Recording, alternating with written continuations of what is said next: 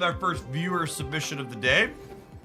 We're gonna be playing Conquest. I don't really have a strong desire to play into the current feature location. We'll start with gold with this one. This looks pretty solid at the corp.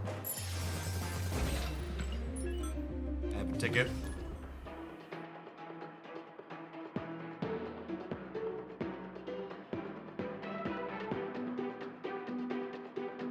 That's true. I do have a better split on Scarlet Witch than Snowguard currently.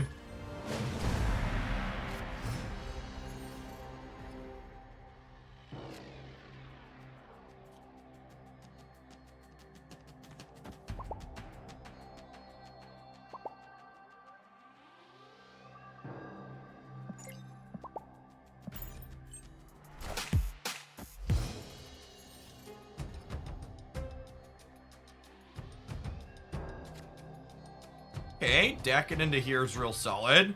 Like to X23 into there as well.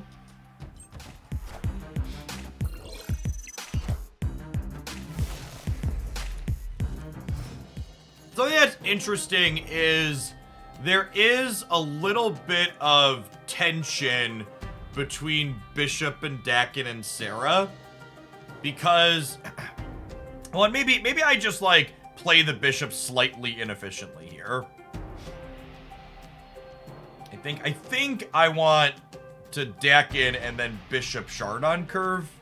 It's just the way it works when we do this. Their start's really bad. I'm gonna snap them. Okey doke.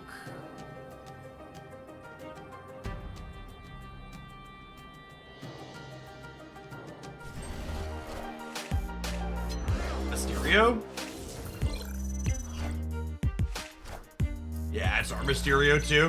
Fair snapback.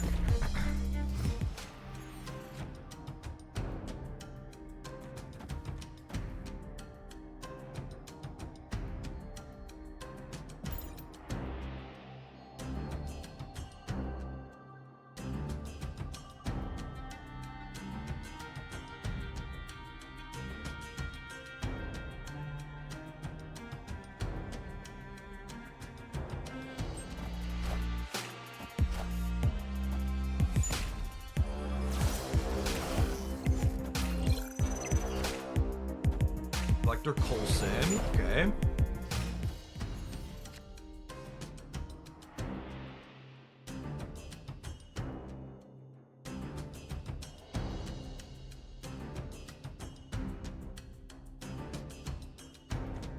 Guess we just do this. Then we're hoping to draw. Actually, any of the cards we draw next turn out of our deck. Let us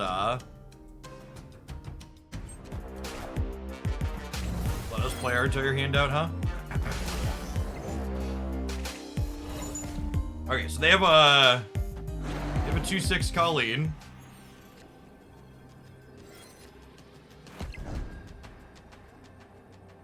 So I'll go Colleen, Hitmonkey, Killmonger, Snowguard.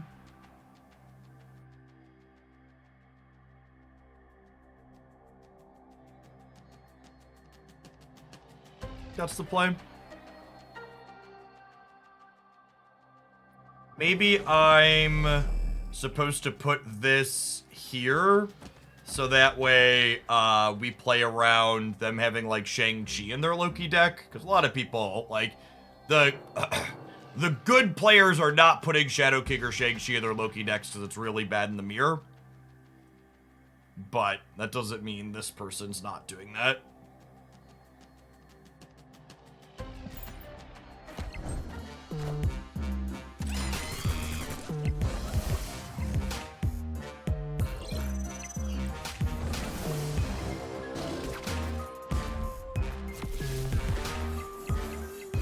X23 to jump right, ideally here.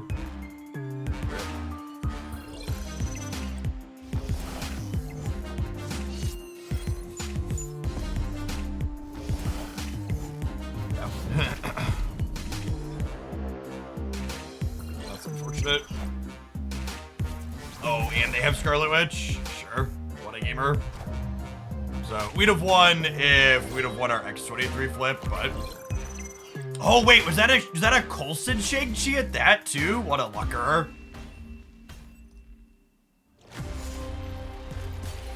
This is, isn't it? Yeah, wow.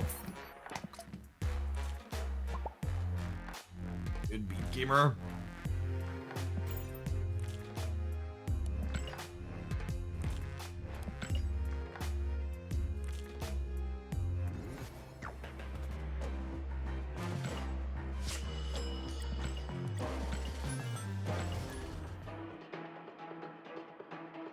Coulson is a high cube equity card. That is accurate.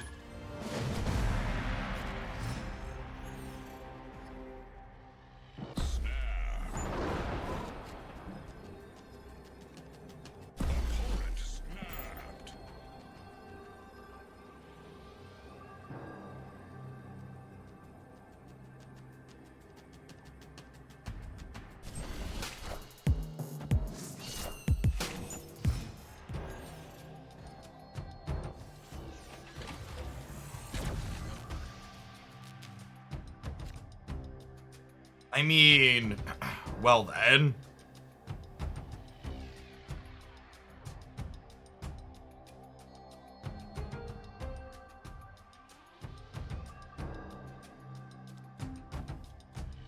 I just do this.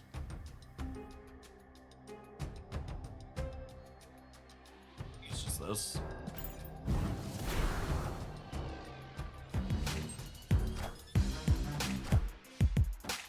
Hey, thank you for the almost 5 years, Coach V-Ball. Appreciate the 59 months. Welcome back.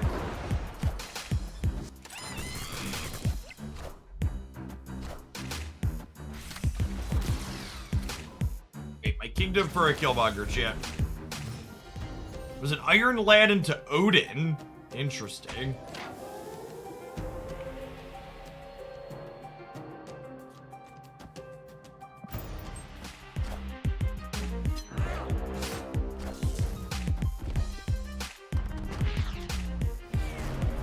Odin? Daredevil. So definitely an Alliance deck from this opponent, right?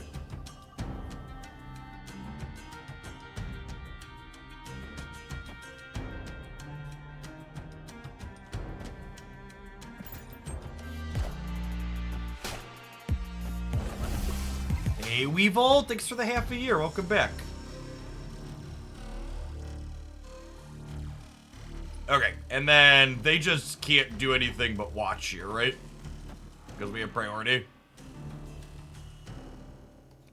I want to Nova before I Maramasa shards. That way Nova blows, this goes to 5, and this blows, it goes to 10.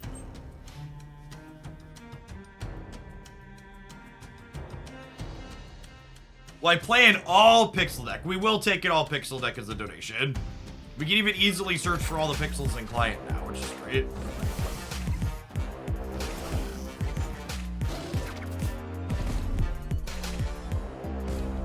I talked about this a bit yesterday, but I think finding the... If I was someone who was wanting to try and win as much as possible in Marvel Step right now, I would 100% be trying to find the best Killmonger deck. It definitely feels like this card is well positioned with what everybody's playing post-Alliance.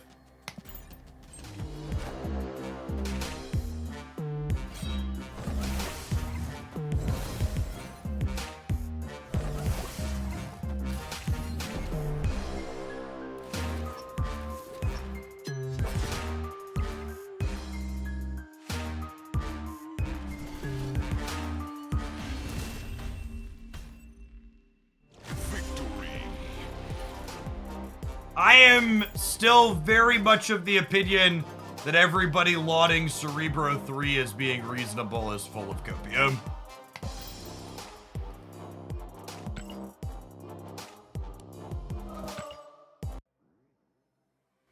Yeah, I could see Surfer Loki being solid. We played some Surfer Loki last week.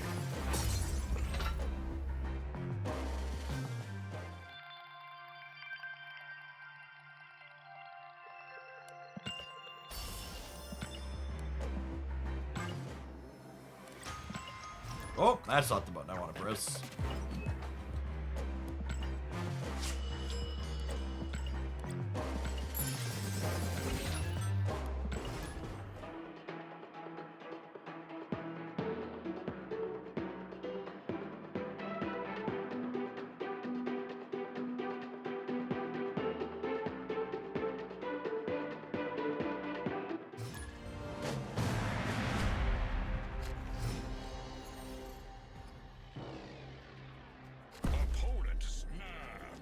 I agree that the spotlight's great. I think Justina's got some of my favorite pieces of the game. She did the what's it called? She did the Mirage spotlight as well.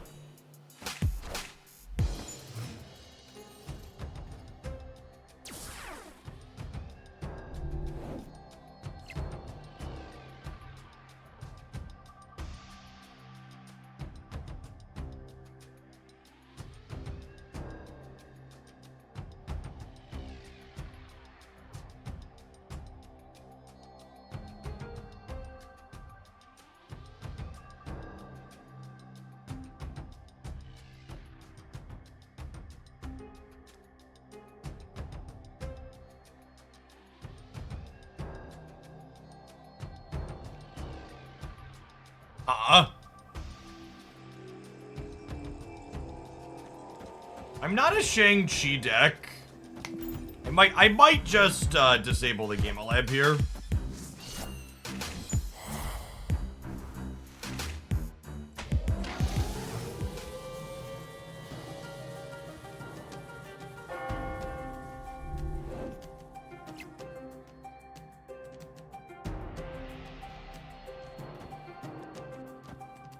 I think I'm just gonna hawk.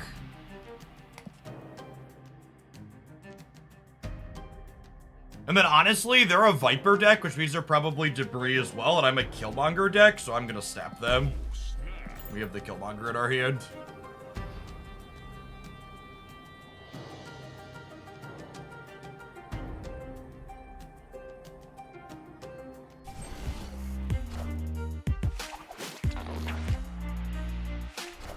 It's like they're playing the Clutter Control deck. Oh gosh, and they even played the Demon out. I really hope they fix the bug that stops this animation from showing sometimes, because good golly, is it a good animation.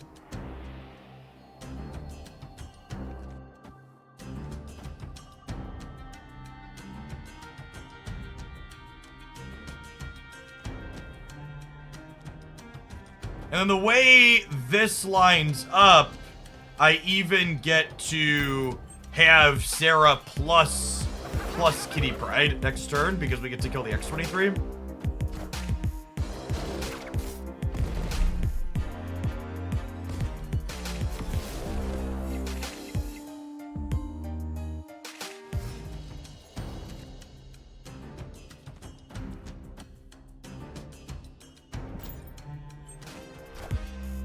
Oh, I should have played Kitty to the left to play around Debris on Carmartage.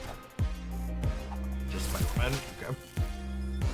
This should have gone here, so that way if they Debris, they wouldn't lock me out here.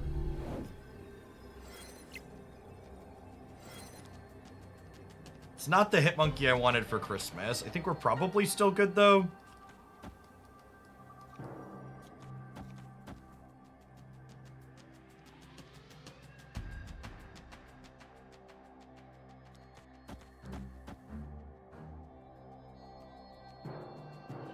This puts me to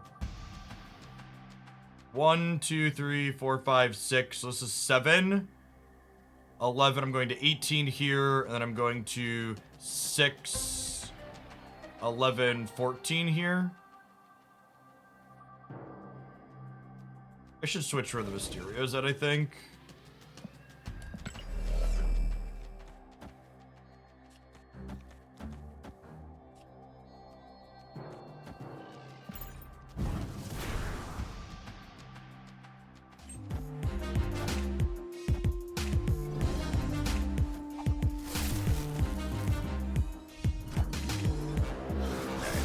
Good here.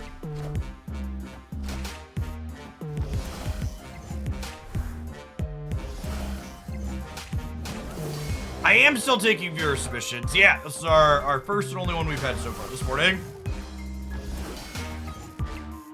As a heads up for the regulars on viewer submitted days,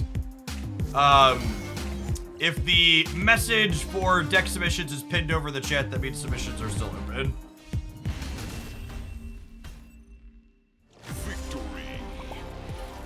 So there's a lot of people, so this wasn't the Proving Grounds, but there's a lot of people that play Silver like it's the Proving Grounds and just always play best of one because, like, getting Silver tickets is cheap and easy. I don't think that's necessarily wrong. So you'll see a lot of people that play Silver a little bit loosey-goosey because it's easy to get back into it.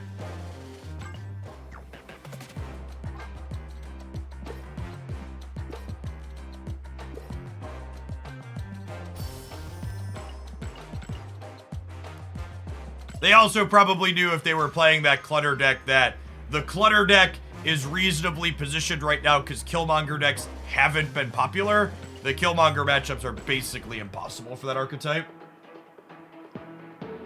Hey, Trebasura, thank you for the tip. It'll be our second deck submission after this one today.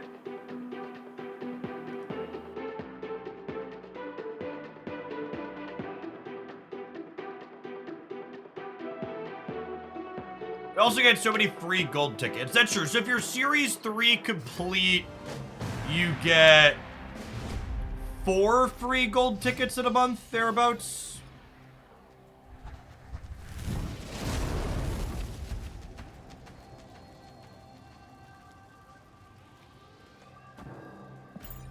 What's our next OTA? Tomorrow will be an OTA update. So we'll have an OTA update tomorrow, then nothing the week after, then OTA patch OTA again. Erdian, thank you for the 63 months. I appreciate the over 5 years. Hope life's treating you well. Love the animation on this card. The flames, a little bit of shimmer in the background.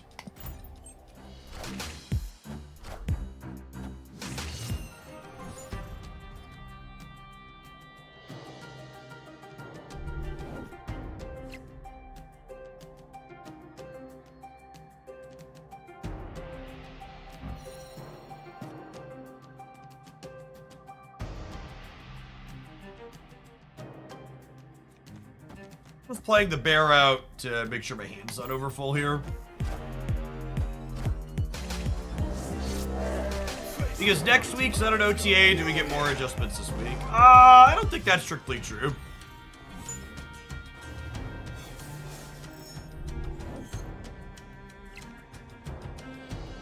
Well, that's certainly punishing.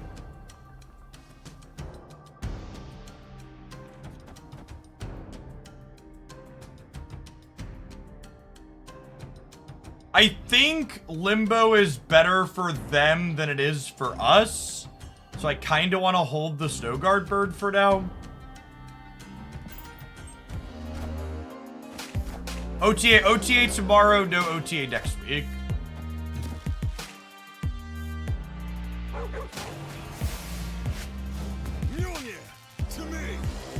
Not bad for us. Sarah? Sarah? Sarah? Angela?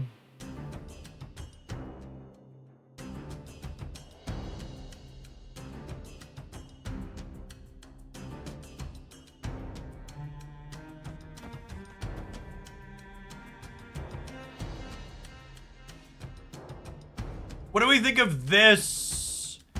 And then next turn, we could, like, Kitty, Snow Guard, Hit Monkey. Just pull the rug.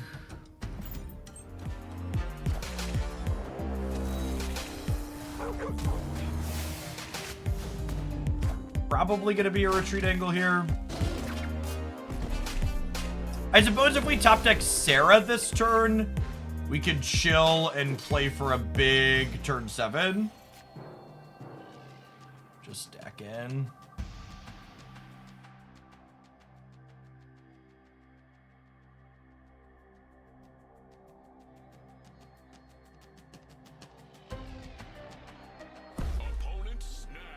I was about to say they haven't snapped yet, we could chill, but they just snapped.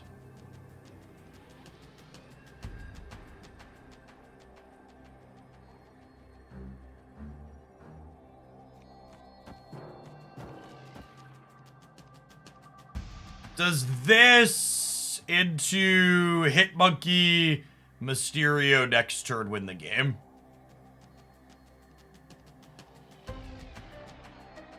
Stay forward, Mark Cube.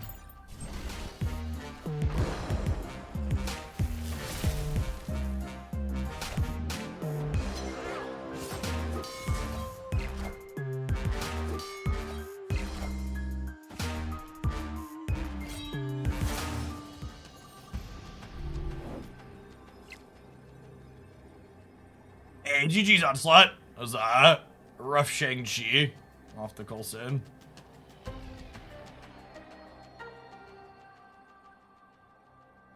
So they have a free Wasp.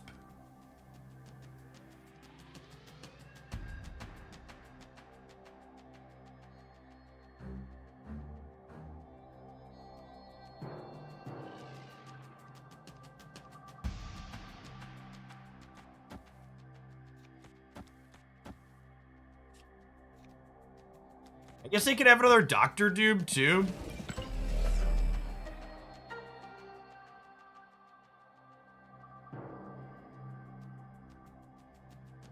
My monkey's only 10 or 8 depending on where it goes.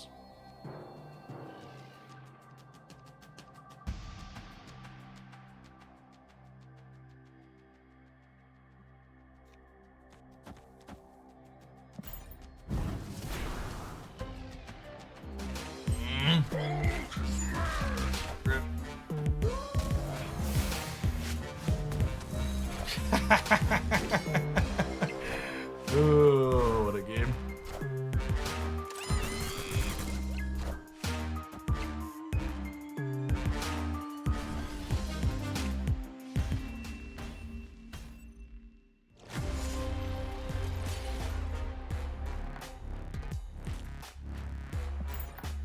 Matchup's probably impossible without Shang-Chi or Shadow King.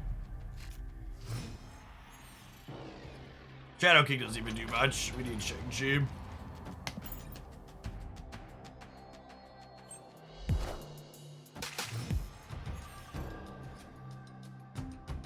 Ethical Arsonist and Brickhouse Hamilton. Thank you for the submissions. Those into the queue.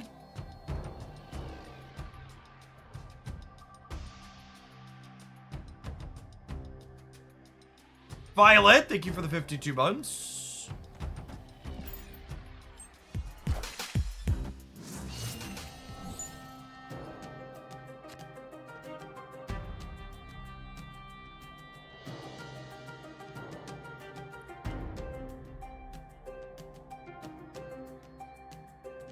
High Evolutionary is such an oppressive deck sometimes. Yeah, and I've talked about this before, but I fully expect High Evolutionary to be adjusted again at some point.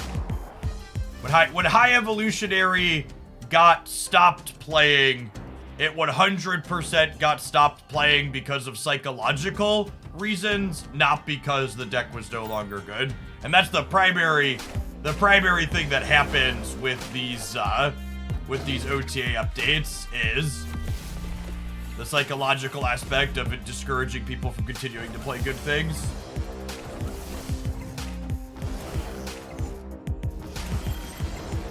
Sarah? Sarah? Sarah? Oh no, I don't get to draw another card. Man, that's a huge rip.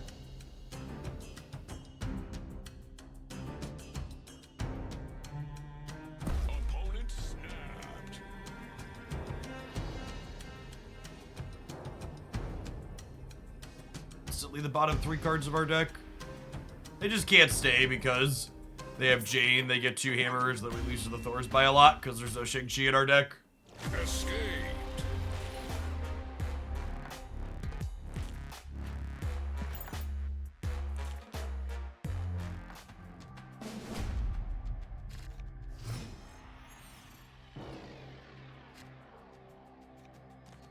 Yeah, they're also an Odin Wave deck, aren't they?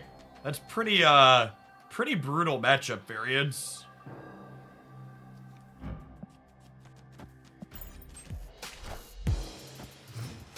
Sarah definitely ain't what she used to be in general.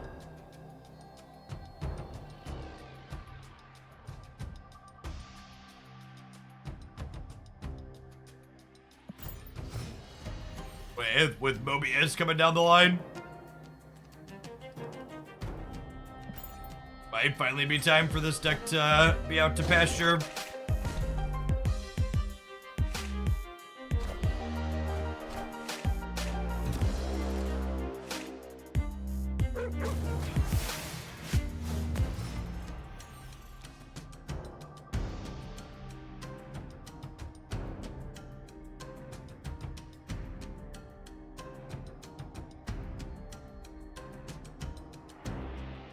They low rolled on that. I'll put Sarah in the middle because the Starlit Citadel is going to swap what's where here. We'll snap them since they're lockjaw low rolled. Yeah, wave being everywhere right now definitely doesn't do this deck any favors.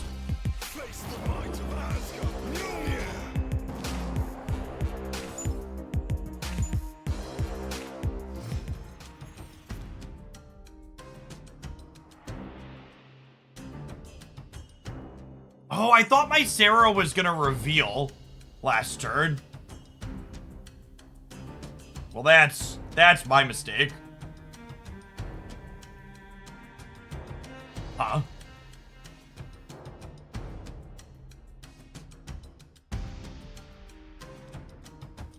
Yeah, definitely today I learned.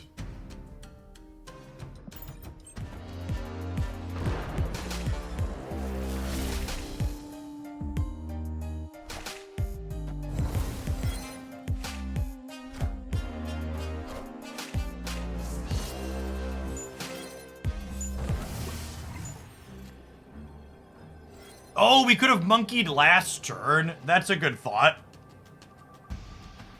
I like that call out. Then played everything this turn. Could have missed one on the bishop, but that's probably fine.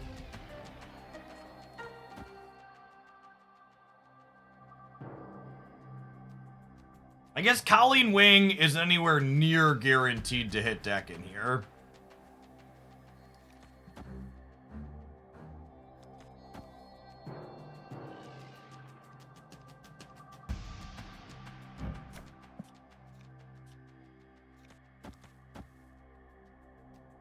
Colleen in a dream, yep, 1 and 3.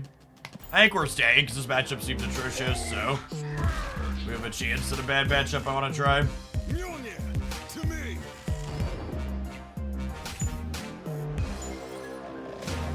Hey, Jason, thanks for the deck submission. Appreciate that. Well, we are super dead.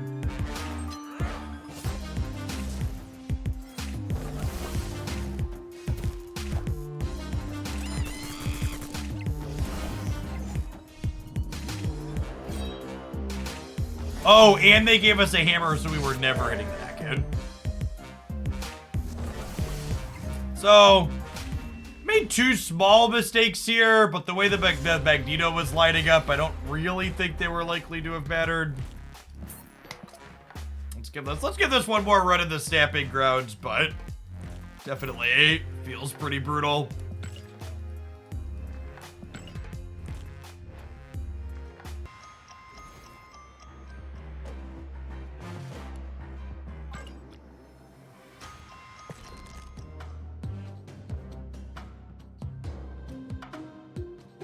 By shoving a Shang in here?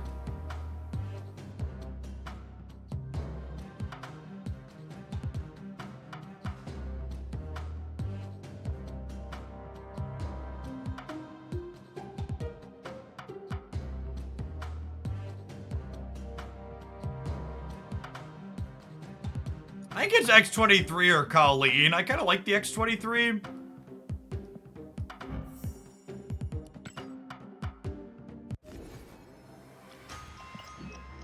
Definitely does not feel like I can play Sarah without Shang, though.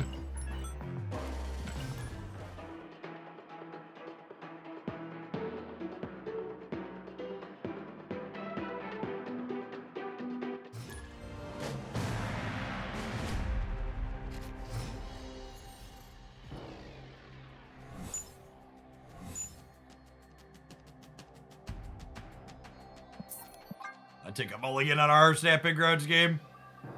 Escaped.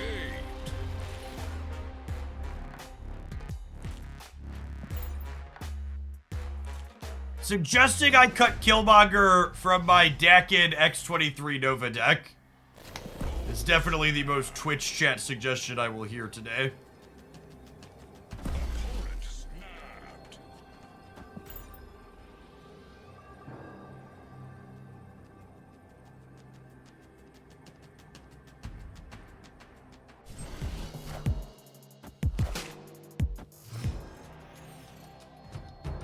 Sorry, I was wrong. It only took 30 seconds for a more peak Twitch chat comment. Someone getting upset that I pointed out yesterday that Shang-Chi isn't good in a lot of decks in the metagame right now, but then I have the audacity to add it to my Sarah deck, which is one of the decks historically where it's been very good and necessary. So apologies, you're right. People putting Shang-Chi in things like Destroy and Discard is comparable to me putting Shang-Chi in my Sarah deck. Apologies, Twitch chatter. Good take, as always.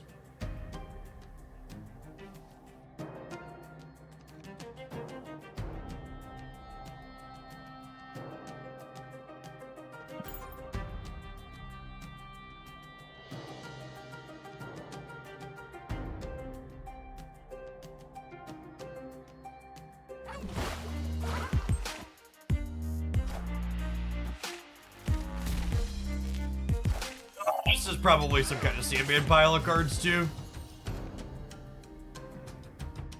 Yikes.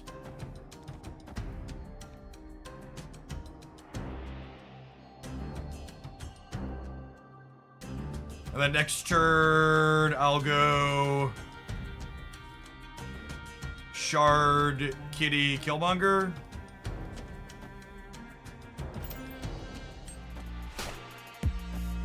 Here soon? Yeah, probably.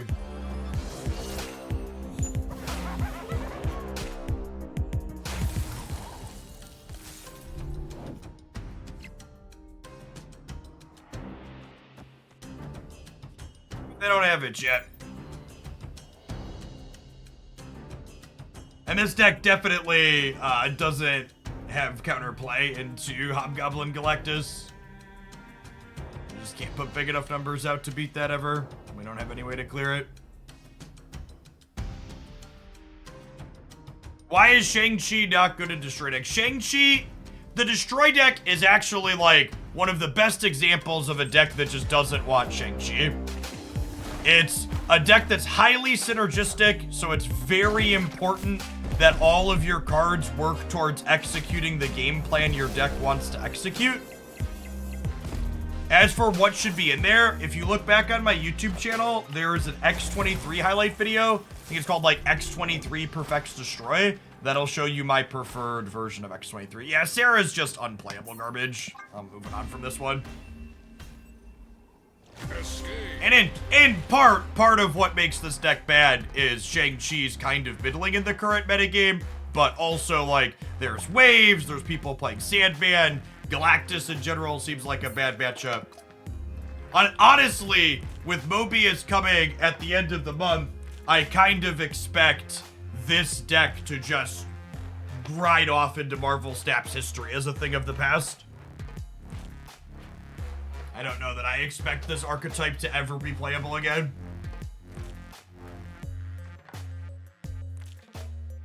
Kindness, good to have you here. It sucks. So, I don't think it's true that it sucks that people... I didn't say Hitmonkey was unplayable. I said this Sarah tech deck felt like it's probably never going to be playable again. I will have a highlight with this up later this week, probably this weekend, but this Hitmonkey deck is very good and reasonable. And this deck will get better when Mobius comes out, because you'll be able to play Mobius so Wave doesn't disrupt you. But this deck is lovely and very reasonable. I think Mobius is going to be omnipresent in the meta afterwards. I'm expecting Mobius to be a Jeff the Baby Landshark level card where it's everywhere, yeah.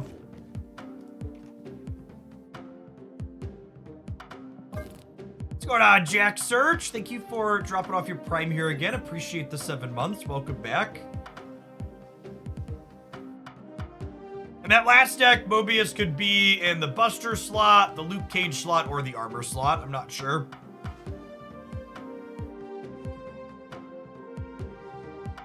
What's this deck doing?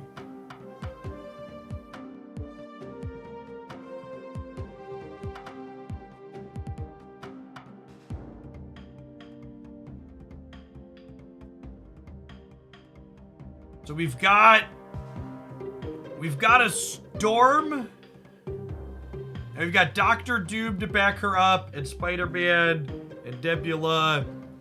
There's a Kang, I assume, for...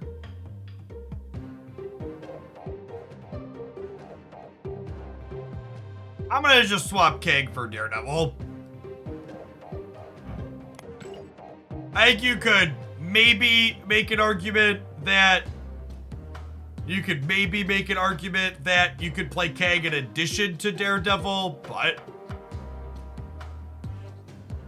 using Kang so Colleen can hit Swarm better. I think I'd cut Silk before I did that. I don't know. You could also, like, fit in Colleen with a 2-drop on 4, right? So, like, with Psylocke here accelerating you into a Lyeth on 5 occasionally, your turn 4 is gonna be like 2 2s periodically, right?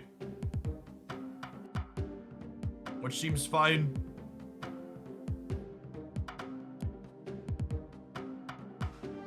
Let's start the Stamping Grounds, and maybe we cut a 2 for a Kang, but I think if we want to cut a 2 for a Kang, it's probably Silk and not Daredevil. I don't know, Kang is just not really a playable Marvel Snap card in my opinion. If Marvel Snap had a $100,000 tournament series where people cared about the results and like snapping was super meaningful, I think Kang would be a real card, but in the just super low stakes that the average Marvel Snap player, myself included, is playing for, it just doesn't do enough. How many tokens are earned per month? Free-to-play players who are spending their free-to-play gold on token bundles get about 2,000 tokens per month. And then if you buy the season pass, you get an additional 1,000 tokens a month per so. Again, that's under the assumption that you're spending your gold on tokens. You get about 1,000 tokens from the collection track. But that number also varies a bit because they've been doing things like throwing free extra tokens at the players via some of the weekend missions. There's some variables in there that don't necessarily account for everything. Is opening caches for Kang worth it? I basically never play Kang. I do not think it is a worthwhile card. I would not open boxes for Kang.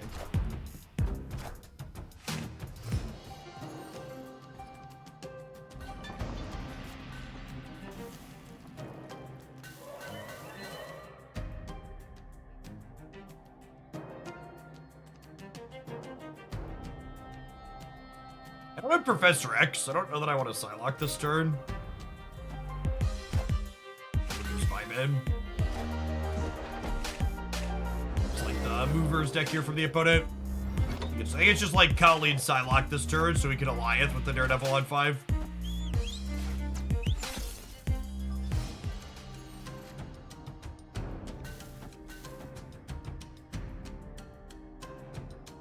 They're probably a Shang-Chi deck. I don't know that we could realistically contest this.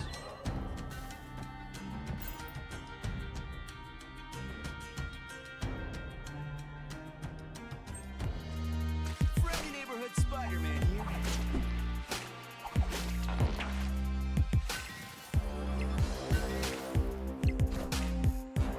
Shuri bugged to hit cards not played in her lane. Nope, the location's probably moved or Shuri moved.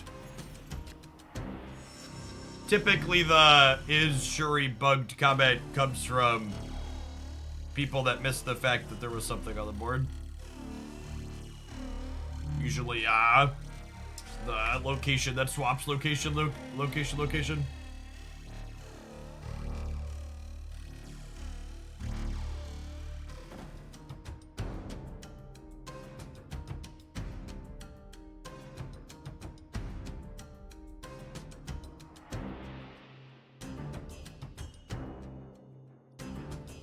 This is the other part that's kind of, and this felt, people kept telling me like this shell is the Alliance shell that people should want to play. And the thing that's really tough about this is it feels hard to consistently have priority inside of these controlling shells with this deck. And Alliance is a much worse card when you don't have priority.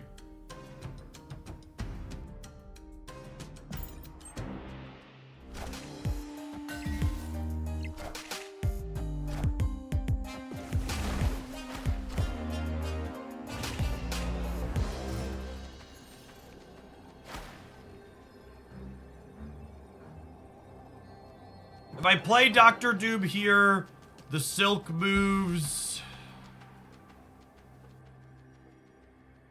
Their Sunspot is soaking 2 because they played Wave.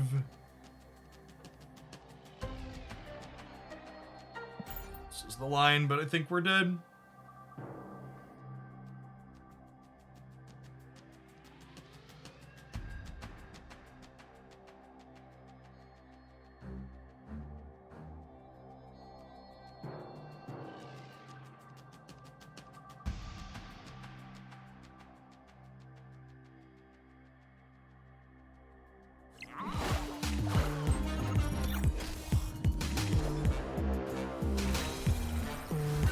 Power Doom.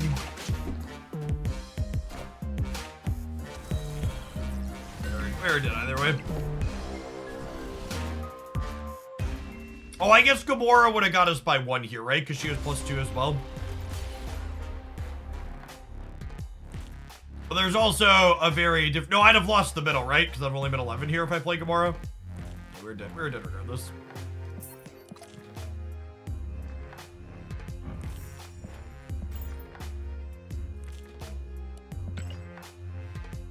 Daredevil definitely felt good, though.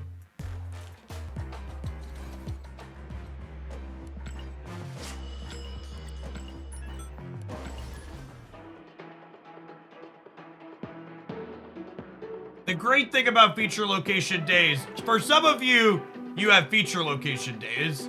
For me, I have days I play Conquest.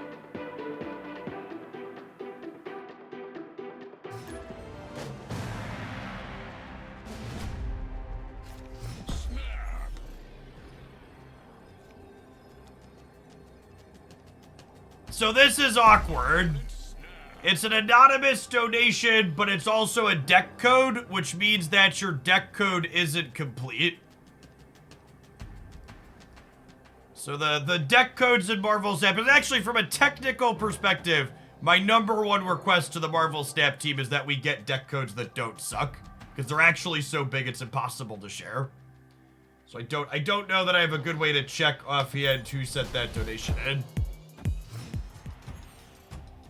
I can't play the deck. Out of the person that sent that one in, I will refund it after my stream today.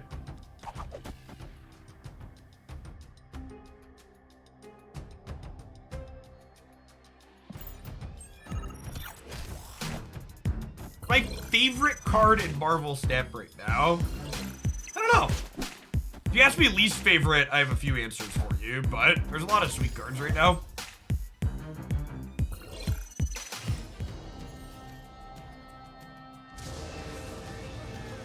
Yeah, I actually really agree with that take. I think a lot of the people that are bagging on Vesuvius are just bad at cube management. And they should retreat more. YOLO. It might be right to play this here, but also YOLO. They have 2 locations incentivizing them to play 2. It feels like they're low probability to play the Elysium and try and cheese them. If we draw... Oh, there's no Jeff in this deck. I was just about to say, if we draw a Jeff, it's fine if they don't play here. We actually don't have a Jeff. Which, that's gotta be wrong.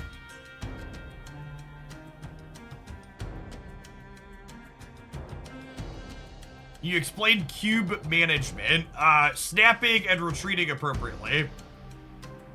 Understanding when your opponent has you beat.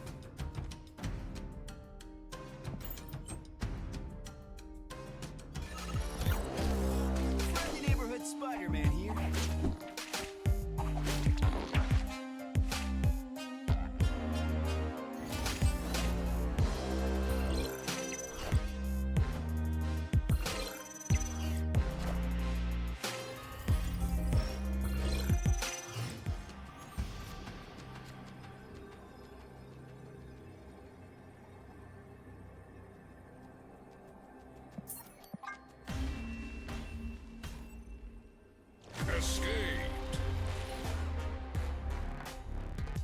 Cutting silk for Jeff has to be right. Yeah, I think that's definitely accurate.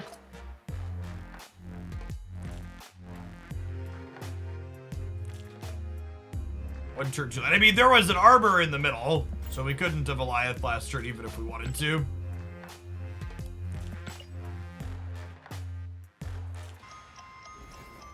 It feels like it's kind of the core idea of what this deck is looking to do, so I'm not going to cut it. We're going to try and play some more games to see if it does anything useful, but the Colleen Wing plus Swarm, I'm not sure I buy that that is a useful and appropriate thing to be doing inside of this control shell.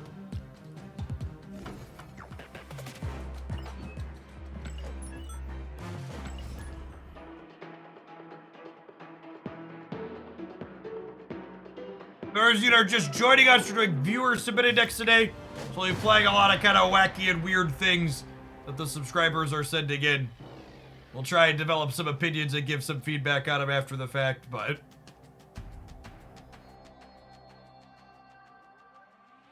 the deck lists look a little weird. That's why.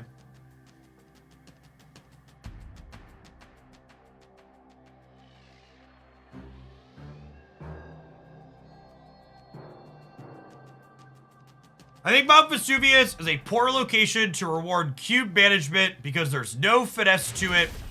It's if I'm not winning by turn 5, I'm out of here. I actually think Mount Vesuvius has a chance to teach people better play. Because the way Mount Vesuvius works, you basically have to assume that your opponent's snapping you on turn 5, which doesn't happen enough. Most people aren't snapping on turn 5 when they should be snapping on turn 5. The hard truth is you should be retreating and snapping more. That is the truth of Marvel snap gamers. You should be both retreating and snapping more frequently.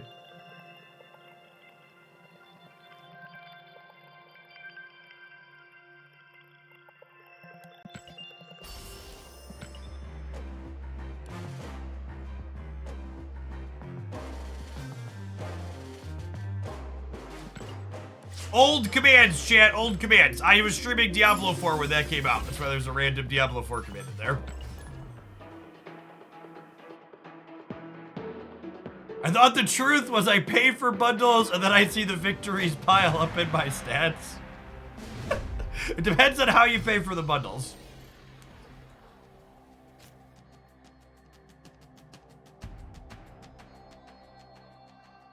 You're missing the point of what I said, Roth. I'm not saying you should snap on 5 with Mount Vesuvius. You're right. Waiting to snap on 6 is fine.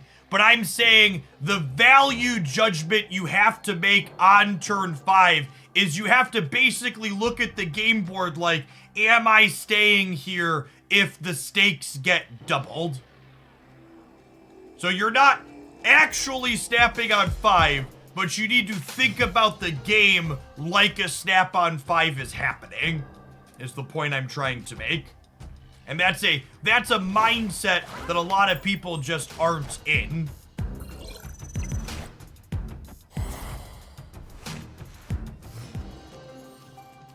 My least favorite location that doesn't mess up your decoration. I absolutely despise New York as a location. Absolutely just the stone cold bratwurst.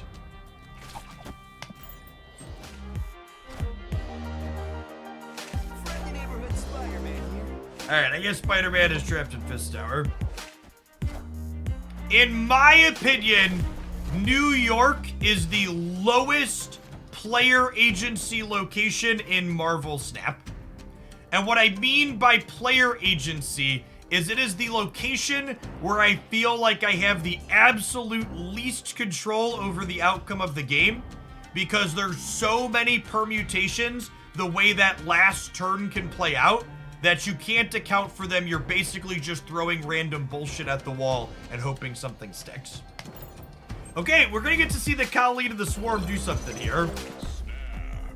Snap here. I should have snapped before we flipped up, but we'll snap him here before the Daredevil turn. So maybe this day.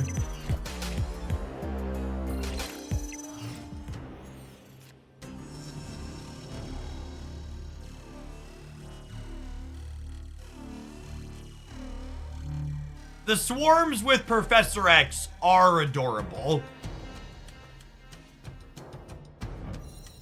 Mother of God.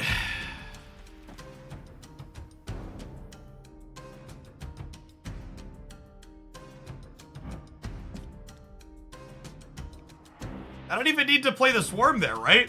We just Professor X? If Professor X locks the Goblin in place.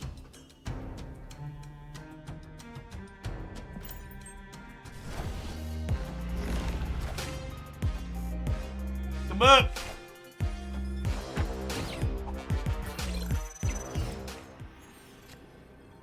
Okay, and then I have priority here, so Goliath wins the game. Play these for tiebreakers just in case, but should just be good to go.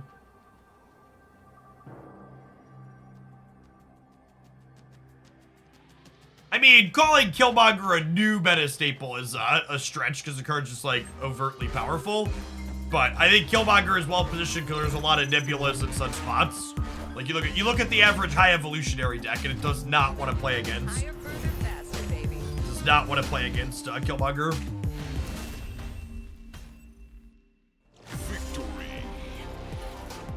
Goliath looking all right there. That could have been like a Shang-Chi, we'll never know.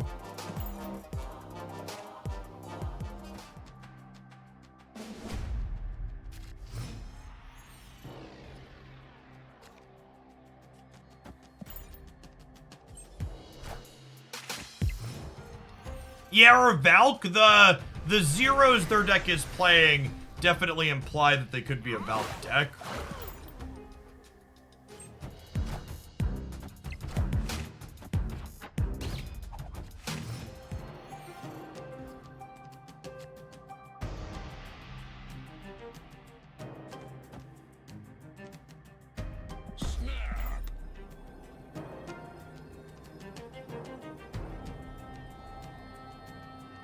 I have the Dan Hip Goliath in my variant shop right now, and I think it's actually my favorite Goliath variant, but I also don't think I can justify buying it.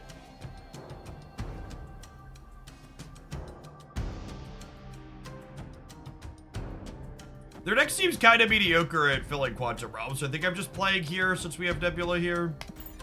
I'd also slide 3 more into here later if we want.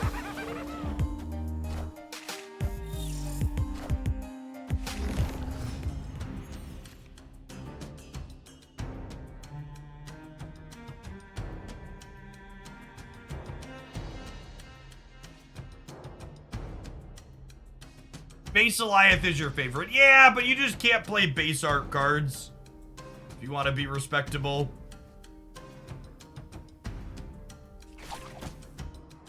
It's all about sending a message, shit.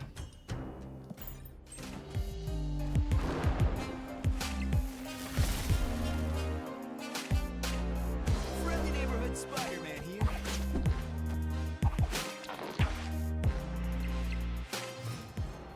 Zeke Fox, thanks for the quarter of a year. Welcome back. All right, and with Lighthawk's deck submission, that'll wrap us up on deck submissions for the day.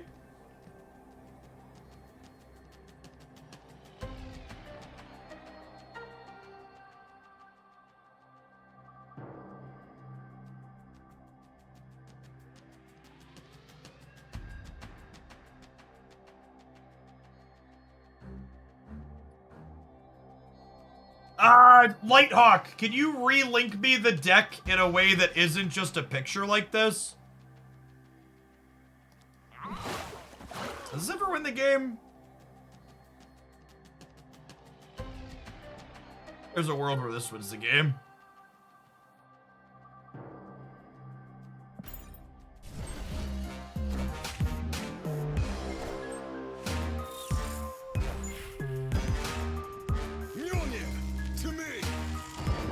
Good.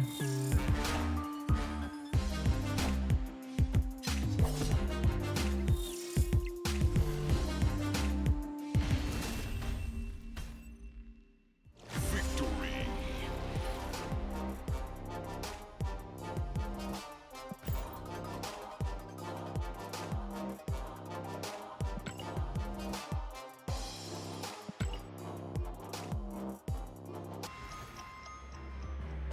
Have you heard about the new Unity pricing model or talked about how it might impact Snap?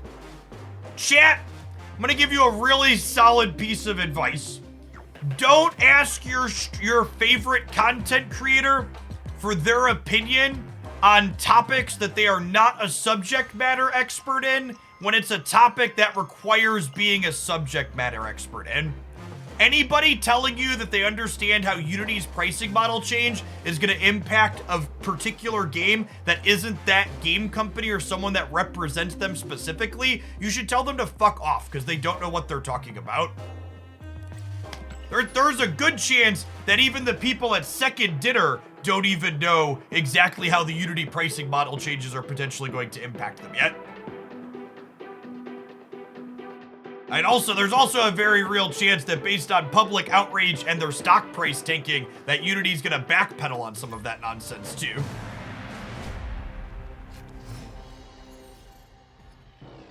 Opponent snapped.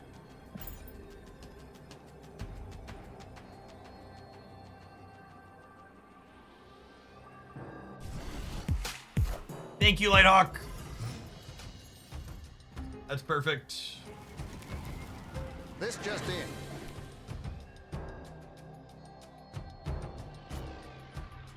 Alright, so their snap probably means that we're getting like Loki Collector Quinjetted.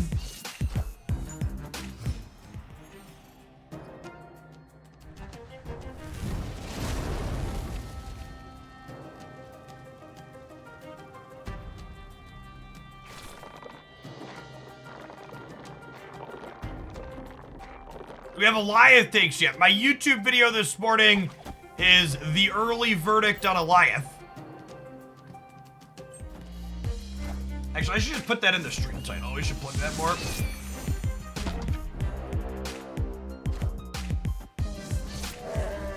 Friendly neighborhood Spider-Man here.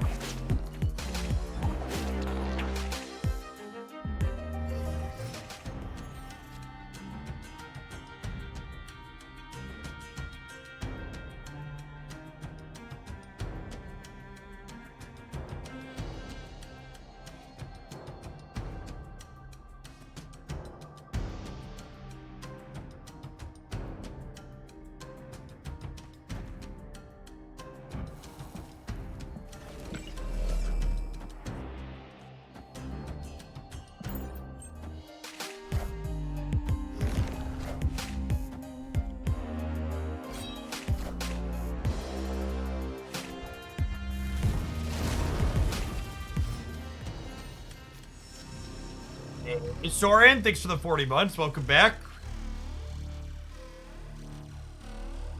Appreciate the over 3 years. Beardsley, thanks for the 7 months. Good morning, good morning.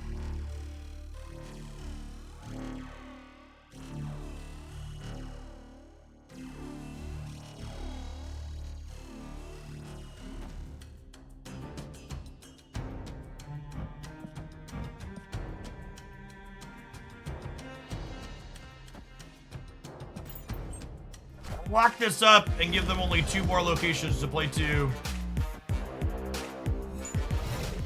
Or 2 more spots to play to, I should say. And then we'll Gamora here, and then we'll draw Eliath next turn to win the game.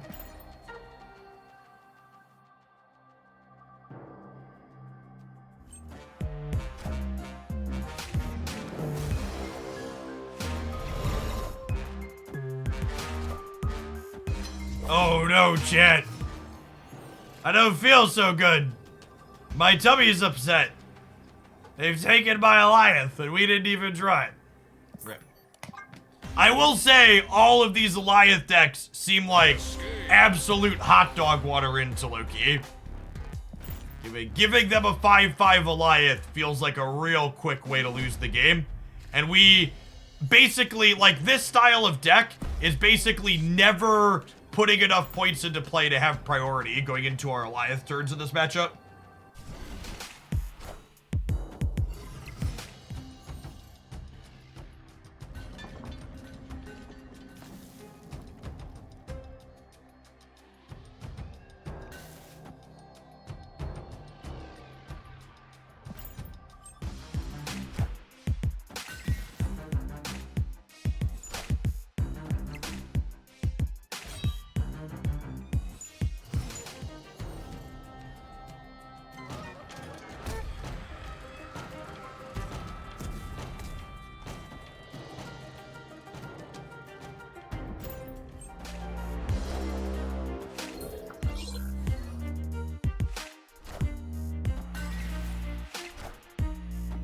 Wind aid my hand.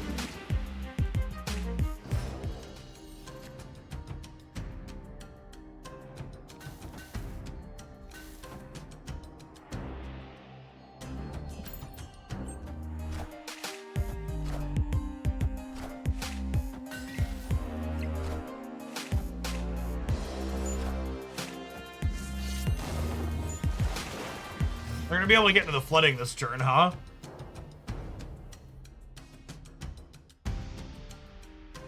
Are they? You think they're gonna play the bear in the middle?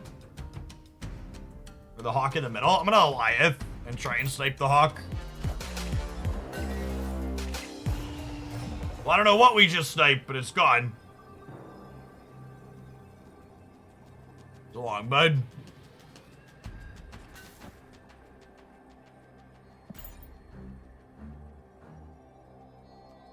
Yeah, I think it's just do mid. Clip it, ship it, rip it, flip it. We lose like Collector Loki nonsense, but there's a few permutations of this game that we win here.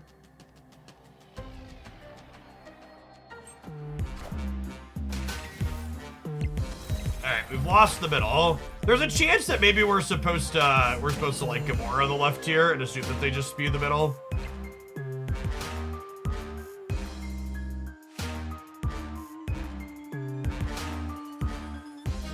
Snowguard's having a moment here, chat.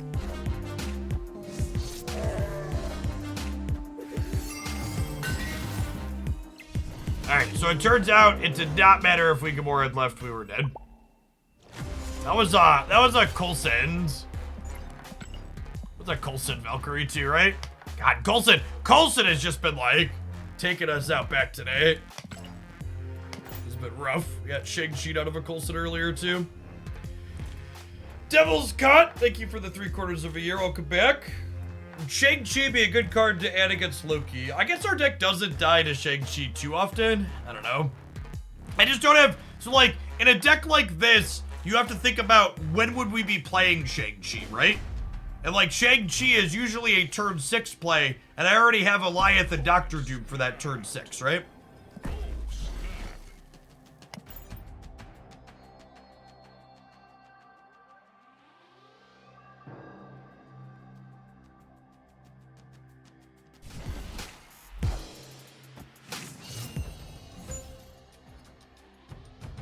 Gamora plus Nebula middle 1. Yeah, but there was a chance that they had Jeff for the right side, right? So I needed to put a Doombot into there.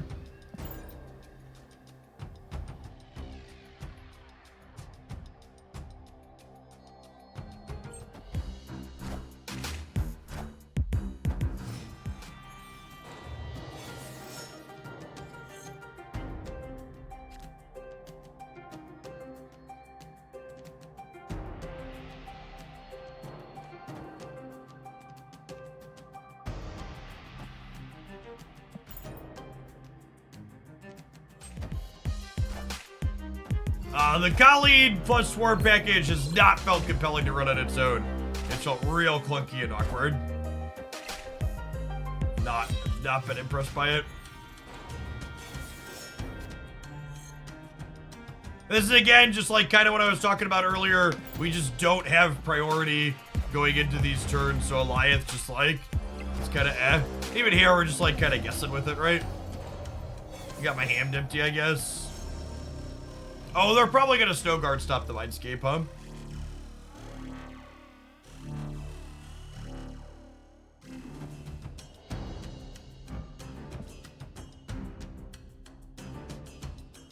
Interesting.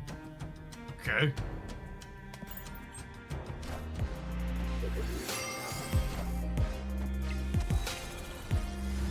You're giving them a Spider-Man and a Nebula.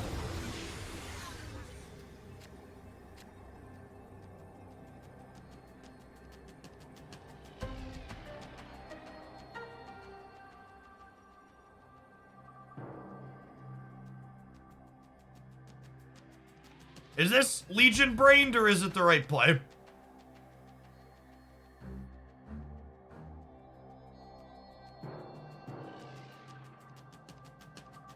Could be both.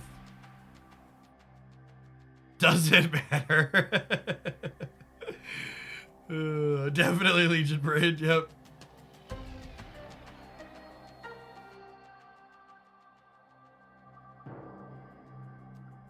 You can't disable a negative zone with Hawk. No. So things like negative zone, Nexus, Nidavellir, those get counted back in after the game has ended when determining the winner. Is the TLDR. Okay, this wins center and left. And they're obviously staying despite knowing we have Legion because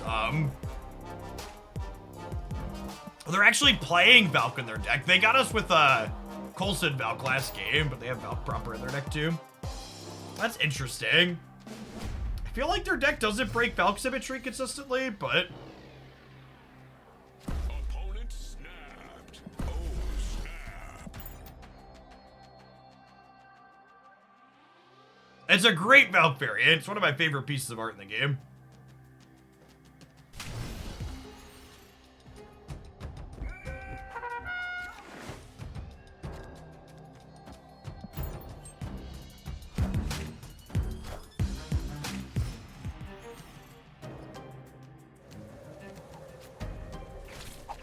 In a perfect world, we take the Collector out of Kiln.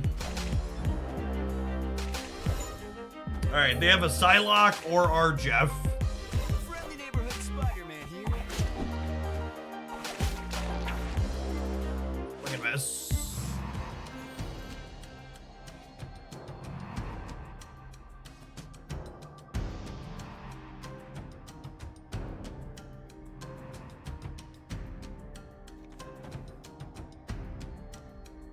I probably can't compete here anyways. I'm just gonna Rhino Jotunheim.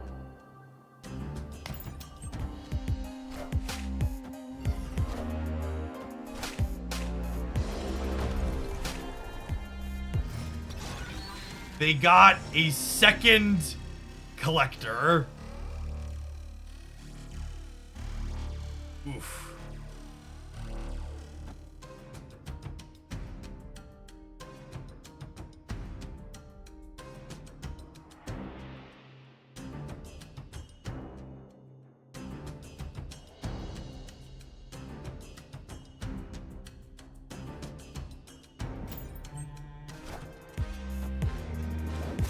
Unfortunately, playing this build of this control archetype is largely reflecting the experience I had yesterday, which is that this style of deck is just not very good.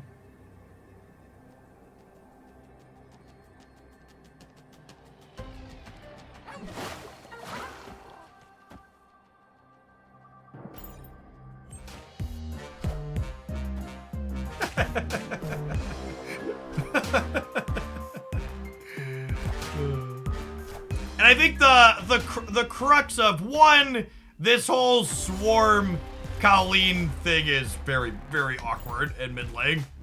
But two, the big thing, and this is, from a theory perspective, I actually thought this kind of deck was actually going to be one of the better Alioth decks.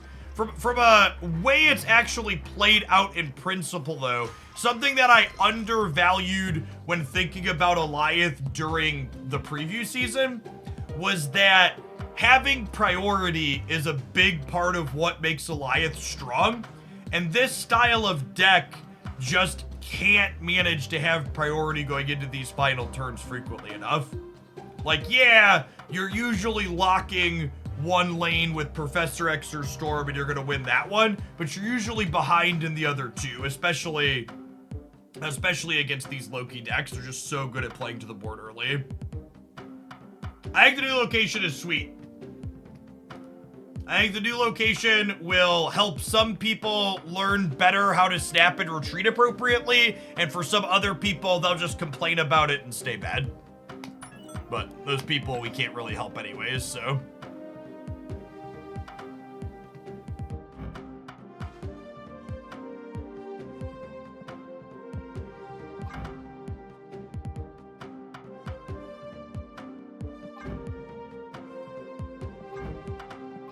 So these two I like more, chat.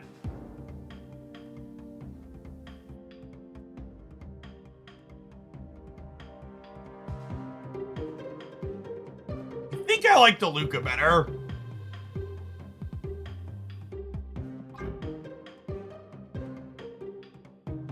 Can't see them. I'm clicking between them, chat.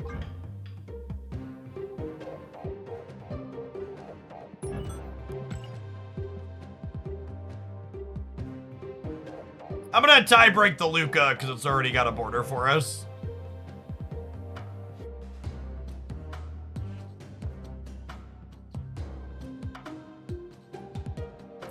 There are 4-cost ongoing cards.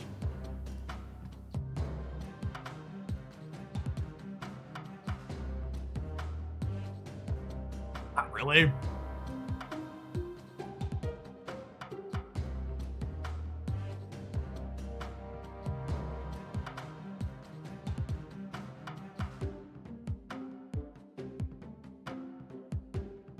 Yeah, I think Skrull is like the only one we could consider. I don't know that I like him better than anything else we're already doing.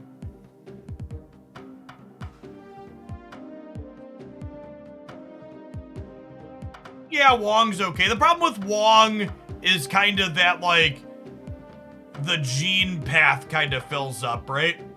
It's like if you're playing Wong after Gene, you're not going to be able to play Spectrum into him. I don't know, Mojo Gene seems fine. Let's play some games, we'll see how it goes. It's been a while since I've played non-Thanos Spectrum. I think Thanos Spectrum is pretty solid, but I don't know that I have a good read on what my thoughts are on this without playing some games.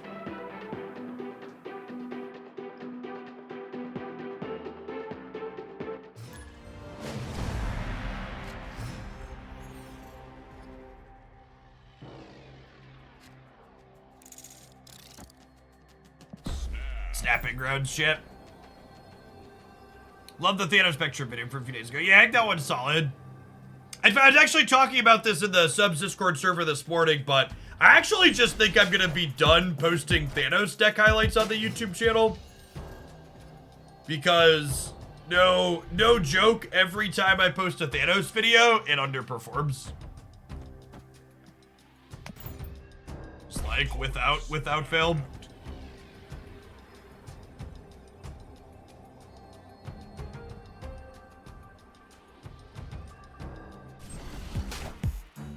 People still don't have Thanos. I don't know. I don't know exactly what the reason is.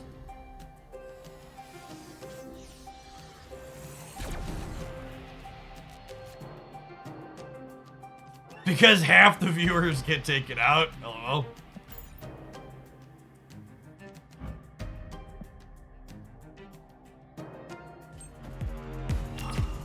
Can we OTA Omega Red to +5 in other locations yet? Could that be allowed?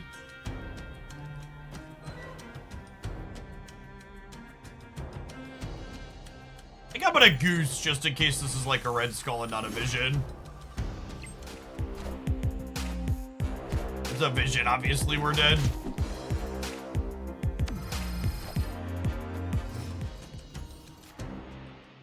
That could go either way.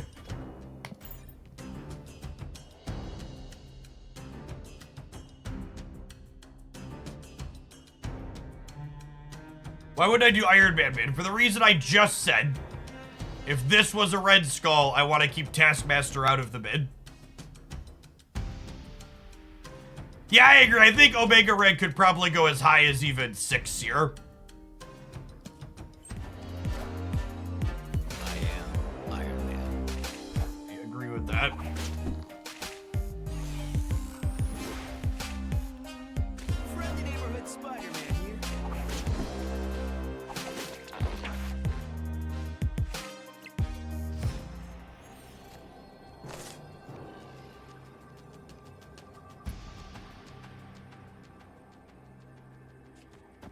Alright, I mean, this could be a spectrum.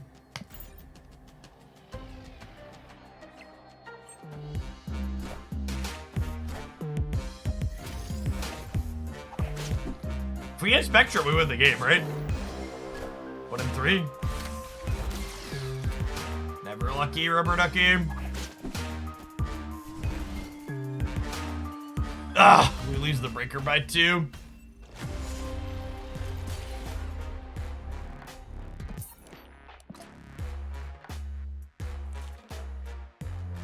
I think second dinner will add extra abilities besides ongoing out of real future.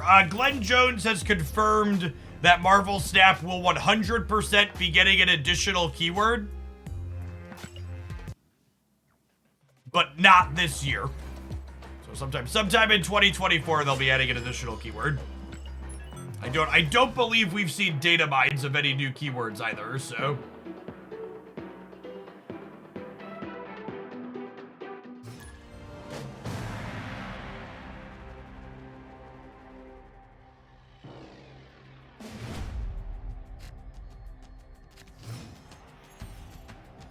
What rank is Jeff on the ladder? If you're someone that cares about what rank I am, you could always type !rank in the chat. That'll let you know that very important information.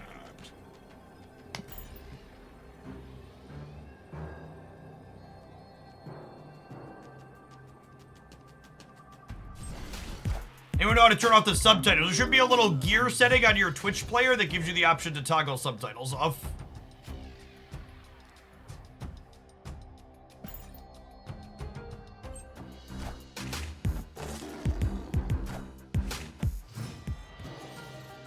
Alright, we just need to draw Iron Man, chat. Oh, that's sad. I wanted to go Omega Red, Iron Man.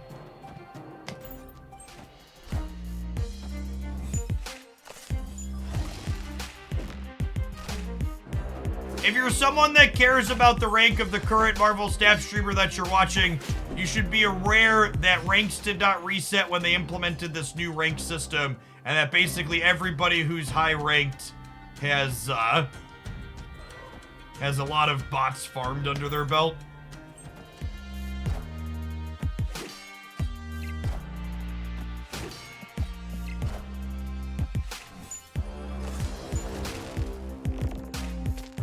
Will Mobius stop She-Hulk from working? Yes, definitely.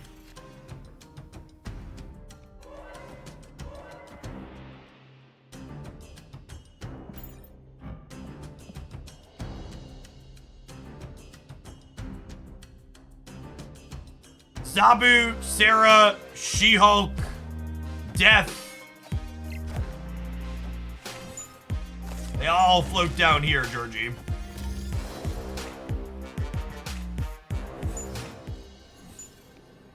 Is Infinite Rank going to reset next season? I would assume the answer to that is no.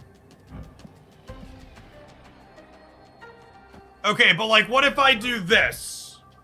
Because there's an Iron Man on top of my deck.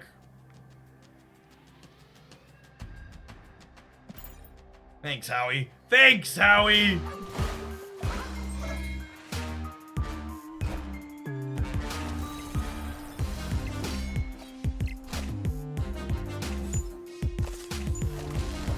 Guys, gals, and non-binary pals!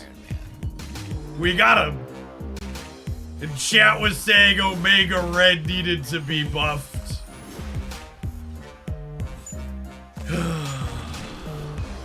Look at our glorious Omegas, chat. Victory. They're tentacly embrace. Embrace the Omega. It is a very satisfying thwop animation. Agree with that.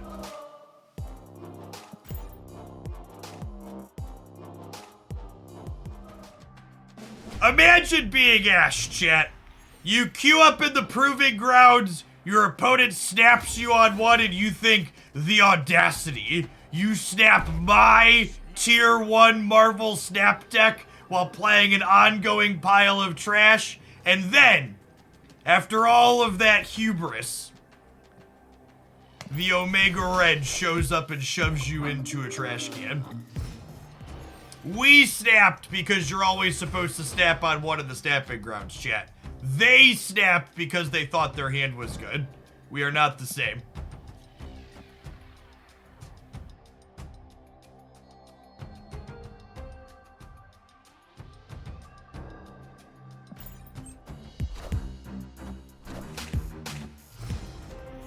We probably can't compete in the vault, huh?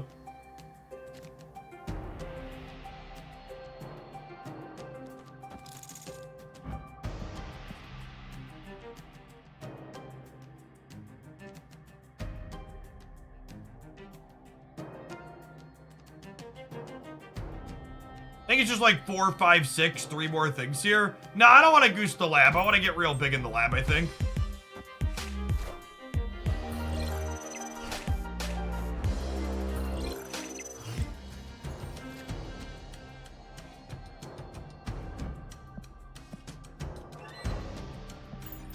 Waiting for Iron Man on top, chat.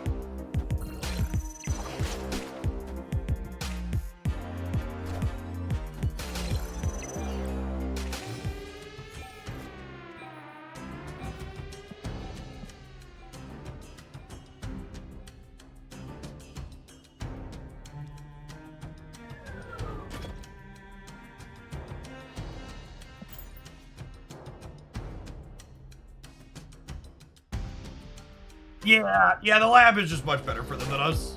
For sure. Franco's World, thank you for the 25 months. Welcome back, appreciate it.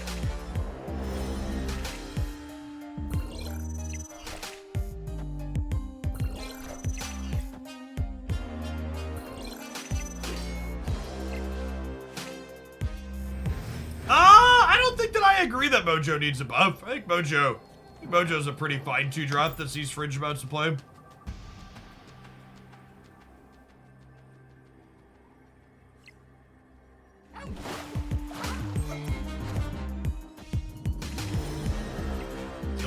Shang-Chi.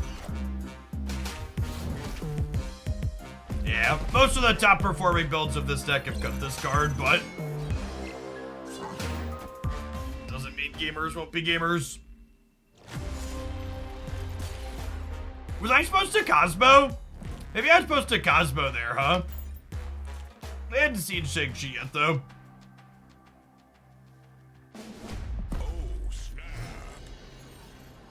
I think Cosmo won there. I just wasn't thinking about Shang-Chi because it's just like not a card that's played in this archetype much anymore.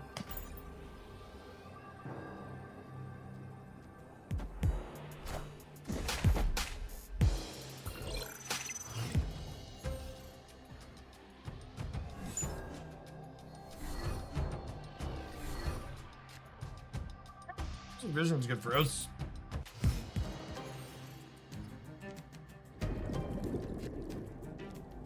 Insert gamer comment about location batching here.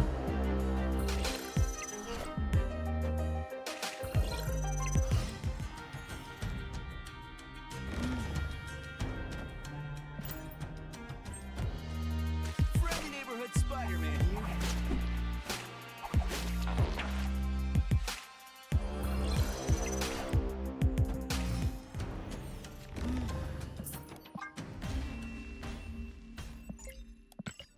I think my other rule is gonna be that we'll just preemptively mute anybody that's sweating in the proving grounds.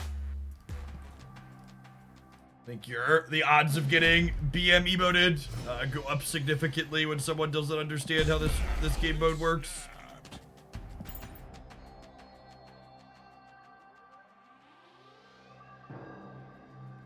Jeff, I saw 2 red cars yesterday. Is second dinner batching the roads now? I'm gonna remember that and use that in the future, because that's a fucking hilarious take. His second dinner batching the roads now.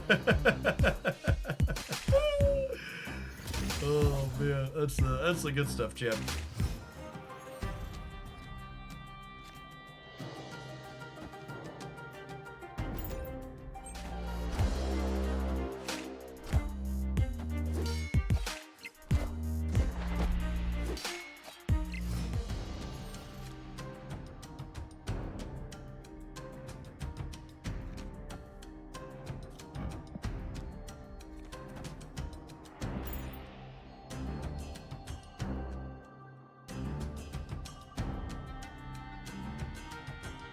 Good on, Graf. Thanks for the 27 months. Welcome back. Appreciate the over 2 years.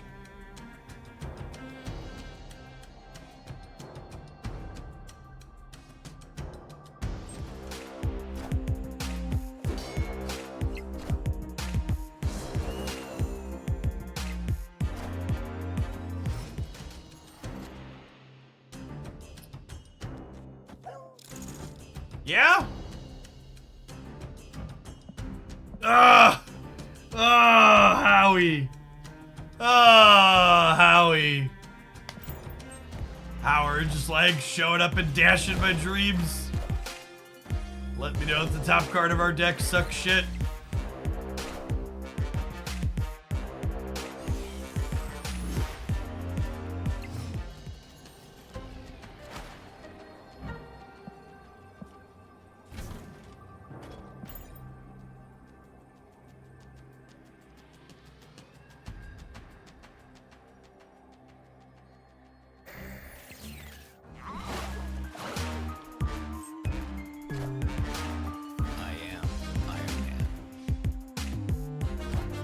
I think we're good here, right? Yeah. Victory. Solid about.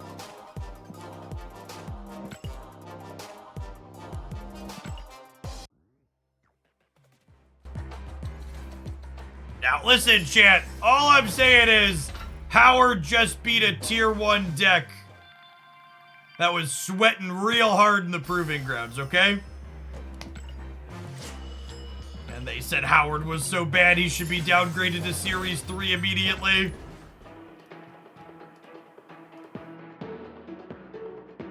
We heard that silver ticket for sure. So what you're saying is Howard needs a nerf. Yeah, I expect Howard will be a 1-1 by this time tomorrow. Glenn Jones just watched that game and he scheduled an emergency OTA for sure.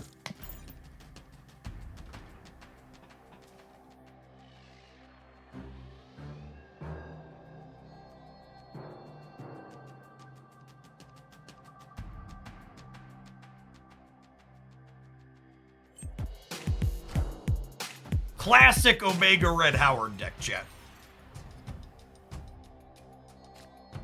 All of Marvel Snap's most powerful cards. All right, so we go Armor into Omega, into Iron Man, into Spectrum somewhere else. Actually, I want Armor here, so that way if we draw Jean Grey, we can play Jean Grey here next turn, and then go Jean, Omega, Iron, and then Spectrum elsewhere.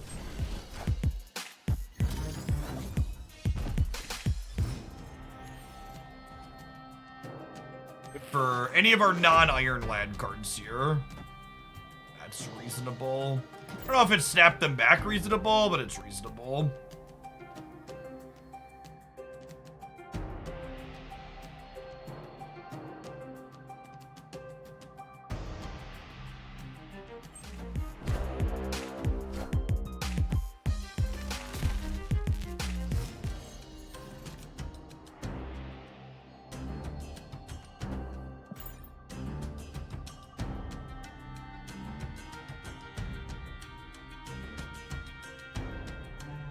Okay, but oh good, they're not a Galactus deck. I was gonna say, oh, that doesn't matter at all. Now I'm stamping them back.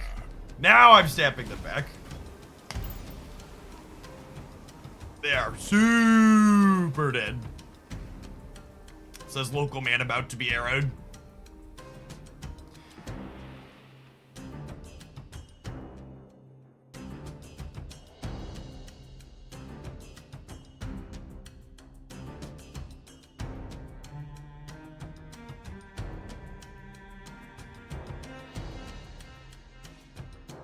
They could still be Galactus, that's true. We'll want a Spectrum on the right to play around Galactus on the last turn.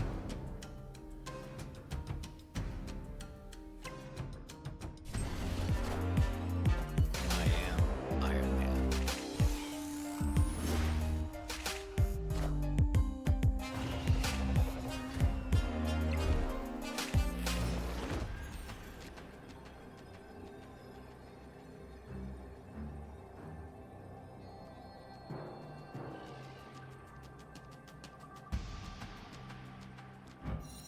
Alright, Galactus, do your thing, bud. Kneel before Galactus. Marvel Snap is actually the least fun it's been in the last 6 months. Hey, who's surprised? Who's surprised that the Galactus player is also a toxic piece of shit with the emotes? Shocking. Shocking! This is my absolute surprised face that the Galactus player is also a toxic piece of shit. As expected, yep.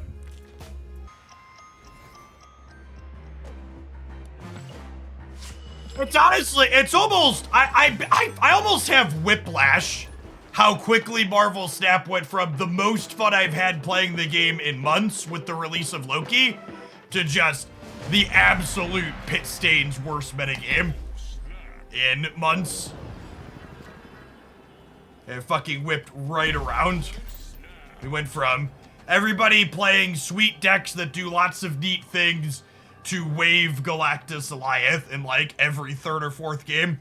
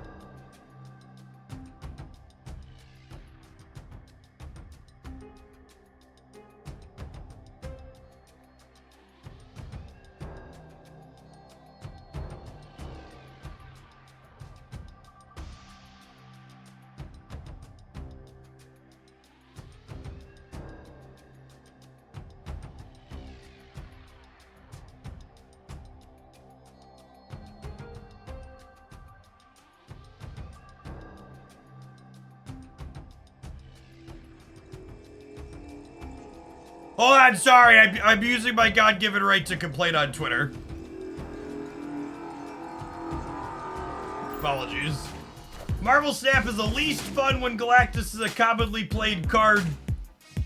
Have whiplash from how quickly we went from the most fun I've had playing the game in a long time with Loki's release to a wave Galactus hellscape of the last 48 hours. I don't think I have any typos in there.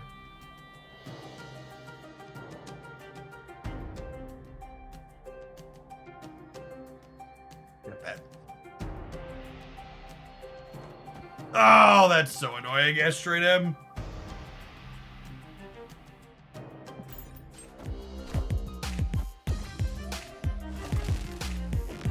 I missed the word fun, god damn it. Neighborhood Spider-Man here.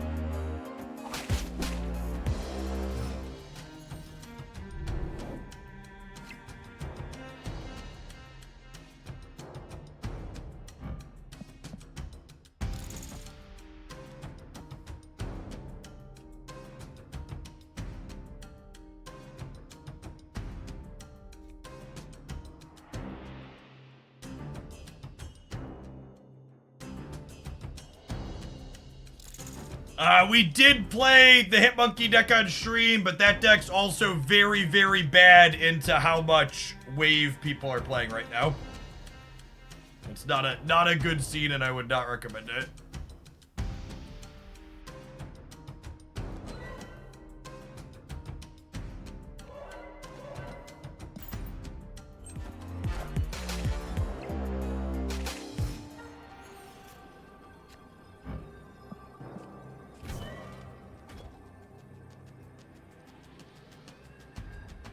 Oh, I should play these two, and then Iron Man hit me on the last turn. Yeah, that's true.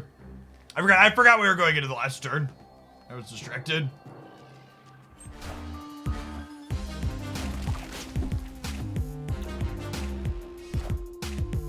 I am Iron Man.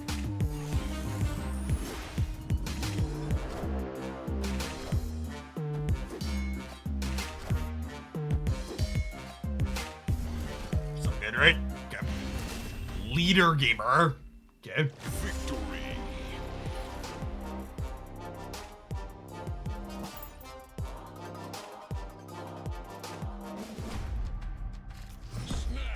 Do they misclick, or do we have another person sweating? Okay, they misclicked. God bless. Maybe? Okay. Victory.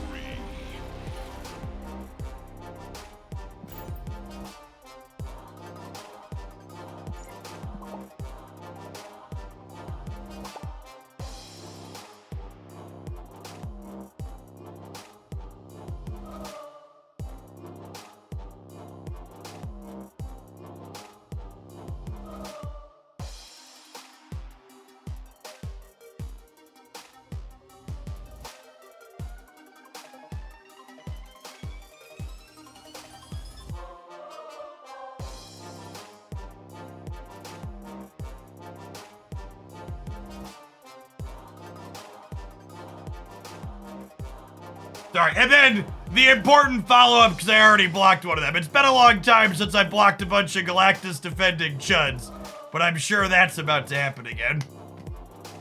Yeah, this happened every time. Every time I talked about Galactus in the past when the card was popular. Just a bunch of...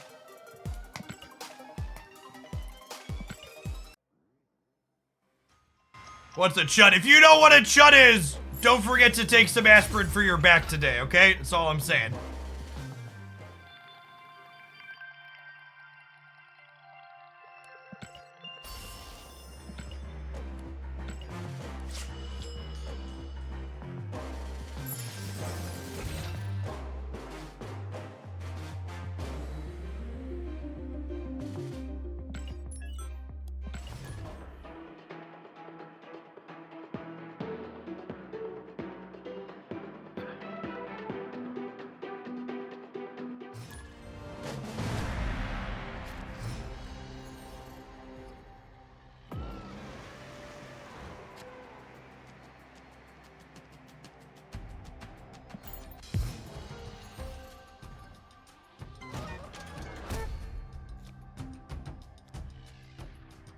Yeah, I'll just play into. Oh hell, I guess I'll turn Warrior Falls off. This will be gone later.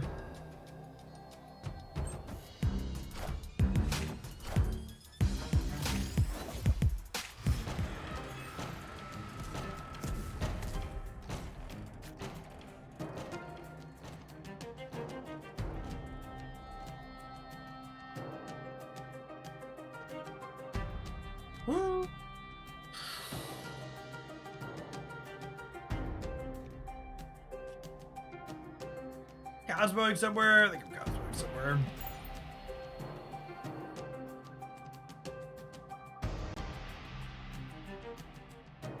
Opponent snapped.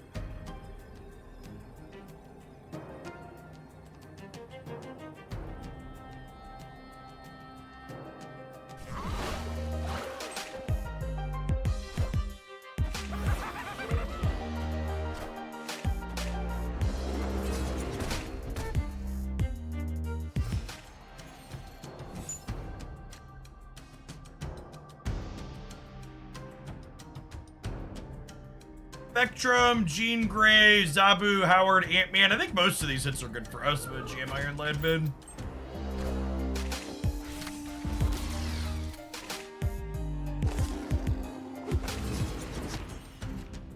Are they Galactus?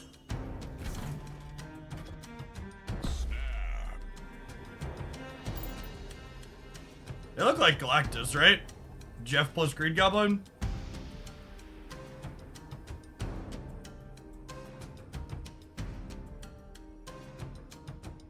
Gravelcade, thank you for the sub gift, by the way. Appreciate it.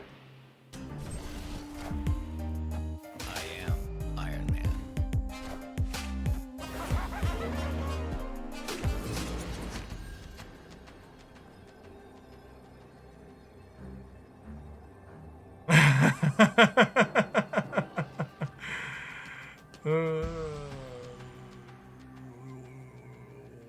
Actually just dead, right?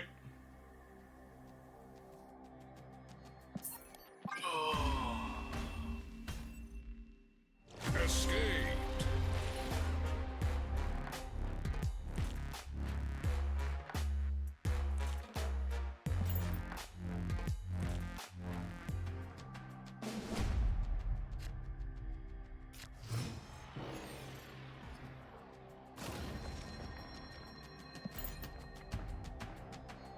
So, and I've actually, this is something I've actually been saying for like the last 2 months, is Galactus for a long time now has been much better than its play rate would imply. And I do not think Alioth is that big of an upgrade to Galactus, but what Alioth is doing is making people realize that Galactus is still very playable and good post-nerf. Because there's this thing that happens where gamers just stop playing particular cards when they get nerfed.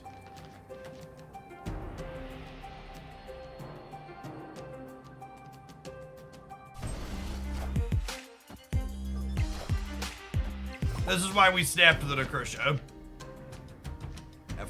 FYI.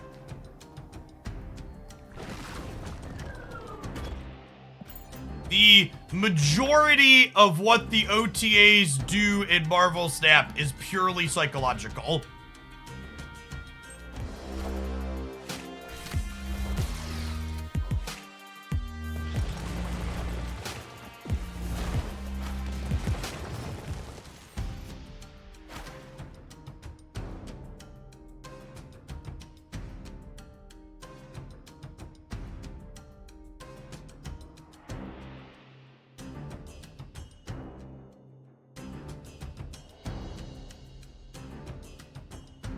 I think this is just Spectrum so I can play multiple cards last turn.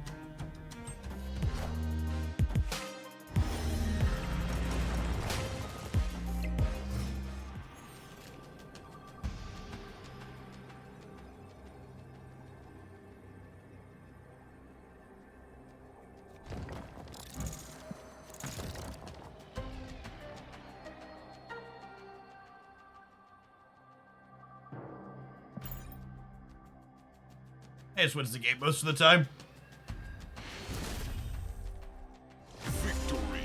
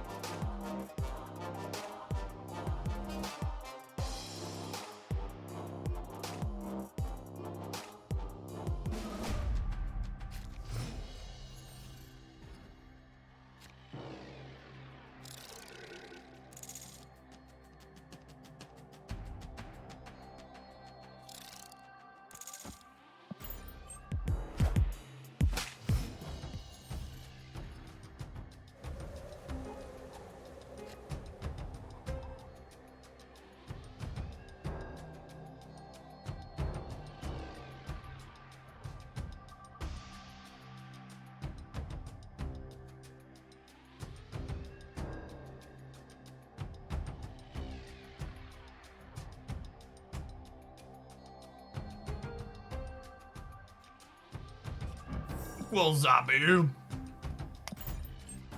we end up at.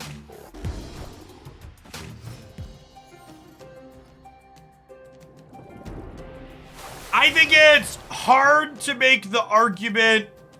I think it's hard to make the argument that a card like Silver Samurai is underplayed largely because it's a Series 5 card.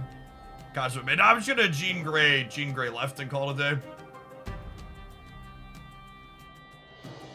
That will like Mojo Armor and go from there. This deck that we're playing, to be fair, has a lot of good tools. Has a lot of good tools into the Galactus decks.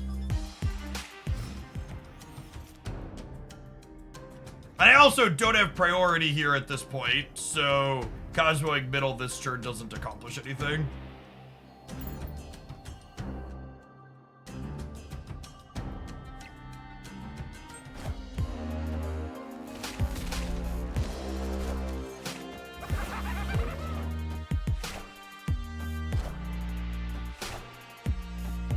We got 2 draws at Spectrum here. That's not a terrible pickup either. I could just go like Omega Cosmo here. And Iron Lad's a redraw, which is nice. I am Iron Man.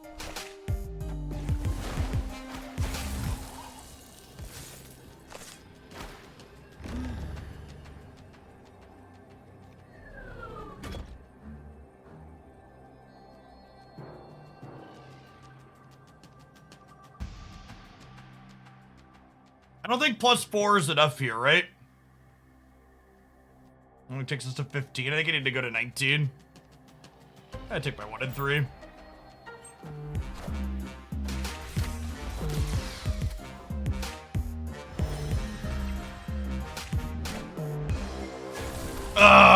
Death. Rip.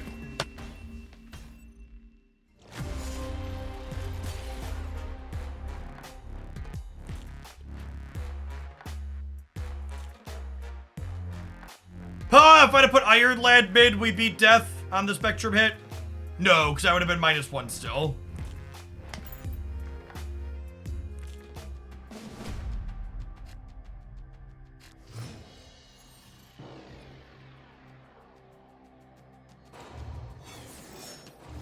Seems like this deck would be a bad deck to match into Loki. Why? A lot of our cards are synergistic. Like, they can't really use our Spectrum. Like, Iron Man's the only card of our deck that's really good for them, right?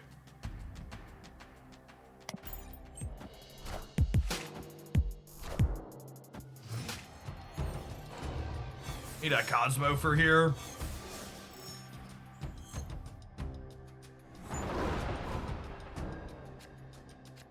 Oh, snap.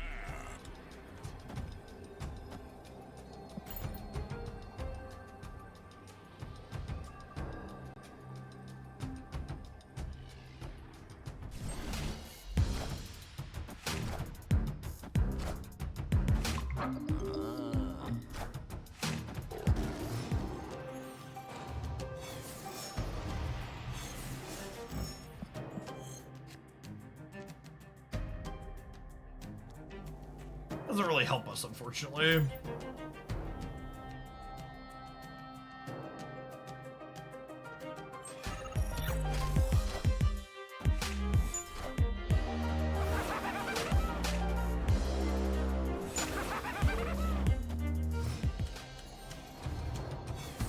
We know that Mobius beats Wave. That's not guesswork. They've told us deterministically that's how it's going to work.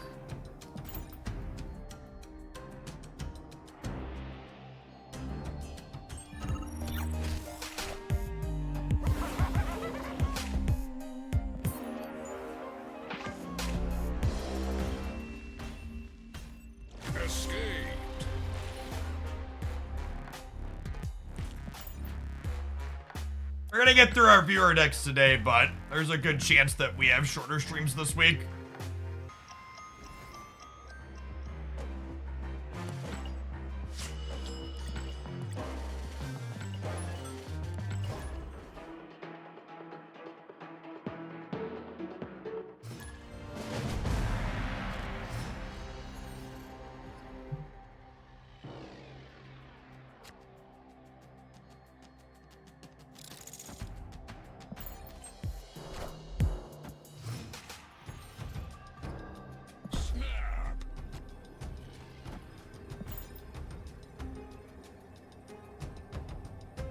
Mobius beats Wave. Does that mean Wave decks also play Mobius? Yeah, basically every deck should play Mobius.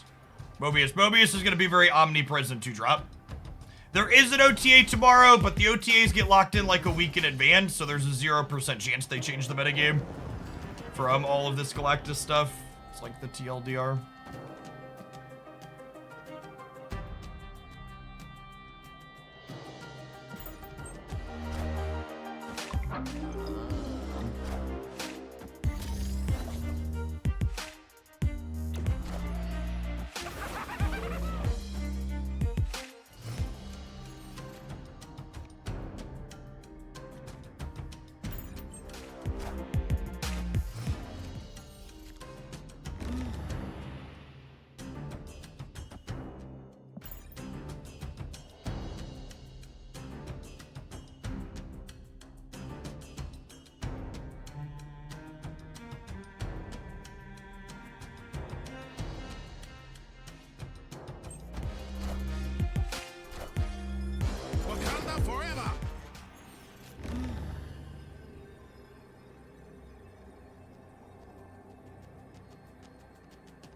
So there are an Imzola backup plan. It's the Snapping Grounds, though, so go ahead and get me, bud. Yeah, boomer.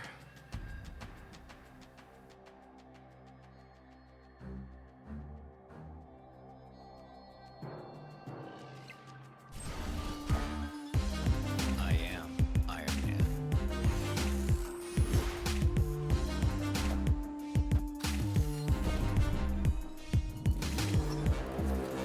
Wakanda forever.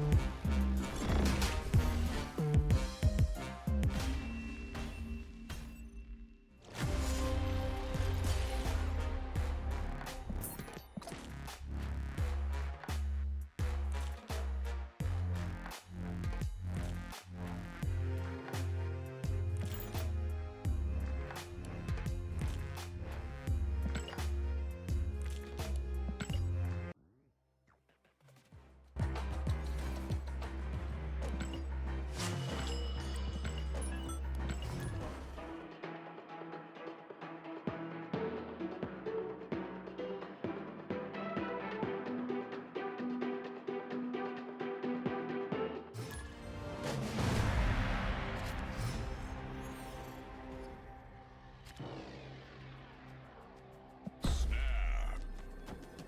Opponent snapped.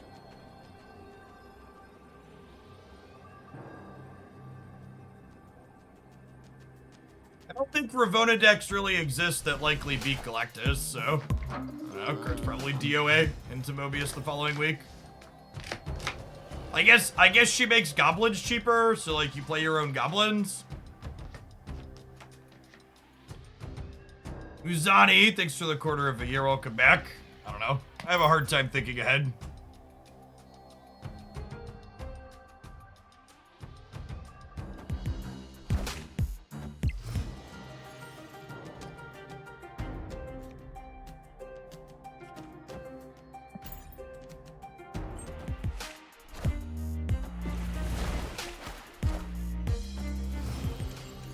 At least I played Jean Grey, so Galactus gets to get told to suck shit and leave.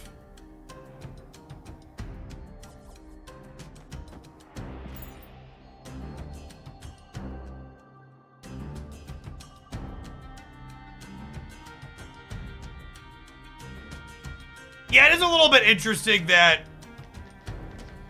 Ravana is a 3-drop, whereas Zabu's a 2-drop.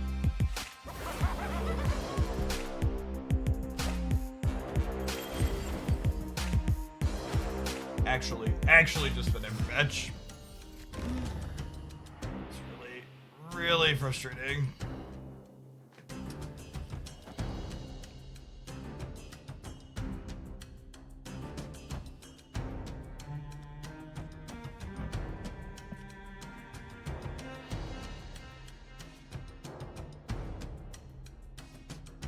The problem is if I goose here, I need a Cosmo here, right? So if I goose here, they can Galactus somewhere else.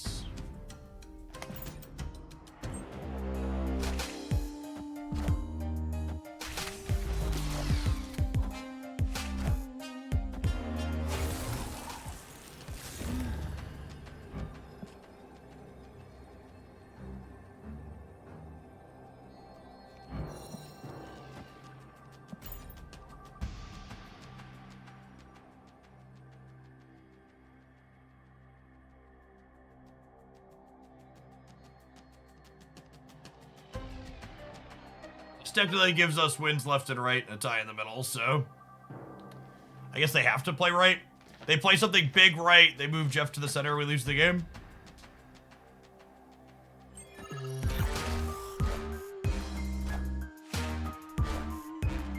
We beat that, right? Okay. Dedicate this match win to Jean Grey. Victory.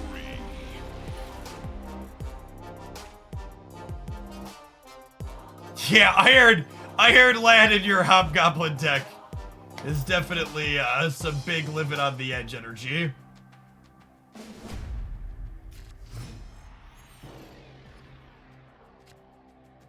Opponent snapped. Why are all the Galactus gamers also sweating?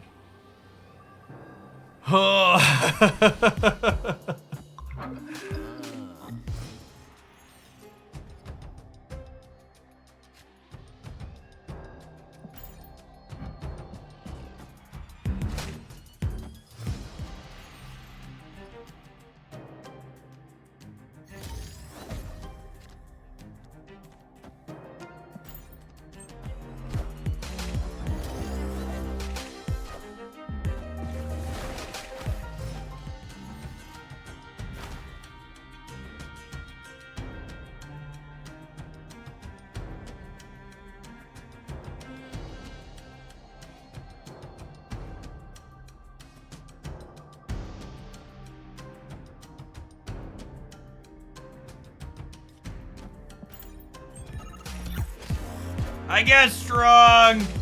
Yay. Galactus. Yay, I guess strong. That's fun. Let's have some fun game. It's one I enjoy. Escaped.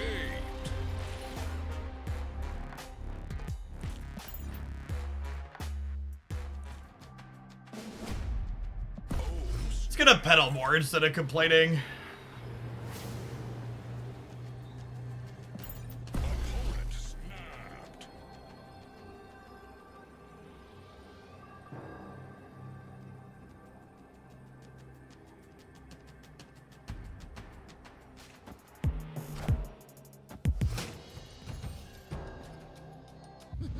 This land can never be fully known.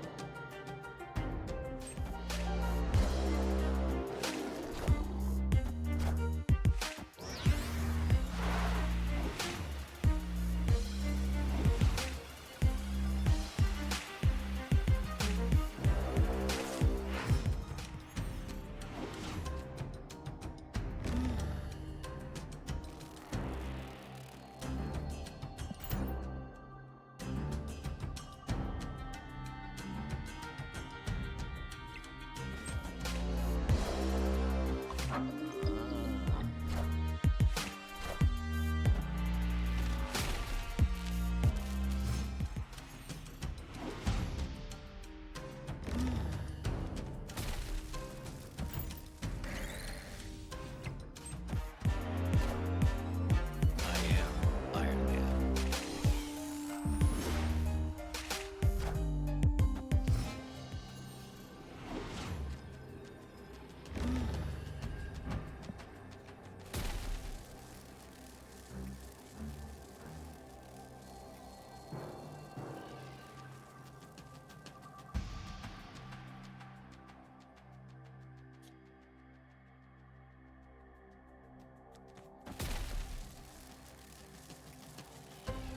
Goliath is better if they play here. Galactus is better if they play here.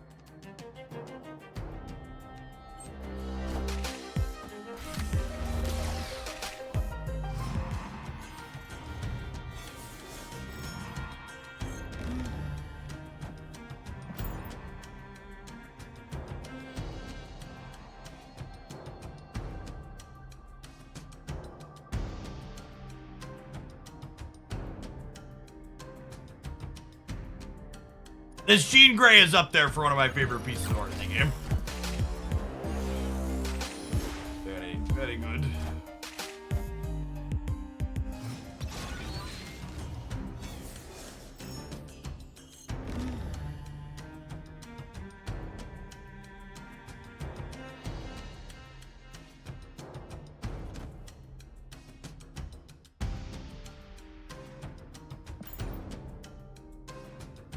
To keep their goblins out of the super flow.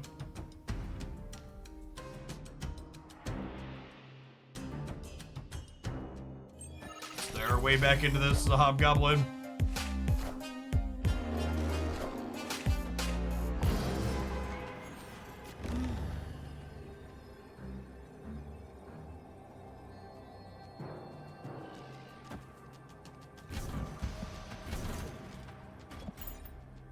They're finally dead. It took us 3 tries, but they're gone.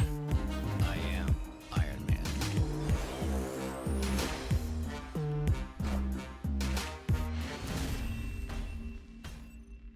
Victory. We have conquered the silver ticket.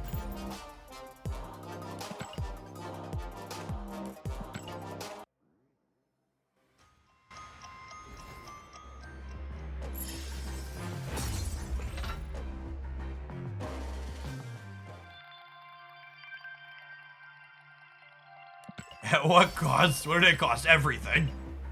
All right, let's do one more with this, and we'll slide along to the next one, huh?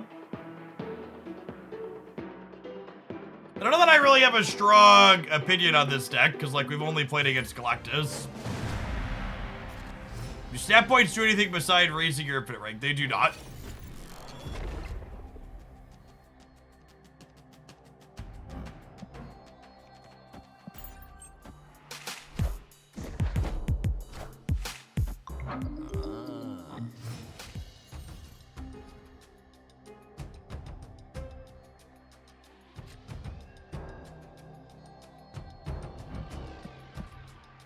Zabu's coming.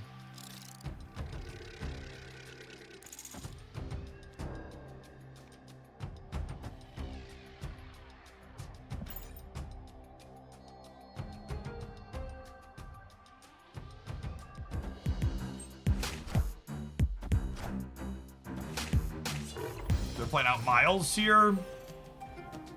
Yeah, Snapping Citadel's probably a solid play.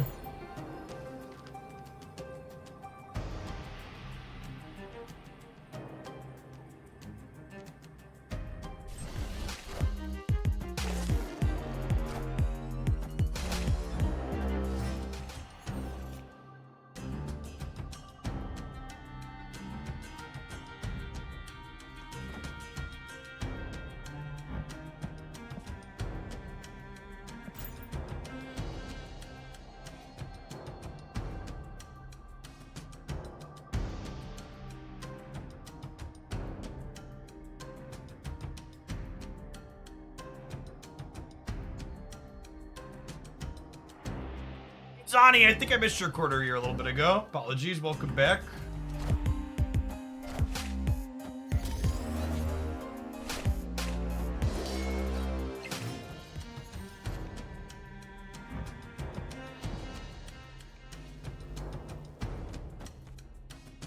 Fortunately, we know we're bricking next turn.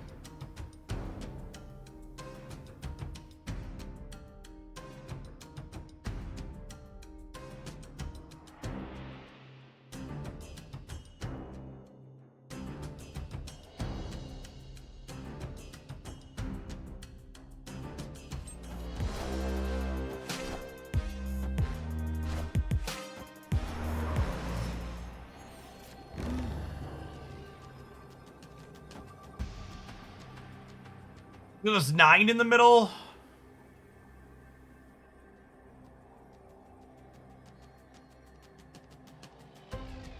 If they don't move Jeff, we get double Omega.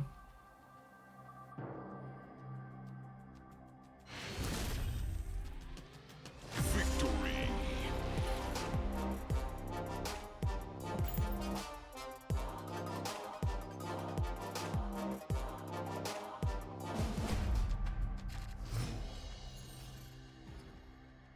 Yes, they were very dead to any of our good draws, and I think they were. We were potentially still fine even with a mediocre draw.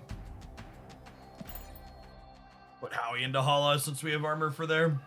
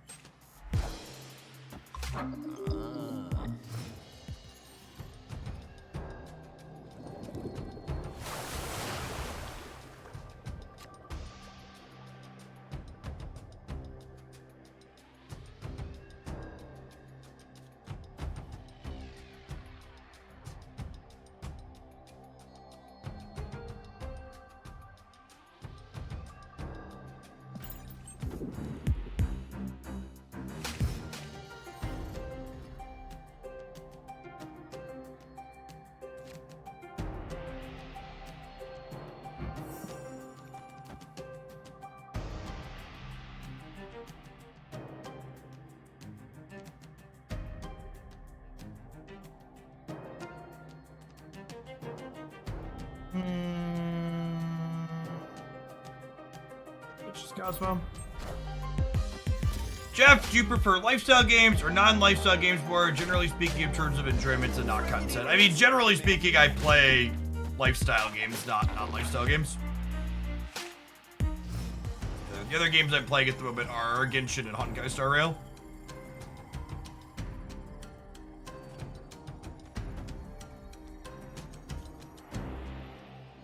Omega here.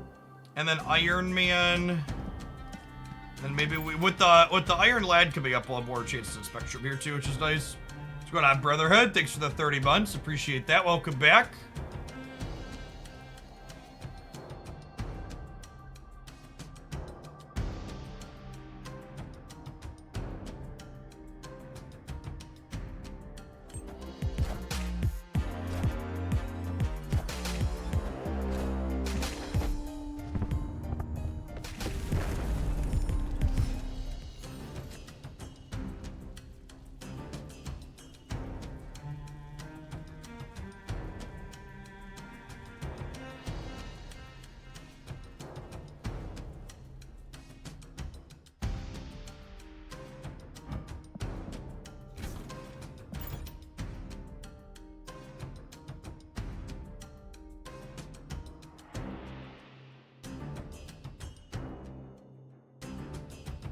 Not too into the mobile game scheme. Are Genshin and Honkai pretty similar in terms of mechanics / economy? So in economy, they're the same, but the difference is that Honkai is a Honkai is a turn-based RPG, and Star Rail is Honkai is a turn-based RPG, and Genshin is not.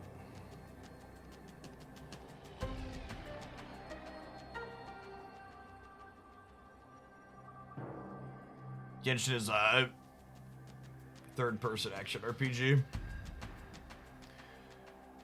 Oh, just Spectrum being in the bottom 2 cards of our deck again. And saying that even this deck is running Wave. I mean, this deck's basically designed to run Wave. They dropped Kitty Pryde so they could play Wave.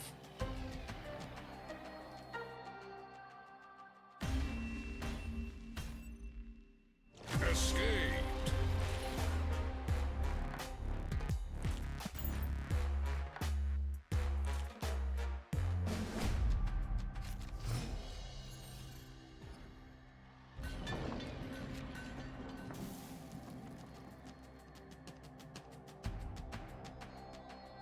I mean, the wave didn't matter, chat. We were missing Spectrum. We were dead.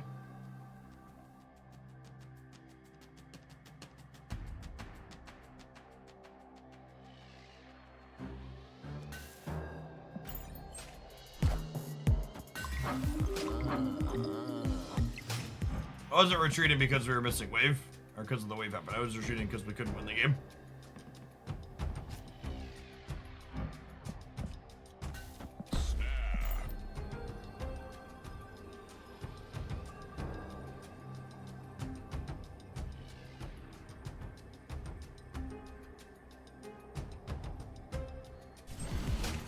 What is the Howard the Duck sound's a good question.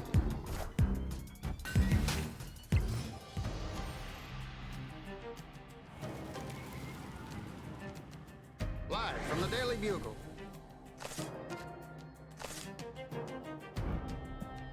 It's a nice one to get to copy.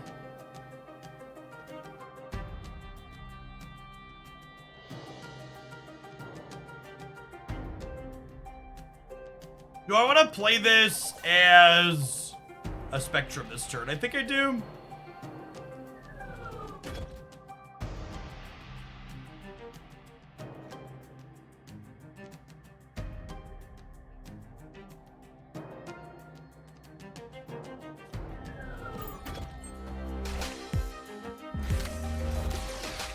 They could be a Shang-Chi deck too, and it also could just be right to Cosmo here. Friendly neighborhood Spider-Man.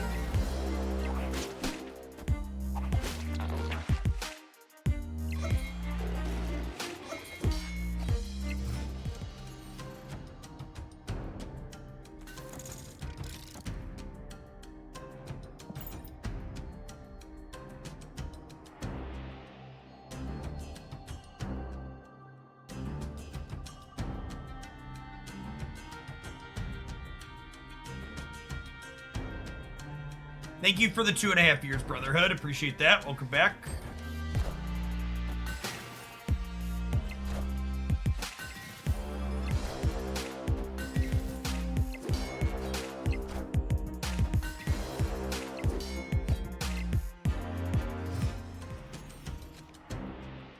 A good spot, but the problem is the New York Shuffle is going to happen at the end of this game.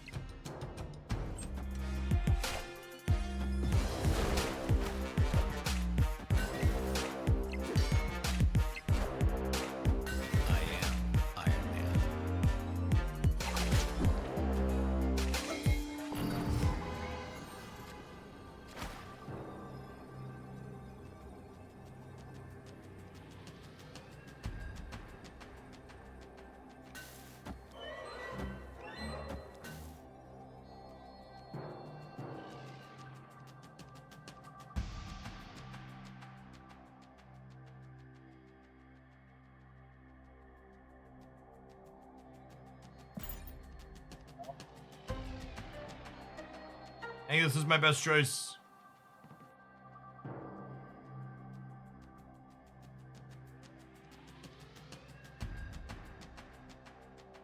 Could be wrong.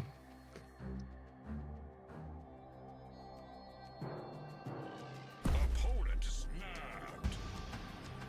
My favorite is getting locked in so I can't reconsider my line after my opponent stabs me after they could have ghosted my play.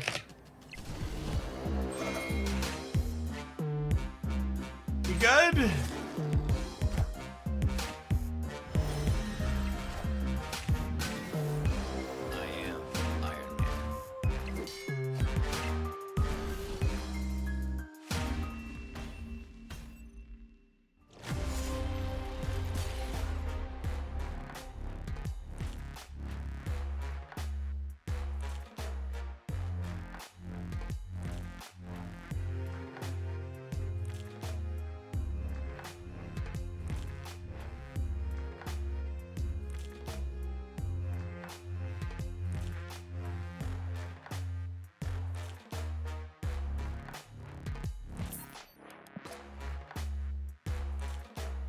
Alright, on to the next one.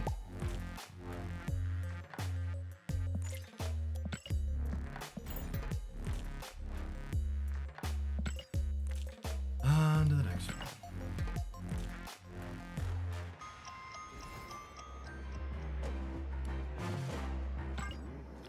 Our randomly generated cards have not been good on the opponent's side.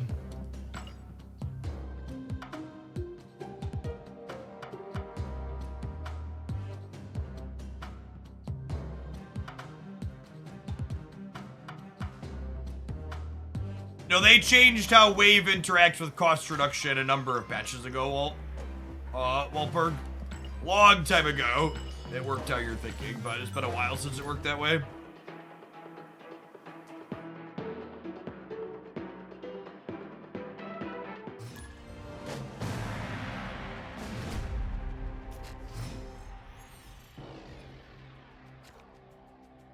I'm being honest, it's the first time in a very long time, I felt like, considering ending the stream early while playing Marvel Snap. Marvel Snap's been pretty good for a while. It's been a rough day and a bad metagame.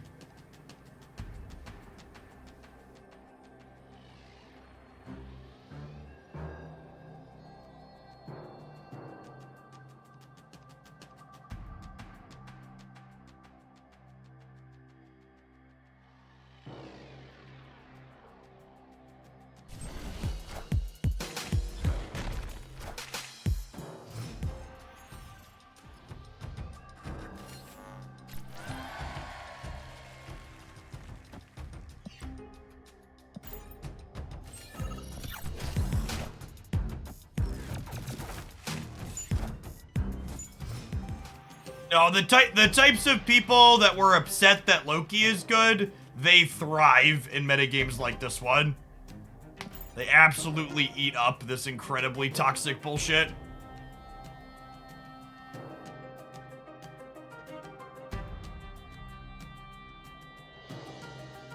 This wave Galactus style stuff is the types of stuff that people that dislike Loki really love. Do cards get considerably stronger higher up? They're more different than strong. There's a mixture of series. I mean, like, even this deck, right? Like, I've got Iron Man in here. There's a mixture of series 1 and 2 cards that see play forever.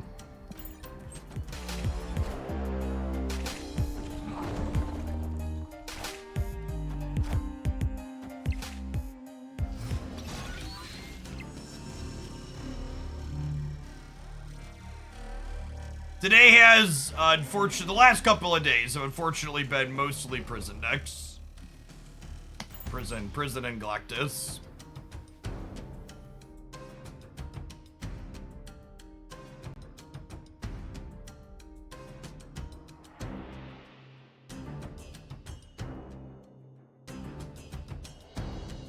I think Galactus is thriving because Galactus has always been good, but players stopped playing it because it got nerfed, because that's what gamers do. They stop playing cards that get nerfed.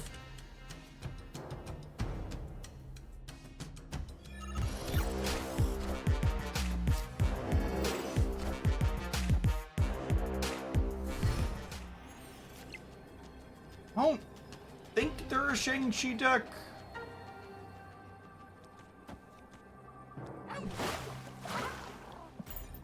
Find out, I guess.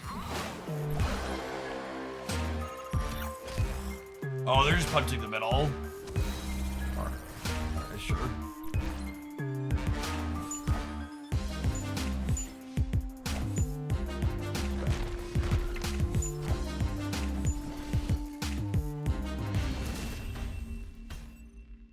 Victory. Yeah, I don't know what they thought we were doing and killed, but we had thoroughly given that one up on our side.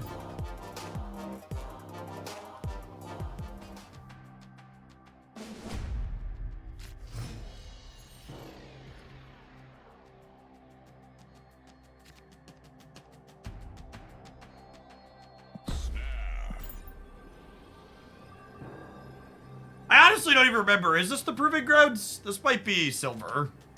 No, we lost last one, right? This is the Proving Grounds?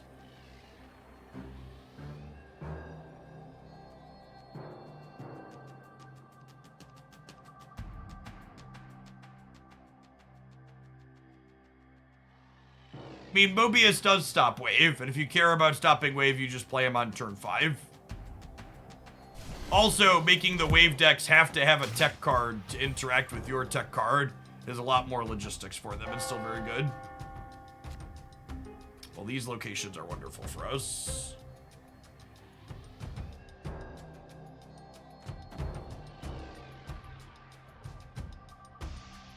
I probably don't care about giving them a second Widow's Bite. I'm going to keep the Nebula smaller.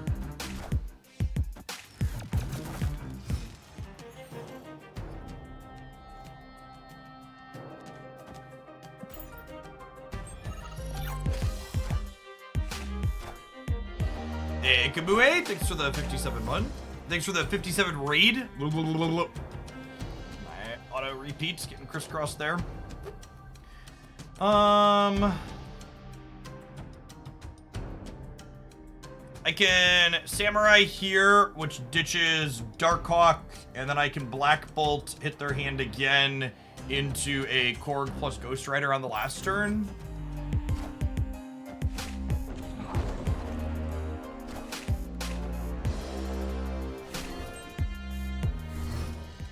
Getting rid of Professor X feels good.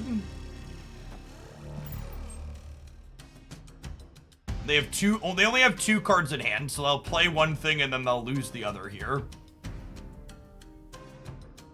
Yeah, the Juggernaut setting us the non-Sun Citadel is definitely a good beat for us. So they'll only have whatever they're top decking next turn, unless they... Well, they had 2 cards they can play. Interesting.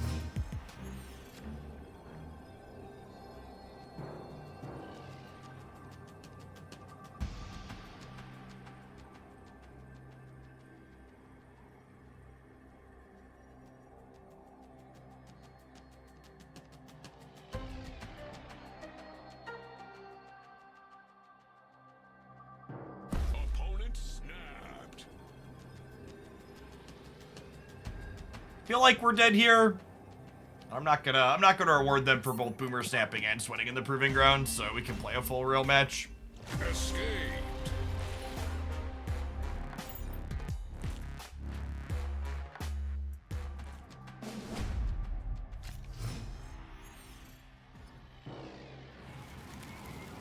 Breaking news.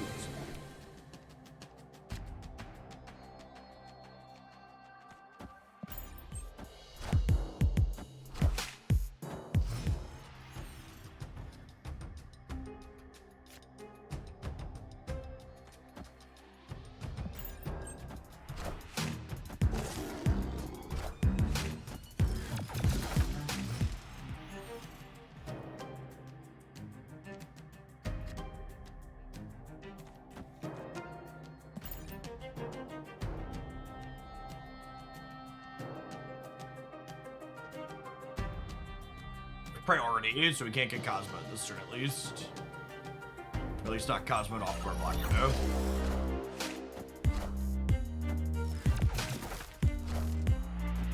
Wind, aid my hand.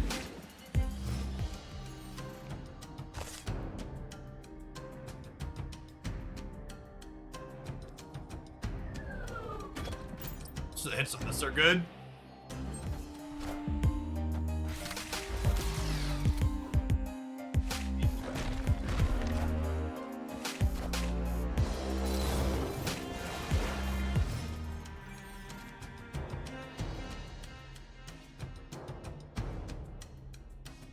I haven't discarded anything is the problem. And I'm losing the right, so I have to win the other 2.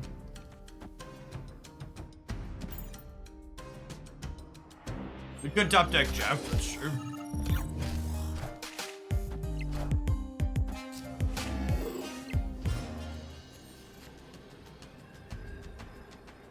Day late and $1 short on that one.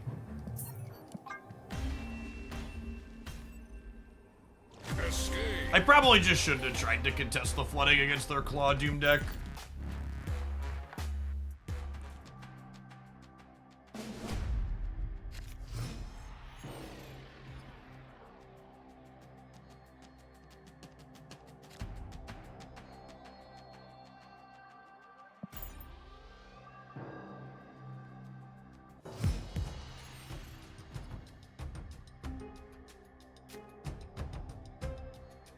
Oh, snap.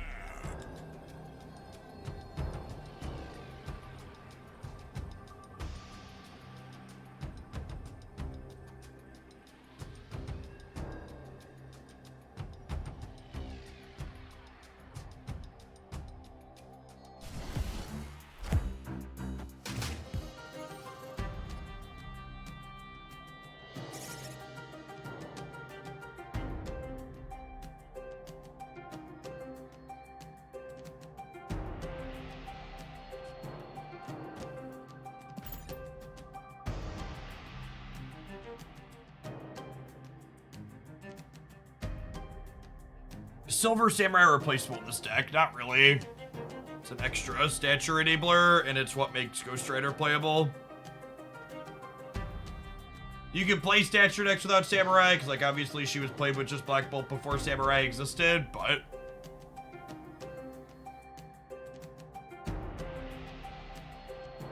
I definitely think Iron Lad is good in this deck. Being able to find your Dark Hawks is real solid.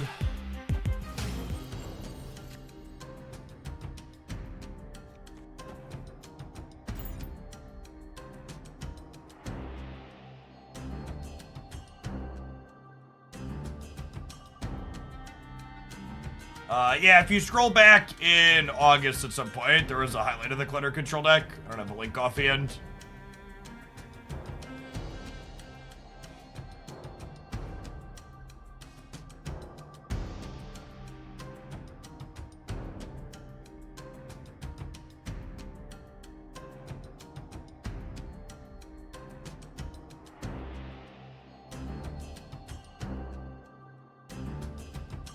Yeah, it's so hard to tell if our opponent's ghosting or if they're just, like, playing Glacial. Like, they're try-harding inside of the Proving Grounds, so, like, there's a good chance they're just, like, someone who just plays really slowly.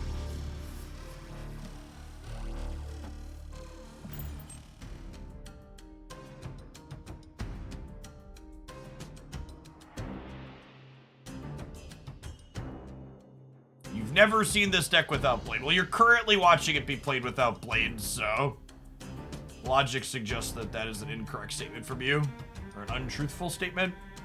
Maybe I should Silver Samurai, actually, and ditch the Iron Man so I can Ghost Rider next turn. Probably the better line.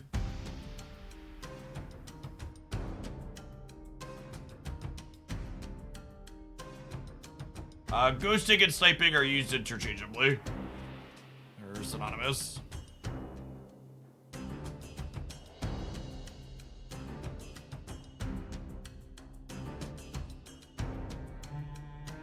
Alright, I'm actually just gonna go to my next...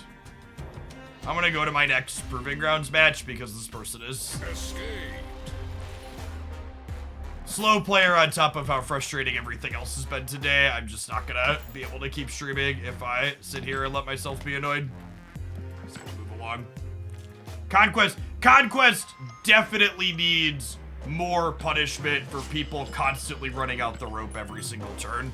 There needs to be chess clocks or something that makes it so it's not optimal to do that.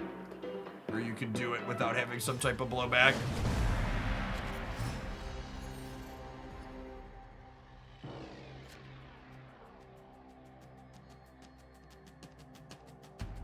I think Marvel Snap is the first and only time I've ever played a competitive card game where there's not a timer, a chess clock timer. Magic Arena and Magic Online and Runeterra all had that for their competitive modes.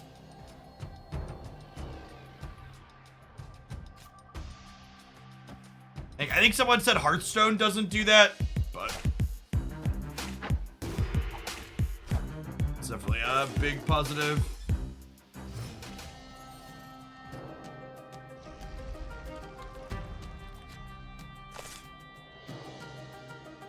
Is Conquest the ranked of this card game? Not at all.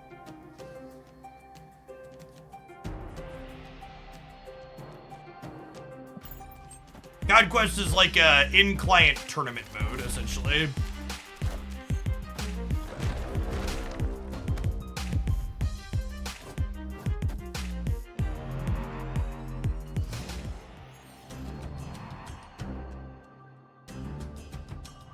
The extra fun hits keep coming. And they don't stop coming. Fed to the rules, and I hit the ground running.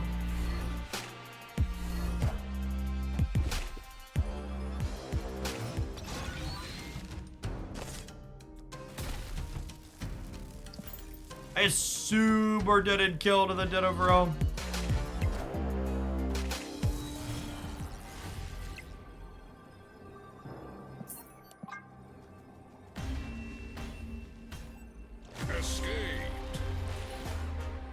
think the arena equivalent of Hearthstone would be popular in Snap. I don't think so. In general, limited game modes tend to be less popular than constructed. At least on the Magic the Gathering side, that's true. I don't have insights into what's more popular on the Hearthstone side. But I also would be kind of surprised if Snap ever stood up a formal in-client like limited/draft mode, because it feels like a big part of Marvel Snap is its like collection building process, and limited like explicitly incentivizes people not to care about their collections. And Marvel Snap's like entire economy is built around getting people to feel invested in their card collection.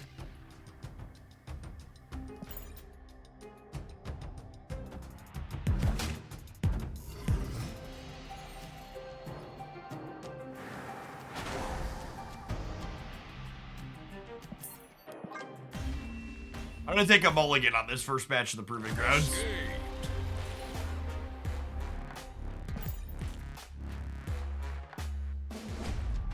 I'll snap on one this time.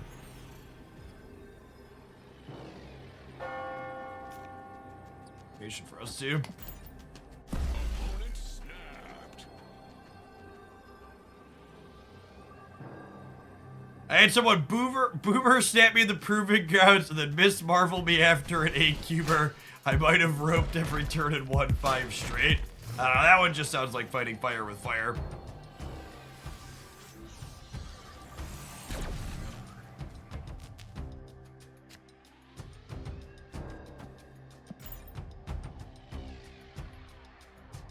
Oh. What does roping mean? Roping is card game jargon for running your timer down to the maximum every single turn. It comes from the fact that Hearthstone's timer is resembled by a rope burning off slowly.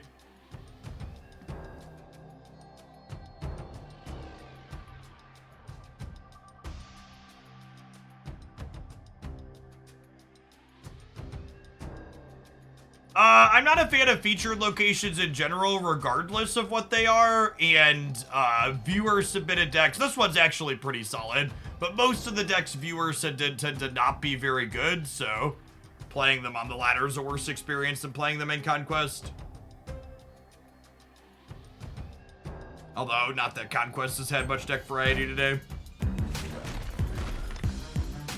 Yeah, I actually think the new location's pretty good. The new location is a location that rewards people for understanding how to snap and retreat appropriately and evaluate the game state. I think the new location is going to help some people understand they should be retreating more and snapping more earlier, and then some other people you just can't teach them, or they're just gonna complain about it, and you just can't help those people. Fleckerman, thanks for the 2/3 of a year. Welcome back. So, the new location, we talk about how snapping on the last turn is wrong, but the mindset you need to have for the new location is that the new location is essentially asking you this. Do you think your position in this game is favorable enough on turn 5 that you are staying if the stakes get doubled twice? Because that's what's going to happen, right? Your opponent's going to snap, or you're going to snap, and the stakes naturally double on top of that. And that's something that a lot of people struggle with, right? Like, that's the hardest thing about Marvel Snap as a game, is people struggle with the idea that they should be retreating in spots like that, making those valuation judgments.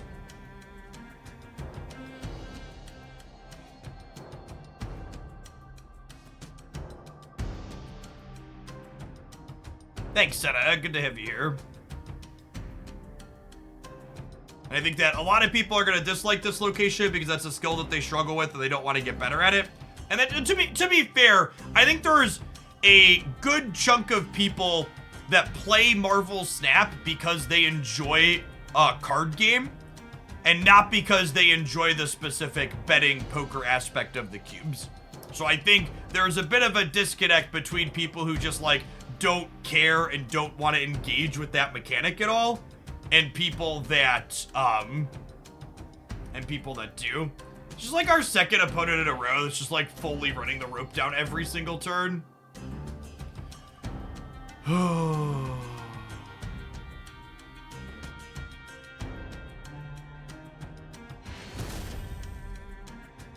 Alright, at least this one is like full disconnected and not griefing us. And they were griefing us, they click end right before it ends, but just actually had to walk away. Sometimes that the 2 ropes down they disconnect doesn't really annoy me that much. Like, it's kind of annoying to waste some of my time, but like sometimes life happens, chat. You know, your doorbell rings, your pizza is done, your toddler knocks over your drink, your cat kicks your keyboard on the floor. Like, there's a lot of things in life that are more important than the card game. Love. What's chat think of my new glasses? Speaking of things that are more important than the card game, chat. I got new glasses. You got new glasses. Make me bigger. You're like exactly like Haley. You're like, you need the camera bigger. I still like Haley because I'm eating a toddler pouch. You are eating a toddler pouch. Chat, toddler pouches are secretly great. They're like lots of different flavors of applesauce. This one's cinnamon applesauce. I have the autofocus off. Otherwise it bounces back and forth. Her glasses are very shiny. Thank you, lovely wife. Die Spoon, thank you for the 16 months. Welcome back. What's going on, Flickerman? Thanks for the 2/3 of a year.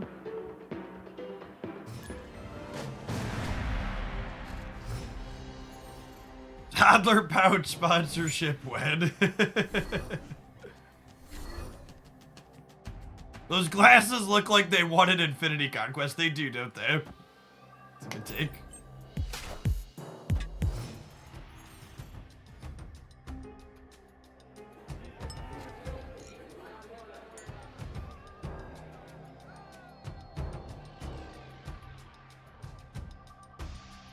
Yeah, I really agree. I personally enjoy the stat mechanic a lot too. Something that when I streamed a lot of Magic the Gathering and other card games, a frequent complaint I had from my viewers was that I retreated or conceded too frequently too early. And part of the reason that complaint existed was because when I felt like I was incredibly low odds to win a particular game, I would just move on, right? Instead of like playing out a 20 or 30 minute game for like a 1 to 5%er in my mind.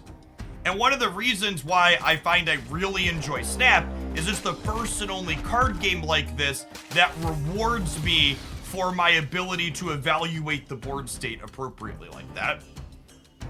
Enjoying your rock, bud? I think I'm gonna snap them at this point. Solid, and their iron lead is bad.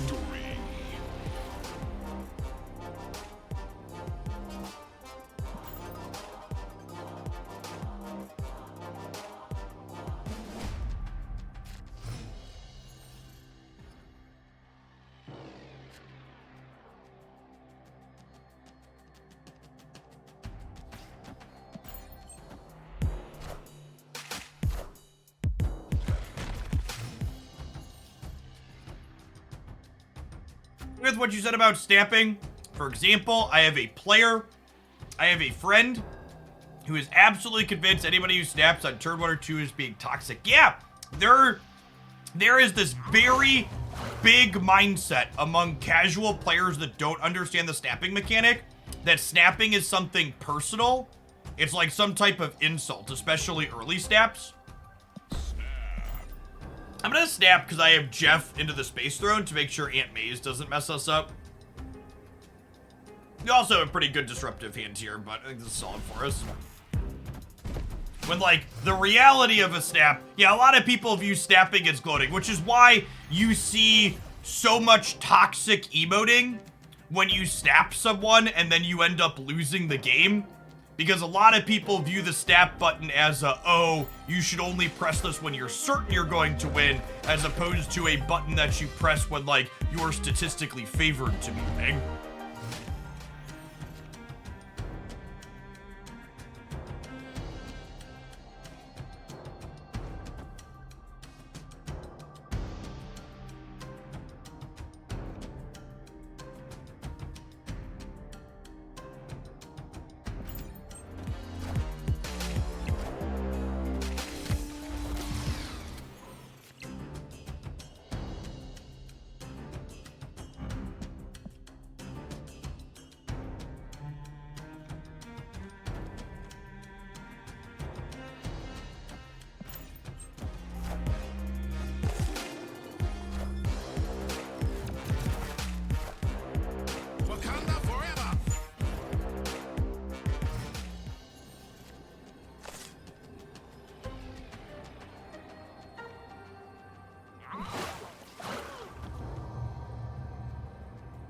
Yeah? This is great, says local man about to lose to Galactus.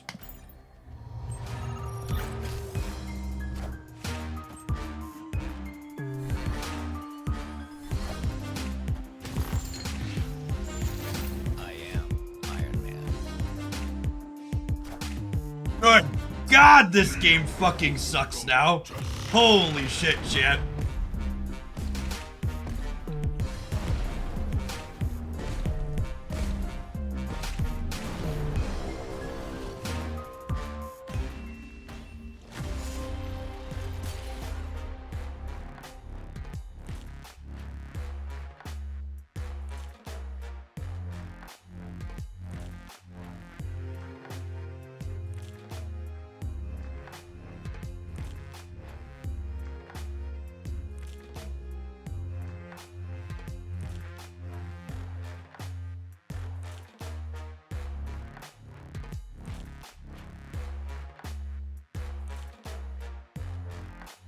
Galactus wasn't played normally, Boomflex.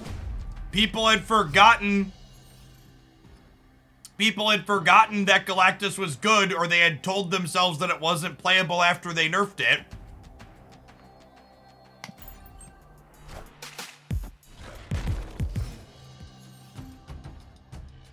Galactus has never been bad in the history of fucking Marvel Snap. People just put it down because most nerfs are psychological.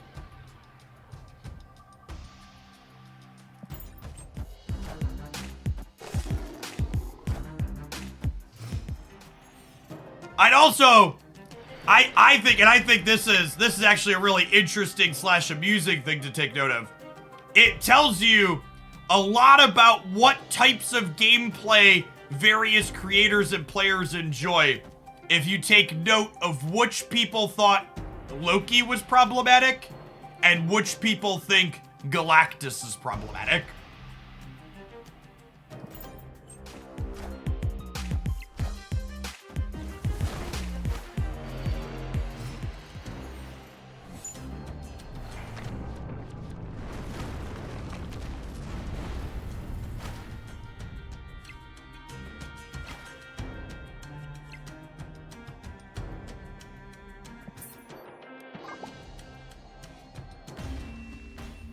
Escape.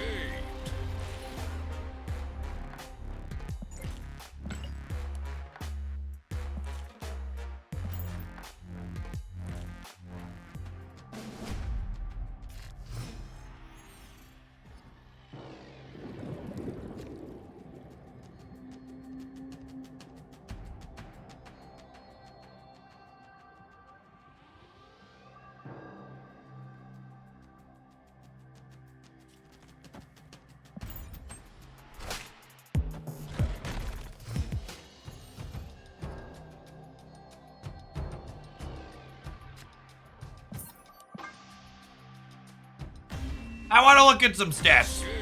We're going to keep playing this deck. We're not done with this viewer submission, but I'm certainly done with this match. I want to look at some untapped stats.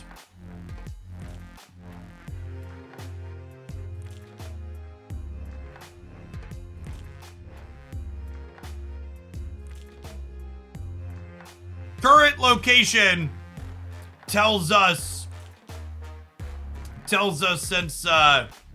since just last night. Galactus is our third most played deck for the last 12 hours. High Evo and Collector here. Oh yeah, is Electro Ramp Galactus as well? It is. Yes. Okay, that's a good call out. So, combined Galactus variations are the most popular deck for the last 24 hours. How about in Conquest? Oh, this doesn't have feature locations. Yeah.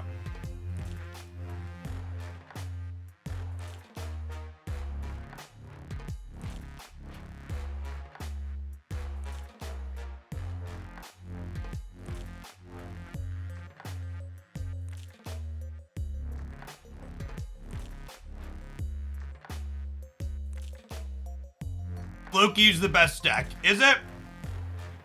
59%, 56%. This deck has a better cube rate.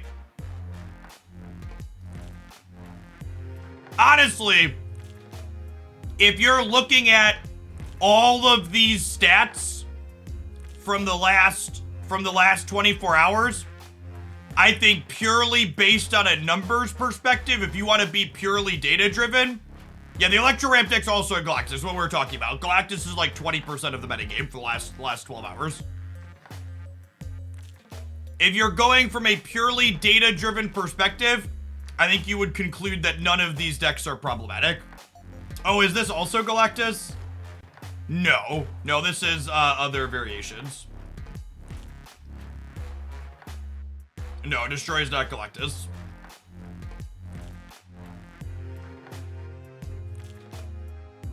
Hella Tribunal fell off a cliff though. This has a bad Galactus matchup.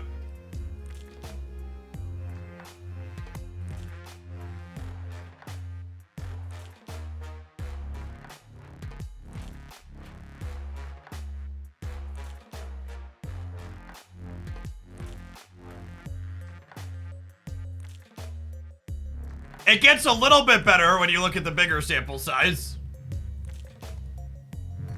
It's good. It's good to know that my intuition that Cerebro 3 sucks shit is still the case. maybe there's other builds that are better. Even this one's pretty bad, right?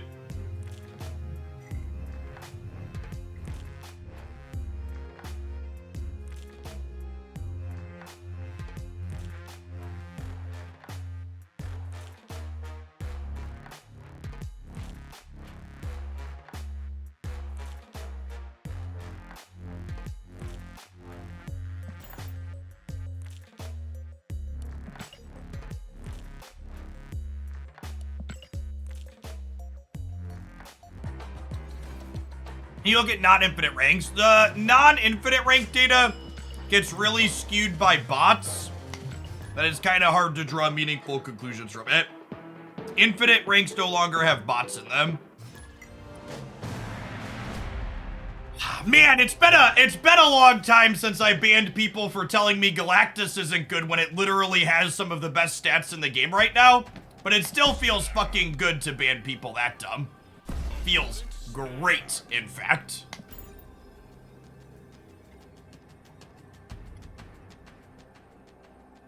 Smear Brett, thanks for the 4 months. Appreciate the third of a year. Welcome back.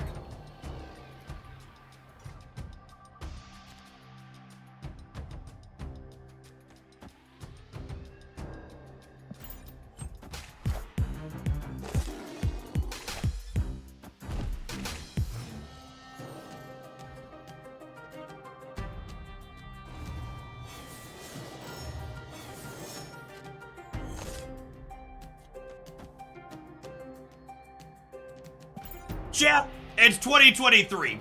For many people, reality is subjective and facts are whatever they care for. But this is an important reminder that the Earth is round, masks help stop the spread of germs, and Donald Trump lost the 2020 election in a free and fair manner. Because the facts don't care about your feelings.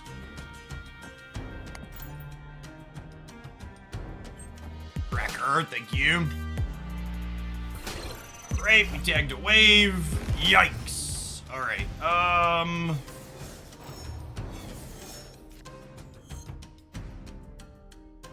that's a stature.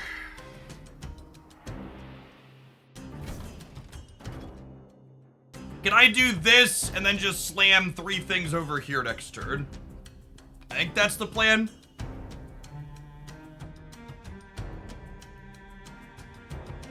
Hey, Bear Singer, thanks for the 5 months. Welcome back.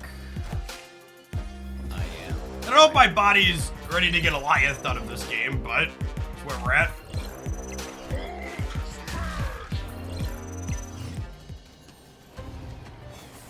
Splitting my power up this turn is a reason. Goliath is a reason to play around that potentially.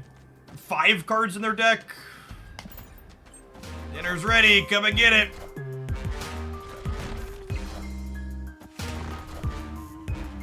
And like a fart in the wind, chat, they're gone.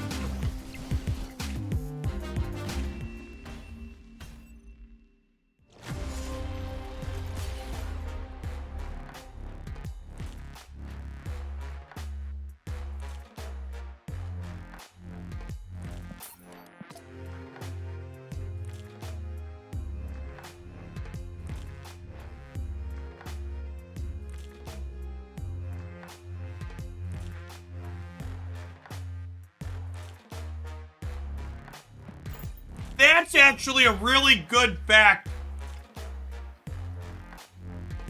that I hadn't thought about. Is I've talked about how I think Galactus has always been good and people just weren't playing it. The Spider-Ham nerf actually made Galactus better, right? It's not just Goliath. Second Dinner also removed one of the best forms of Galactus counterplay that we had from the game when they reworked that card. And honestly, it almost feels like the question is like, well, why did they do that? Like, they wanted to make Apocalypse discard better, but where's the Apocalypse discard decks, right? Those also still aren't good.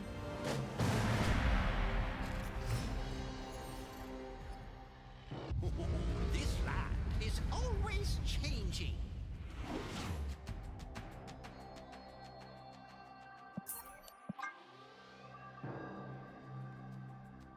Escaped.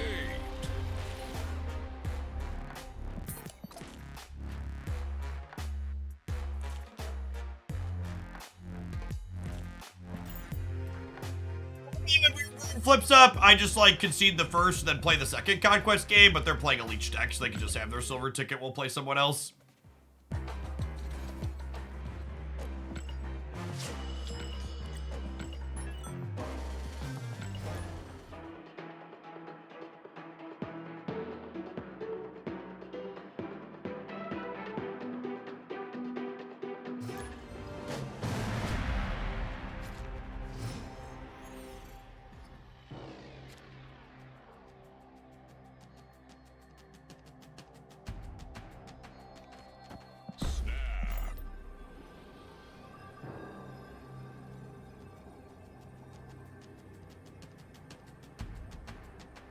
I'd like to see in future OTAs. I'd like to see Galactus have 3 or 4 power. And I'd like to see Punisher and Rescue get buffed.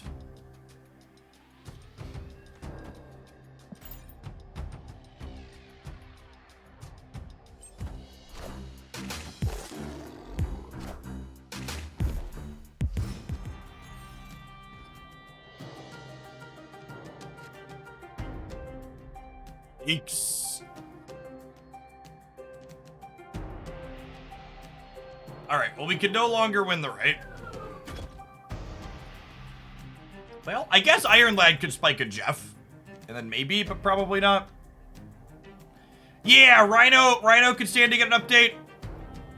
I'd like Rhino to be a 3-4 so I can play Cerebro 4 and not feel as embarrassed. I'd probably still feel pretty embarrassed, but, you know, just like a little bit less.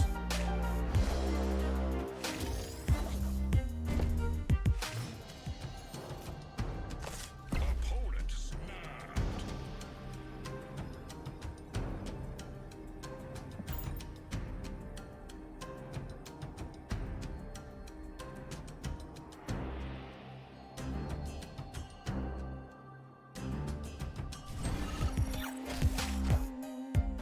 Two right now. No, I don't think Cerebro 2 needs the help.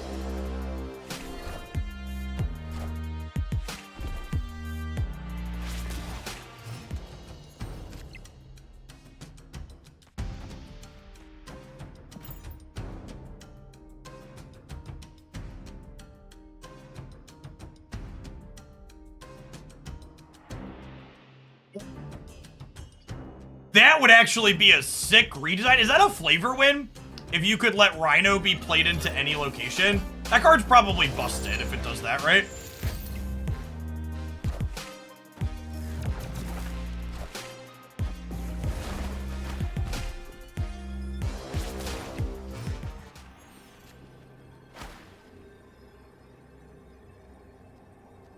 Okay, chat. Where's the Hulk going?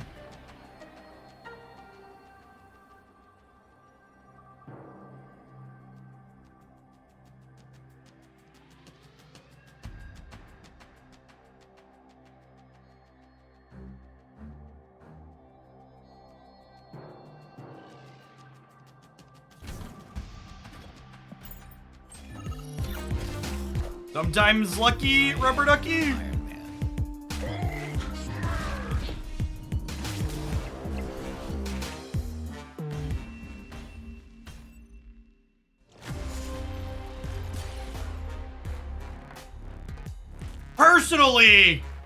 Personally, I'm really glad they nerfed High Evo.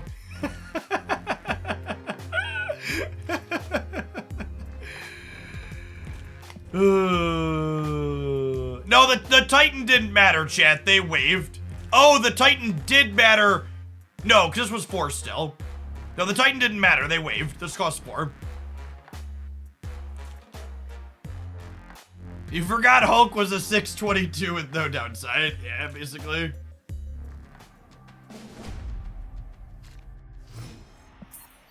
High Evo's another one that, like, I fully expect High Evolutionary to get hit by OTA changes again at some point in the future. It's another one of those cards where they made the couple of the smallest changes possible to it, and a bunch of gamers just wrote it off. It went from the most played card in archetypes to just basically no play, despite still being very, very good. And people are finally coming back around to the, oh yeah, these cards are jacked up.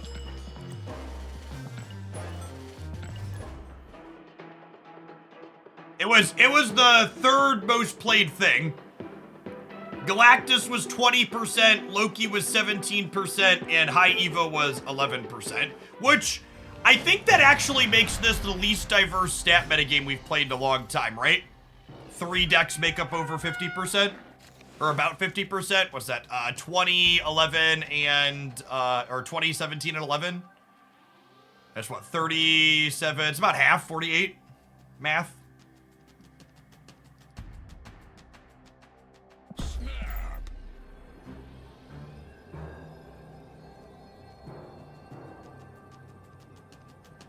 So at 37 months blue banner. The good news is, I do think there's a real timer on this current metagame regardless, because even the High Evo deck is playing Wave like we just saw there, right? So Mobius M. Mobius is coming for this metagame in its entirety.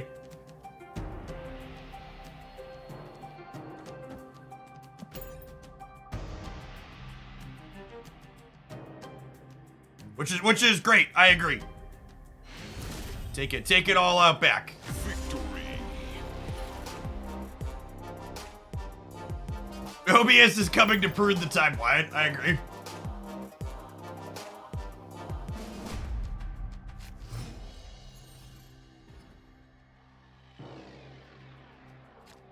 Oh, snap.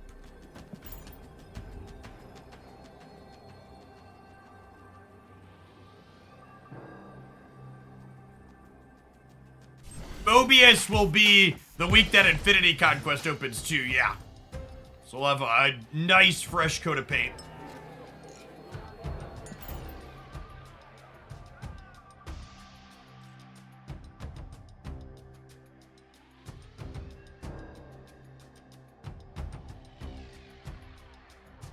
I think there is a chance that Mobius, so people talk about Mobius comboing with Wave.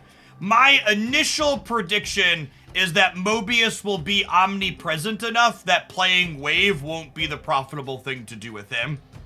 Because you'll just be waving people that also have Mobius a significant portion of the time, and then you just play the 3-3.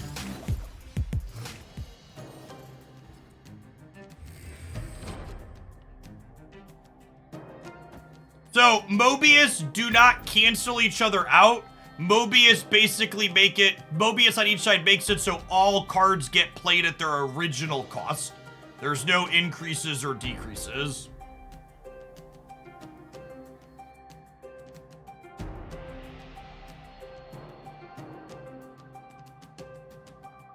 Yeah, Echo's not a good answer to Mobius. Enchantress and Rogue are probably good answers to Mobius. I'm fully expecting Mobius to replace Jeff the Baby Land Shark as the best thing in the game, yeah. Iron Man, Darkhawk, Jeff, Zabu, Stature. Everything but Stature is an absolute banger here.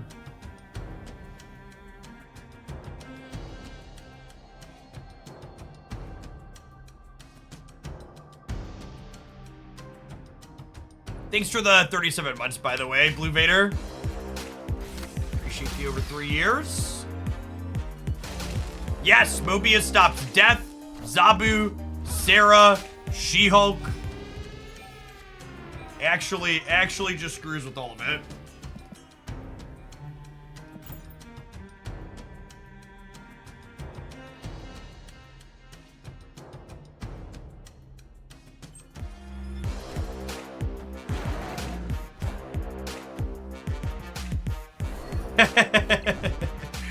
Alright, we can make the Dino a little bit worse at least.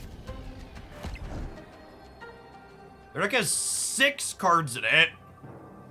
Opponent snapped. I mean, this is the proving ground, so we could save for all the cubes. Is there ever a world where this wins here and here? This puts me to 18. This takes 2 off the Dino. I think this is better than playing the Hawk, but it's close. Narrator, it was not. It's not better than playing the Hawk.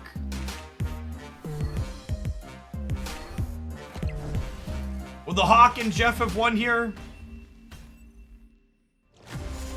Hawk was 12, Jeff was 3, so that's 15. I would have had 15, 21, 30, 33, and they would have been +2, so they would have been at 37, so we were short either way. Mobius is Series 4. Yeah, I agree, Katana. I'm looking forward to Mobius hitting the game. Yeah, Mobius will be a Series 4 card. You should be playing it. If you didn't know that Mobius was a Series 4 card, that means you didn't check out my September Spotlight Cash review or my September review of all of the cards. Make sure you're subscribed over on my YouTube channel, Hooglandia Snap. Basically every relevant game news update that happens gets covered there in a timely manner, as well as lots of sweet deck highlights. For example, there are lots of people posting Goliath in Galactus and Prison Lockout decks, which is boring. So today's highlight was Goliath inside of Cerebro 5. Always trying to work a little bit outside the box here in Hooglandia. Focus on fun.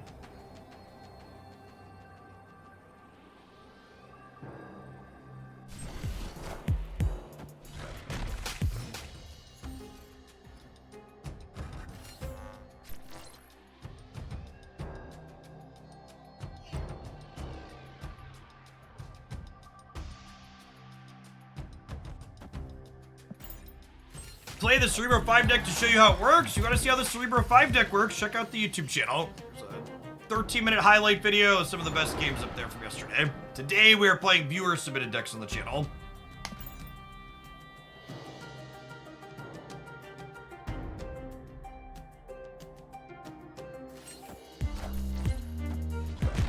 You see the Goliath Lockdown deck Darrow is playing last night. If by Goliath Lockdown deck, do you mean the one that was just the Little Movers deck with Wave in it that also happened to be playing Goliath?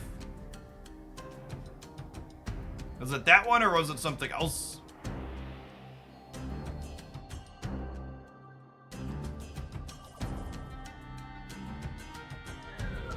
It was the old High Evo list with Goliath in it. Yeah. So, I mean, like, it's... So, decks like those always make me chuckle a little bit. Because it's like, well, you're like, yes, this deck that you're watching was good, but it was also good before Goliath released, and the deck didn't really get meaningfully better post-Goliath release. Like, the easiest way to take a new card and make it look good is just take a good deck and shove it in there, because even if you take a good deck and jack it up by one card, it's still a good deck, right? We played high Evo decks like that yesterday, and the conclusion was basically Alioth was worse than Doctor Doom and Hulk in most of our games, and it didn't feel like we wanted a third big expensive top end past those two.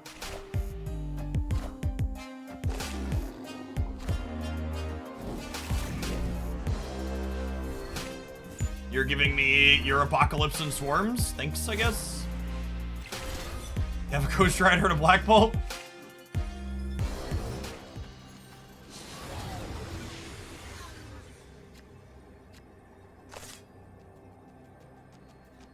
Oh yeah, Swarm's another card that's gonna eat shit to Mobius as well.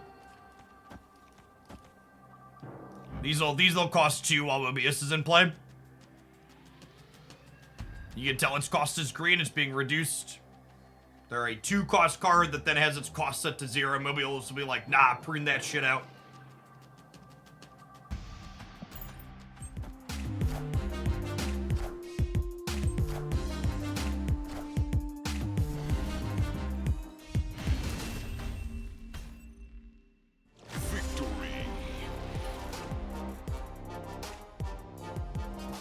Finally, the counter to Swarm we've all been waiting for.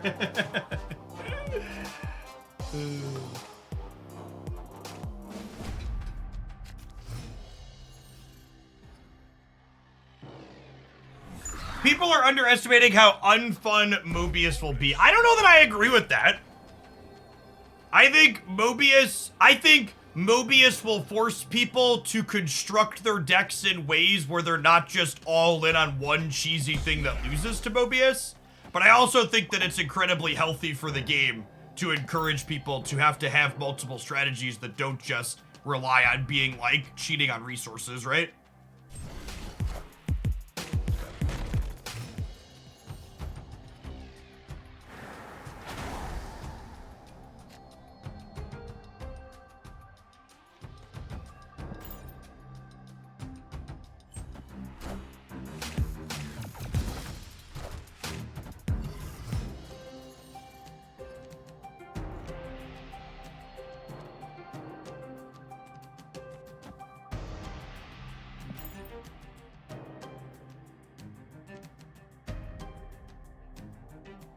Hawk into Vats and Hawk into Savage Lands is pretty good. I am full on viewer submissions for the day, I believe. I've got 3 more teed up after this. And I have a hard cut at like 3:15 today.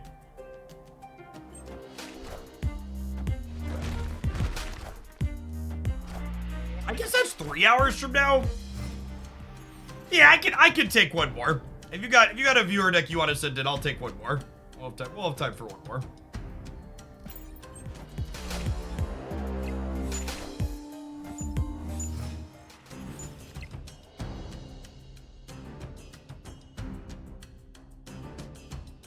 Well, what level do you get Series 3 complete? Somewhere in the 4,000 range. Victory.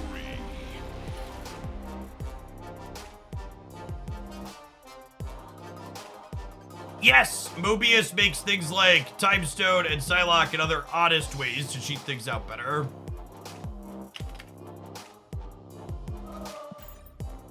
Agree with that. Alright, we're gonna do one more Silver Conquest with this, we'll move along to our next pile. My friend finished Series 3 at 4,600 last week. Yeah, there's some variability in it depending on, like, how many collector's tokens you spend on random Series 3 cards, for example. It is confirmed that Mobius is also going to be a nerf to Spider-Ham. I would not be surprised to see Spider-Ham's pigs get reworked to cost 6 or 7 or something like that in the future. Because, yeah, Spider-Ham pigs are gonna be free if you put a Mobius into play and your opponent pigs you. So, that card definitely doesn't need another nerf.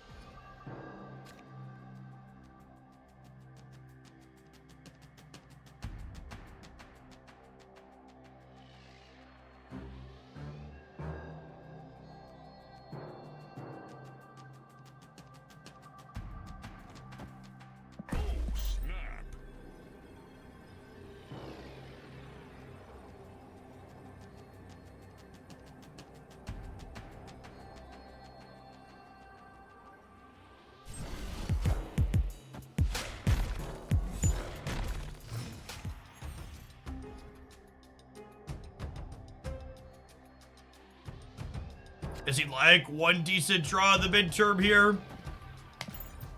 We get to go double Black Bolt on London into Iron Man Stature on London. Why isn't Baron Mordor played? Because Baron Mordor is not a good Marvel Snap card. Ooh, that's actually kind of unfortunate for us. Alright, let's fill their board up, I guess. Double Widow's Bite means that Sakaar can't pull their only Widow's Bite at least. Neighborhood Spider-Man here.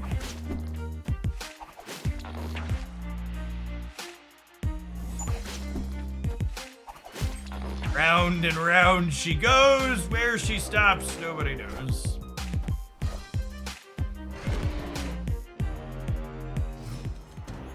Yes, it does look like our opponent is a Cerebro 5 connoisseur. Alright, I have exactly 6 spots left. So we could go Jeff into Black Bolt into Iron Man in these 6 spots as we choose.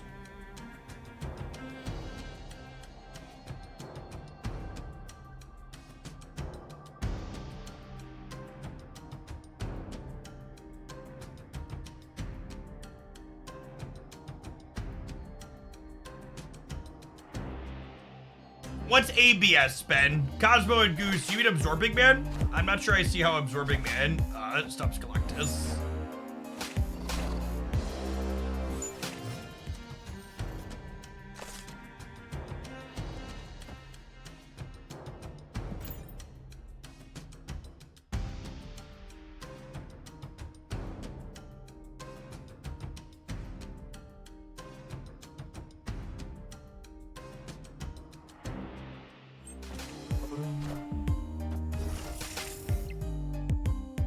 They could top deck Goliath, yeah. Mystique, okay.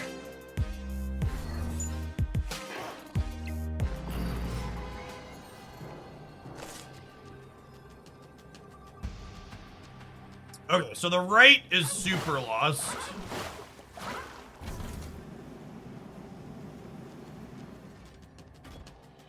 Does this win if they play a 5-power thing? It doesn't, right? This is only 9-18. Opponent snapped. I think we're dead, right?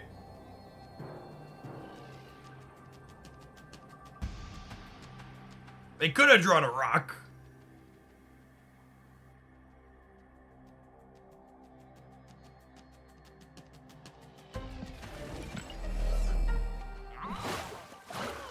I can do this, and then this is 12.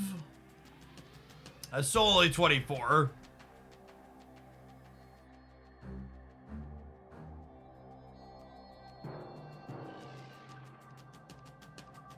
It's our last game with this deck anyways. I bet they drew a rock and they're bluffing me.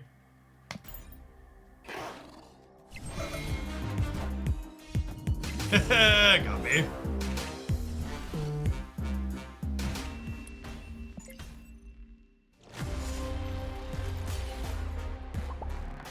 We lost to any 5-power thing here, so if you're playing well, you leave here. But we're about to move on.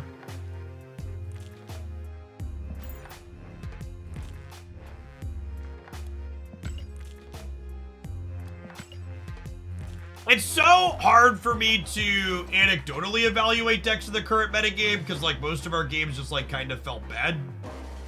I think our record was atrocious in there too. Although I don't think Untapped tracks it properly when I do these viewer decks. Yeah, Mobius will also impact negative cards. Your negative cards will be square.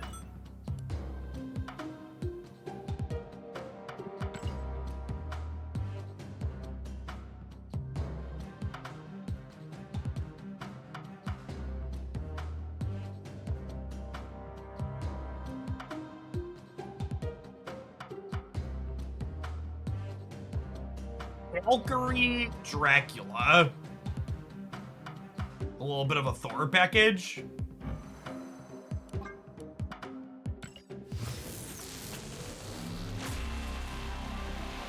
Animated. Yes, negative Iron Man against Mobius will be a 5/5.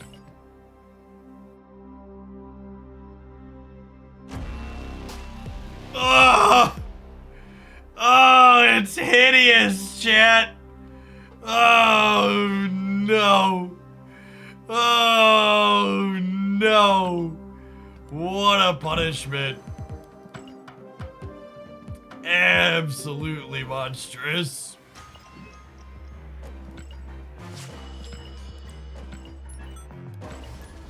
It will haunt my dreams.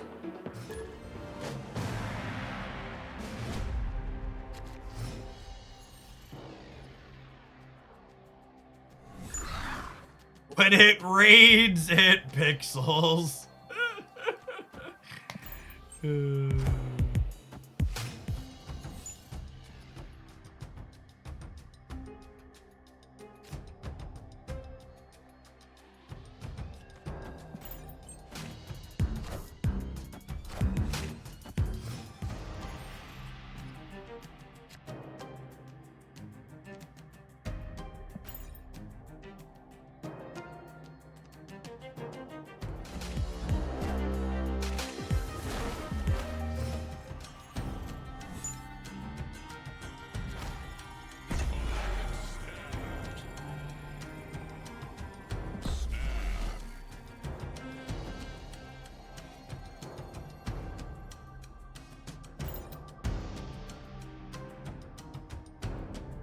I mean, they get to Galactus, but I get to play Infinite.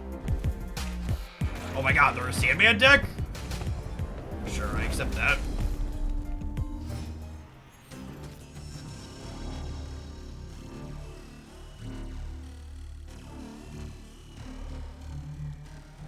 We're gonna dig through some ditches and burn through some witches' shit. My Dracula hits this red skull every time. He's a professional.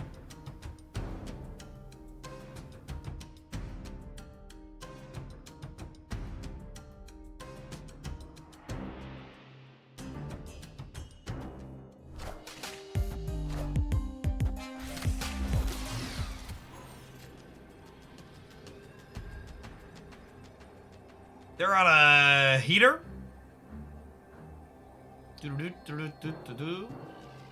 They are the wiener.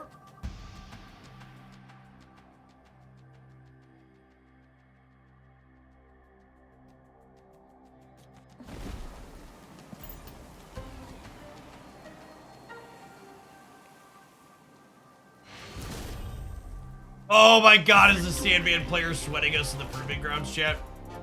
I think the Sandman player is sweating us in the Proving Grounds. Oh, it's always the people that play the most toxic decks that try hard. Oh, snap. Opponent snapped. Just leave. No, you don't reward people for being like this, chat.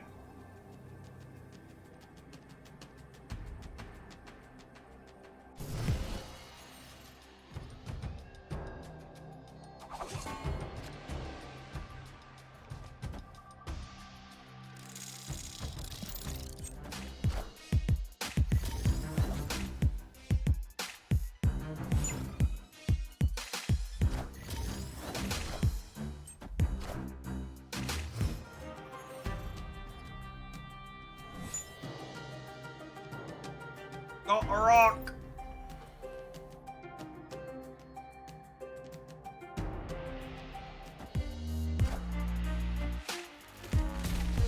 What made you move from Snap to Magic the Gathering? I do not think Magic the Gathering is a very good game anymore. I think 30 years ago when Magic the Gathering released, it was pretty reasonable. But I think it has not kept up with or continued to make their game fun and interesting. Not aged gracefully.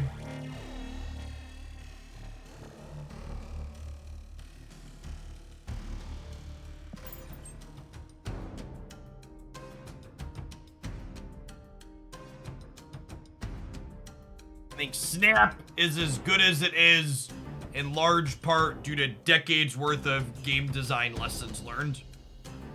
I shouldn't have played the rock on the left. I should have played the rock somewhere else and played the Jane left this turn so I could beat Galactus, but here we are.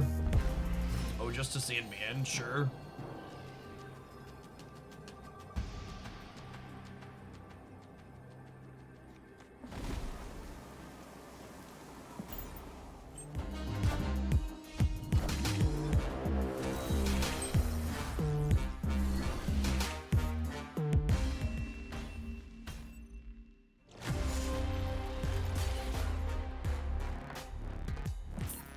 I think something I frequently heard said in the Magic community is it's not about the magic, it's about the gathering. Which is kind of a way to say the game's not very good, but if you play it as a social engagement, like social engagements are good.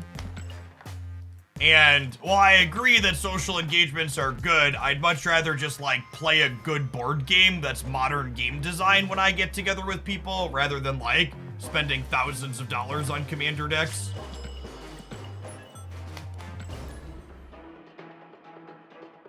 Get together in person. I have a giant wall of board games.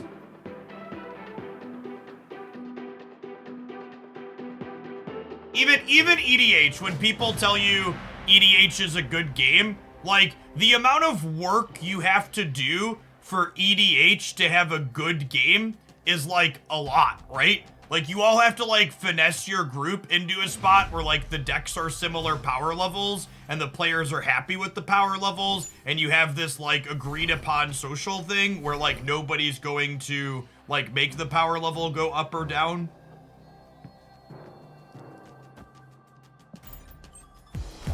Yeah, and then there has to be the agreed upon social contract to like... Yeah, but even like if everybody's going to act like an adult, like it's still work to get to a point where like you're all happy with it, right? Oh, snap. Whereas like a board game I could just open.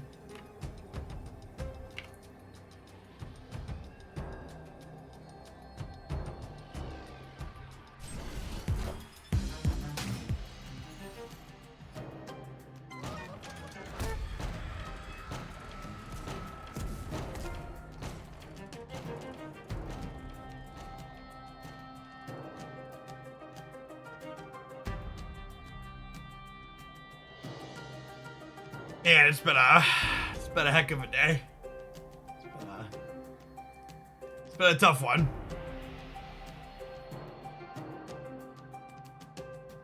There's a difference between having different levels of competitiveness and having to actually balance the format of the game yourself. Like to give you an example, my board game group is often made up of people like myself who are hardcore competitive gamers and play games like Marvel Snap and other TCGs our entire lives, as well as people who are less experienced at games. And if you select the board games that you're playing properly, i.e. make sure there's an appropriate amount of variance inside of the game that you're playing, it could be fine to have a mixed skill play group like that. But like finding the right board game for your mixed competitiveness playgroup is still very different than being like, okay, there's 20,000 Magic the Gathering cards. Which combinations are okay to be played in our EDH group? Like one of those things is considerably more work than the others. And again, I'm not here to yum yuck. If you enjoy playing EDH casually with your friend group and you all have your social contracts down and the balance works for you, like more power to you. I'm just pointing out the objective fact that it's more work to get to that point than it is to like find a board game that works for people that have different gaming abilities. Like doing the second is much easier and cleaner.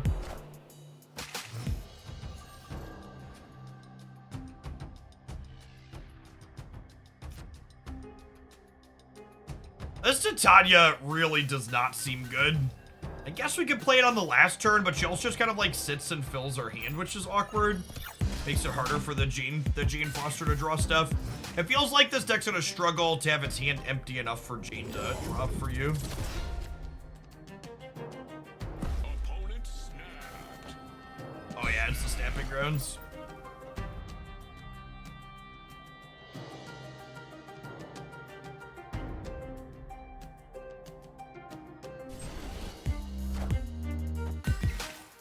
Face the might of Asgard. Union.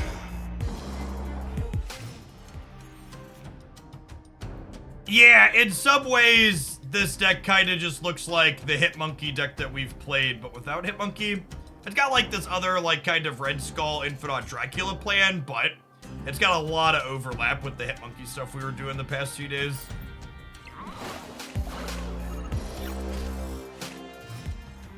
Do I have a board game command still?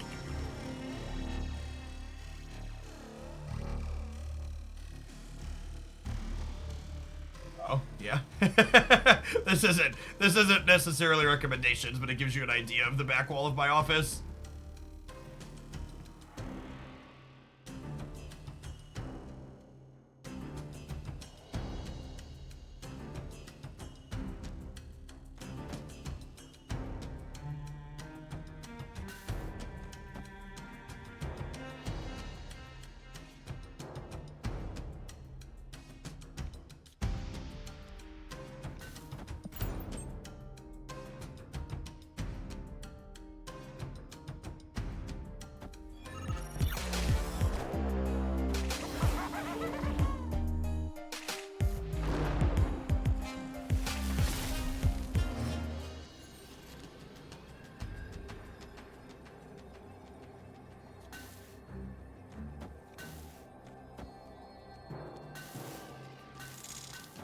All right, this wins every time, right?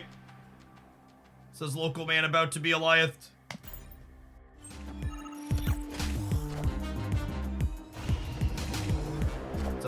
That's a fun video game experience right there. That is as far as video game experiences go, that one is up there. That was very, very enjoyable.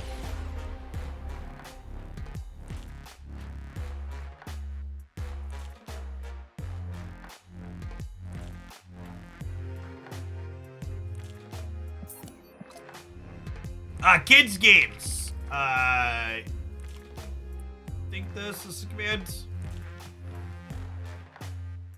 Oh yeah, this is a more concise recommendation of games. So these are all games that aren't designed for children. They're just like good games that my kids have been playing. My older two children are 8 and 9 now. This picture is a couple of years old, right? I think it's from 2021. These are all games my kids have been playing since they were like 4 and 5. So they don't require a lot of reading. They're mostly numbers and placement games. They're just like genuinely good games. If you're someone with littles or even medium children, 10 out of 10 would recommend. We play all of those games at various points with my adult play group as well. Dice Throne's probably the most involved of those. Alright, I'm gonna give this one more shake, but this definitely just feels like an awkward version of the Hitmonkey deck we've been playing. And honestly, I think even the Hitmonkey version's probably just not good into everything we have going on with the metagame at the moment.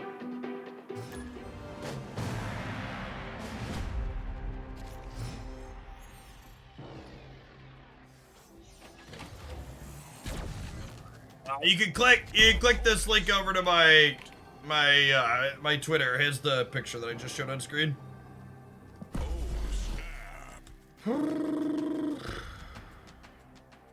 I guess.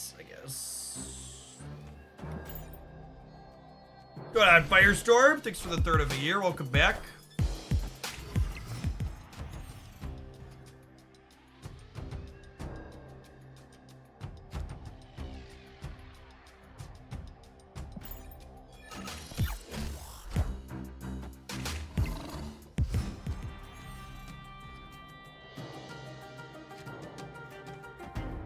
That's sad.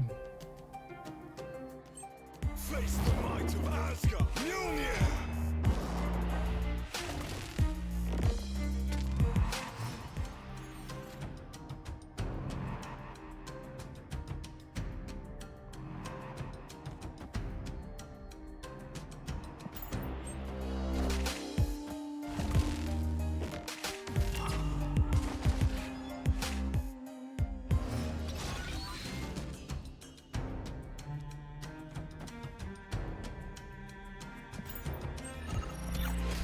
Imrod? No, it's probably Fair Shuri, right?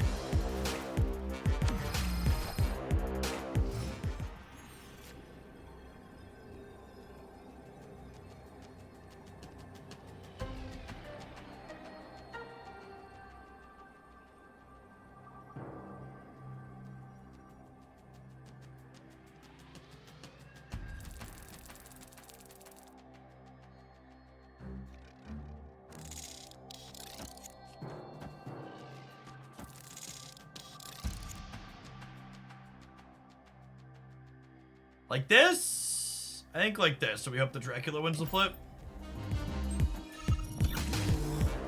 Oh! Mjolnir, to me.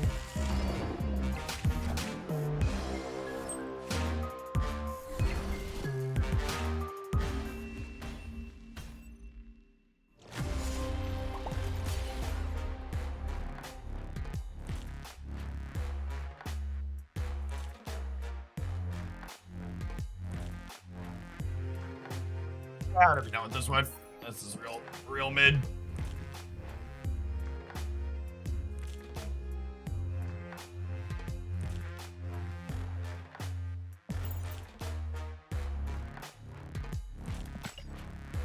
I don't know. And one of the things to keep in mind too, talking about like people talking about like Goliath looking good. Like this is one of the reasons why I only do viewer deck days once a week, right? Like these decks, like this one had armor in it at least, but like if you're really worried about like Galactus and Goliath, we should have more armors and more Cosmos and stuff like that.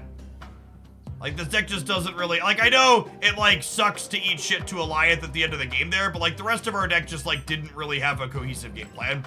And that's a significant portion of why we died there, is the rest of our deck just wasn't cohesive.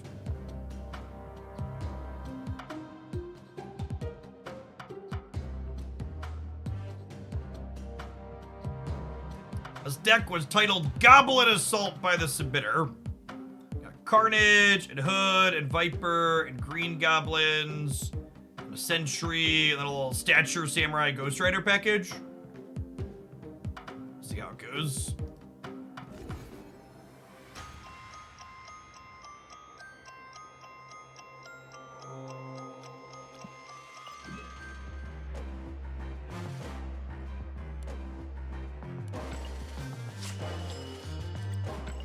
Goblin Assault is my favorite heavy metal band. Yep. Solid deck name.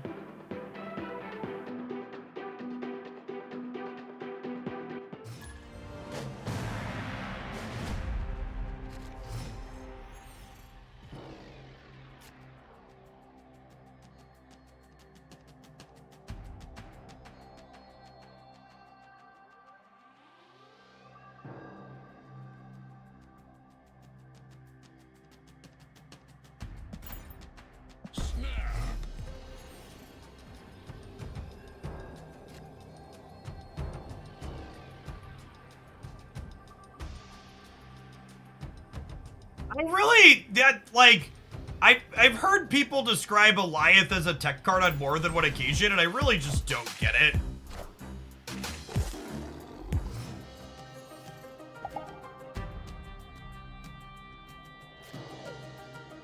Like tech cards usually mean you're like putting them in your deck to force your opponent to play out in a specific way.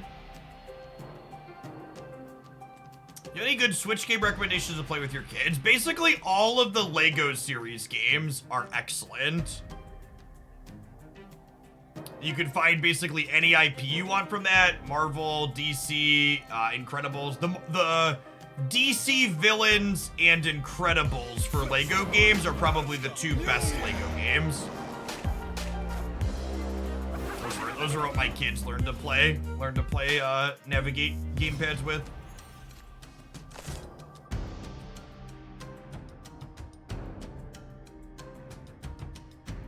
Yoshi's Crafted World and Yoshi's Crafted World is very good, and once they get a little bit bigger, Luigi's Mansion is solid. I can't play Sentry because of the Great Web. RIP.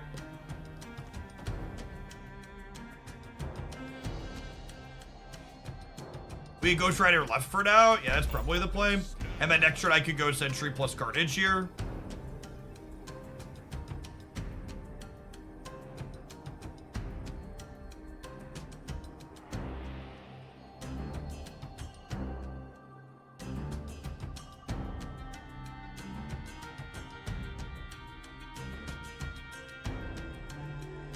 So, Shang, I really wouldn't consider Teenage Warhead a tech card. She's just kind of a bad card. Shang-Chi's a tech card because Shang-Chi is good based on what your opponent's deck is doing, if that makes sense.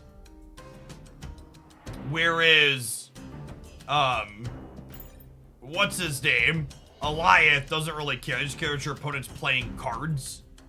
MK all day, thank you for the 56 months. Welcome back. Viper was a quality pickup here for sure. Wow, their draw was good too, though. They drew Jane Foster after Lokiing us. They got to draw Thor's Hammer here.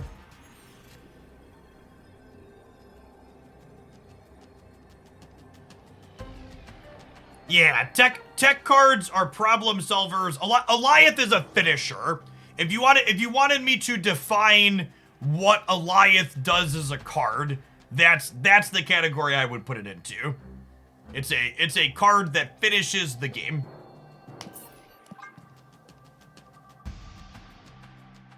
Escaped. I would put Eliath in the same category as cards like Doctor Doom and like the Hulk, not Shang-Chi and Enchantress. Thanks for hanging out, Tanuki. Welcome back.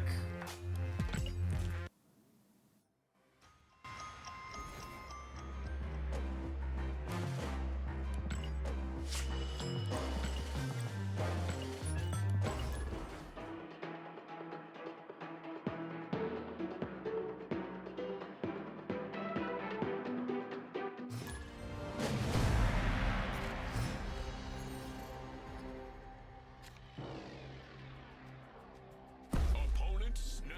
Magneto might be considered a tech card. Kinda, like, generally speaking, you don't look at Magneto and go like, this is in my deck because it moves 3 and 4 energy cards. You put Magneto in your deck because you want a 6/12, and the spots where it happens to move 3 and 4 energy cards profitably is like the upside. It's not the reason that you're playing it.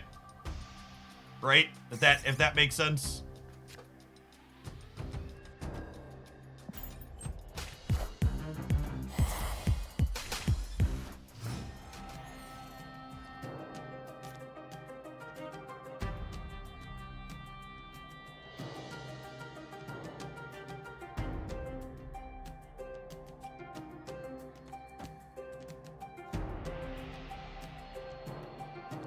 If I eat Viper, we get to kick this squirrel across on 5, which is nice.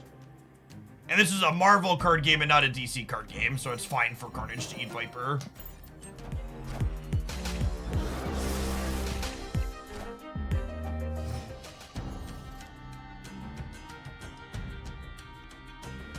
Samurai on.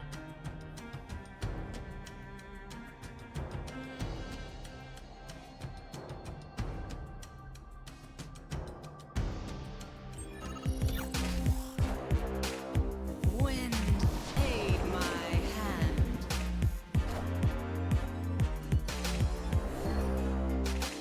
Long. That's a good one to get rid of. Does this lock up here? It puts us to 11. And they're going to end up at 9. And then if they surfer, we tied. That seems fine.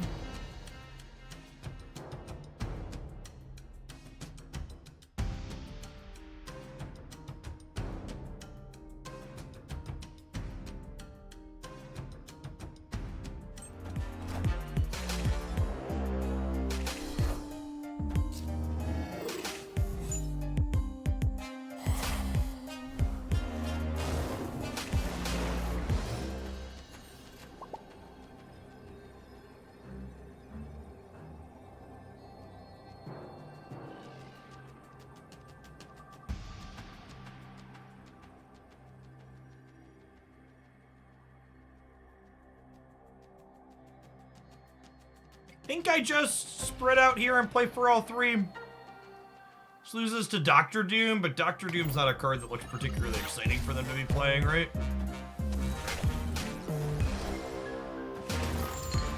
Should just assume they can't help themselves and play left.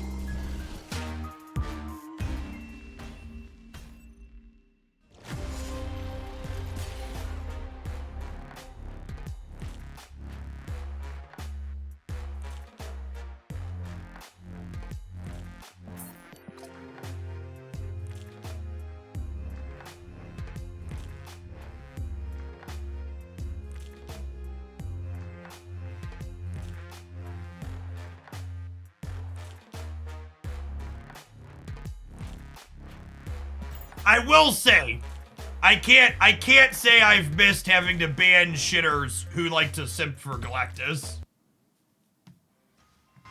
I can't say that that's honestly been the most exciting feature of the card being removed from the metagame from so long, is not having to explain to people what I find fucking fun versus not fun. If you've listened to this stream at any point and thought that I've made a compelling, data-driven, power-level argument about why Galactus sucks shit to play against, you haven't been paying attention. I have been making a purely subjective plea that Galactus's very polarized gameplay is not fun for me personally. And this is an opinion, and you don't need to pipe the fuck up and tell me that you disagree with my opinion on my Twitch channel. You're welcome to disagree with it, but you don't need to let me know. This isn't something you could logic me out of. This isn't a debate. This is a, I don't enjoy it, and nothing you say is going to change that.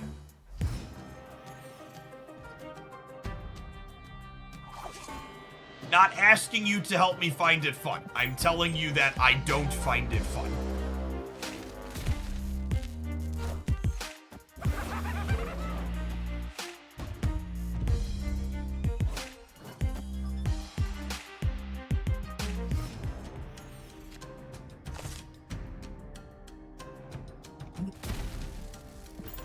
That's another one.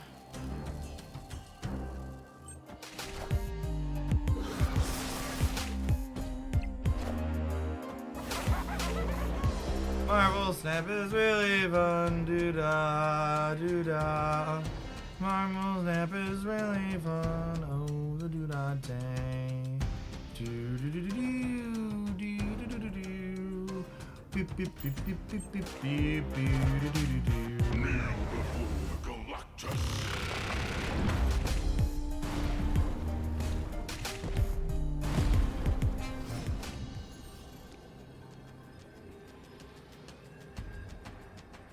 Why don't I want to hear their opinions? Because this isn't the Asimite 6 Twitch.tv channel.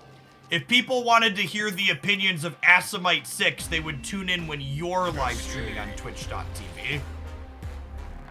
This is the Jeff Hoagland Twitch.tv channel, where people show up to see me play and talk about my thoughts on things.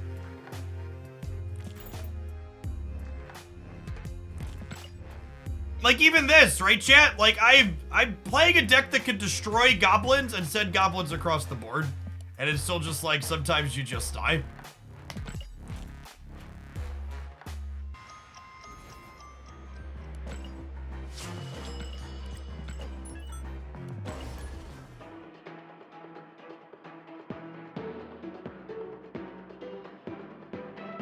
Yes, fun, despite being subjective, is somewhat measurable. If you did a poll on how much do you dislike playing against this card from 0 to 10, I would bet Galactus would be down there with one of the lowest average scores. I agree with that.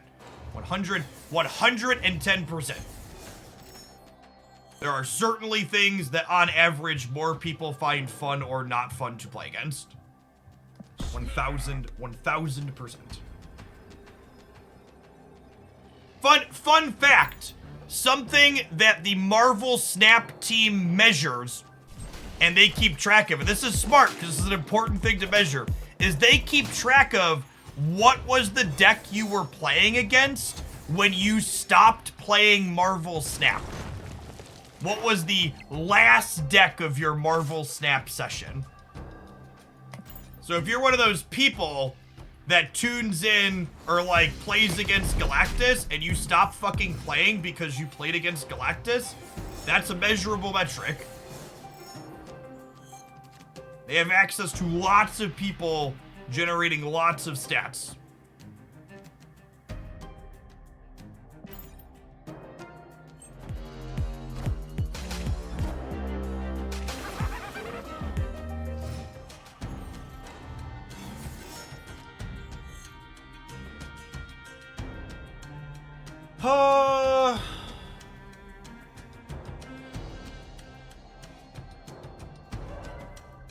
I'm doing this, and then I'm like putting a Wolverine here, and then we're like hoping to draw Carnage.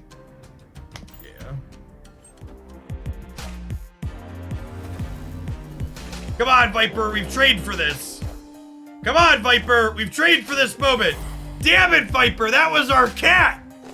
We've talked about this, Viper.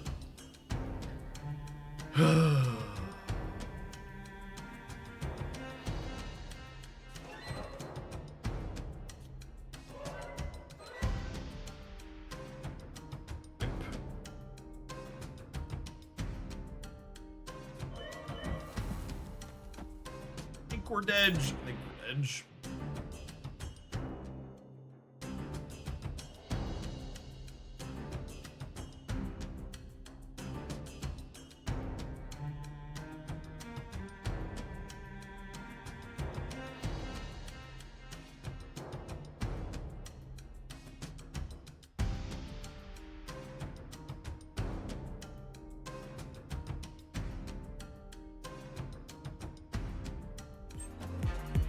Friendly neighborhood Spider-Man.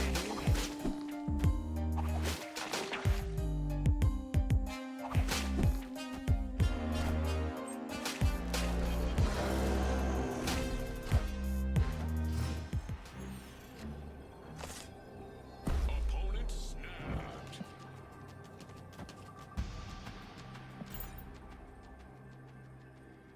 The proving grounds. Press the button.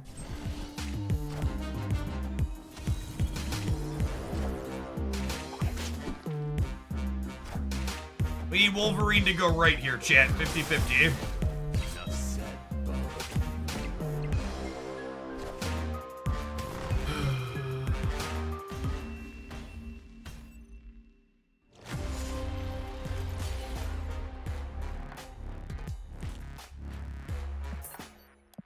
It's better lose the 50-50 kind of morning.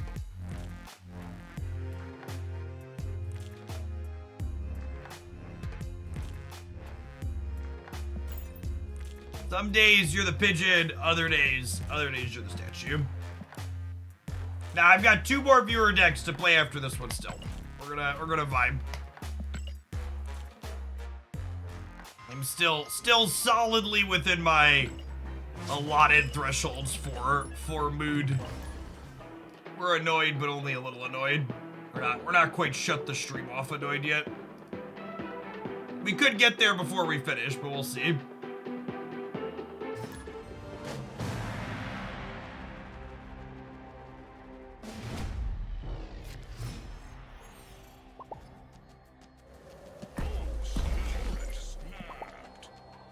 Nice fist bump back, the turn 1 snap in the snapping grounds, chat.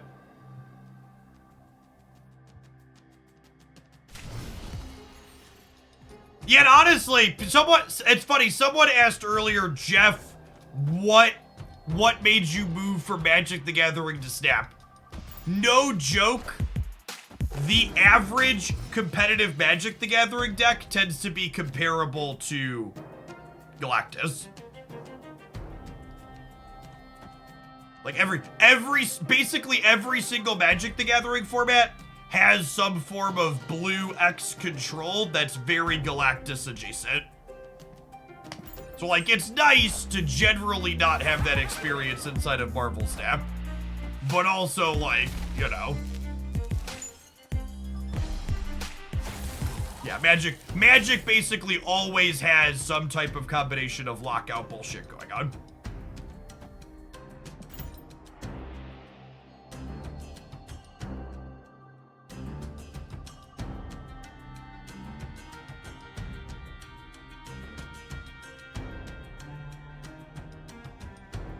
Yeah, Teferi, Time Ravelers, Thought Seizes, Counterspells, Wrath of God.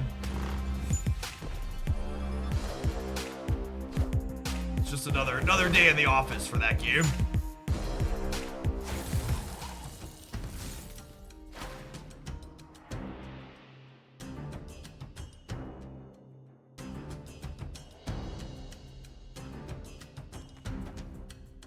Alright, so the hope here is that Black Bolt takes the Galactus out of their hand that costs 4.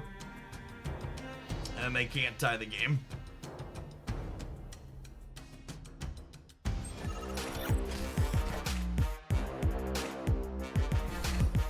They're a Wong deck?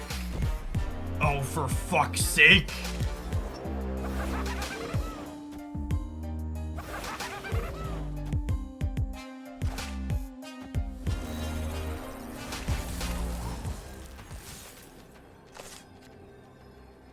Oh, man.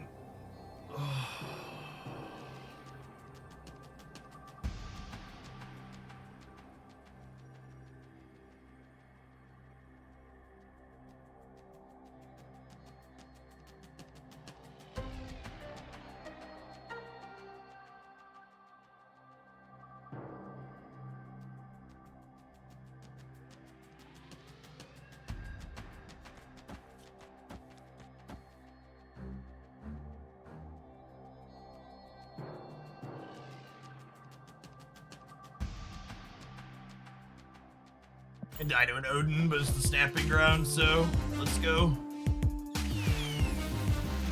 Wakanda forever. We won the breaker here, right? Won the breaker because of Jotunheim?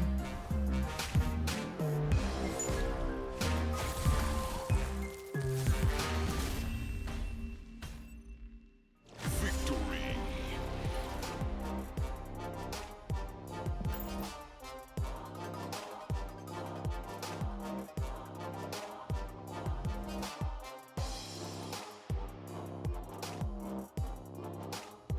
FYI, this is the build of the Alliance deck that's been, or the Galactus deck that's been pretty popular. Alliance Galactus, if you want to call it. So there's two primary Galactus decks that have been doing really well. 0.44 cube rate, higher than the Loki. Yeah, it's higher than Loki's average, even. Higher than High Evo. The High Evo actually has a really low rate because it's a prison deck. Wow, does it have the highest cube rate by a lot? Stock Galactus is lower than that. But the ramp deck has a really solid backup plan when it's not Galactusing. And this is one of those decks where the power of Galactus in this deck isn't just playing Galactus. The power of Galactus in this deck is just the virtue of the fact that it existing forces your opponent to play suboptimally. Is there Cerebro 5? Do you mean Cerebro 3? Cerebro 3 is trash chat. Hot dog water. Cerebro 5? Look at how good my Cerebro 5 deck is, chat. This is this morning's deck highlight. Alliance and everything. We were up 30 cubes with this yesterday on stream.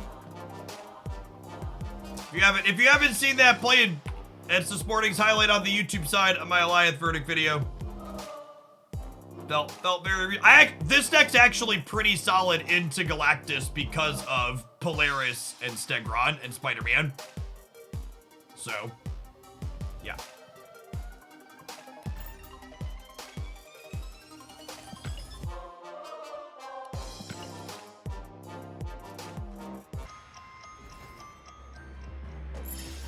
I wouldn't give to be up 30 cubes this week.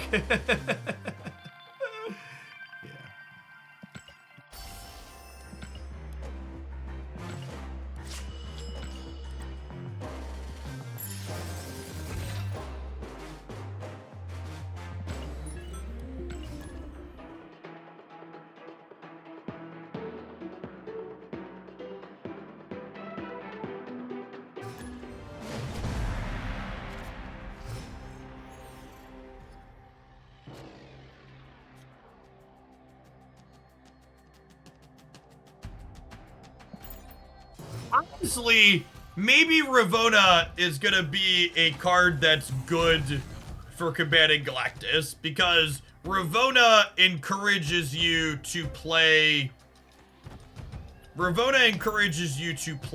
Goblins, and Goblins are good against Galactus, so maybe that'll be good come Monday.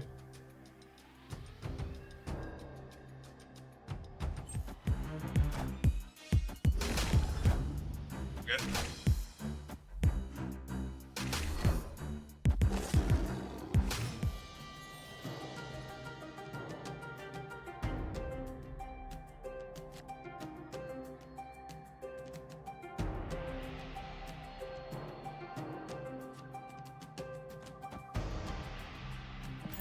Just doing this, and then I'm gonna like Wolverine Carnage over here.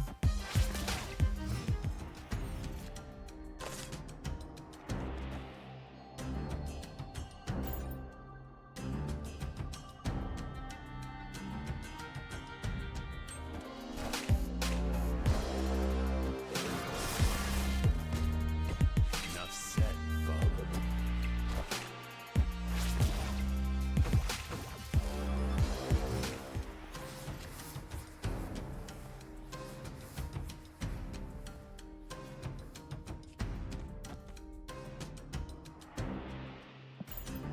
You never beat. I'm playing a big thing here though, right?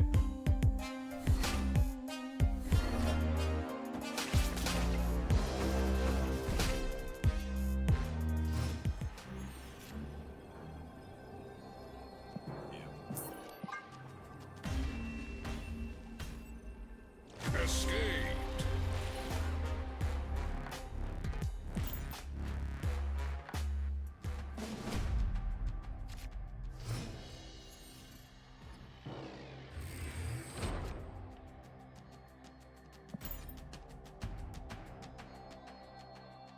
I don't know that I buy the Wolverine being good in this deck. Our Silver Samurai is very rarely going to discard it because we have all these low power things.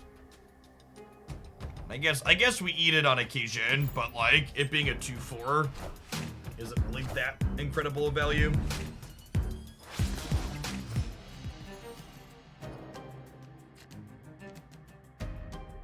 Just so hard for us to contest this location.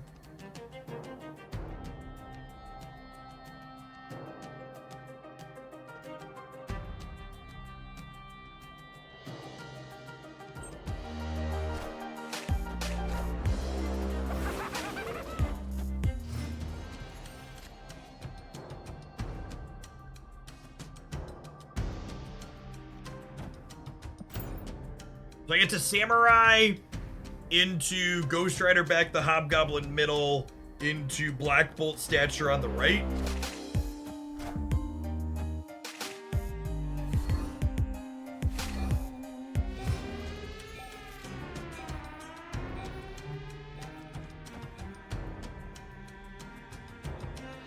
There's no reason for me to play this out in advance, right?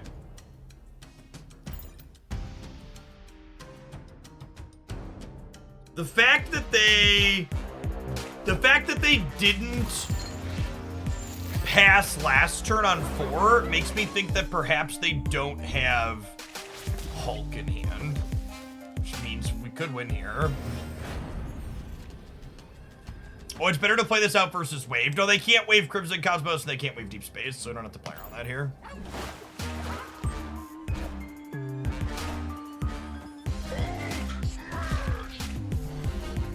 Didn't have the Hulk. That was a good read, but they top decked it. It was big enough. This deck is so strong when you have even one location that locks your opponent out. This is one of the top performing decks per the metrics right now.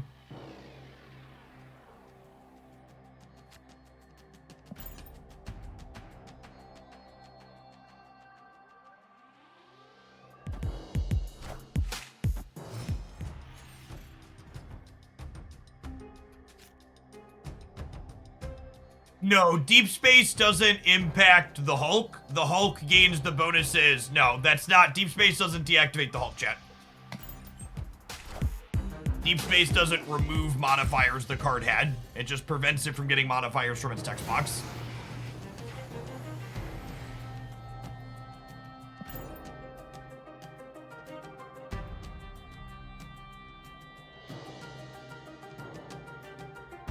Yes, this deck that the current opponent is playing is one of the reasons why I've talked about Killmonger being a great card to play right now.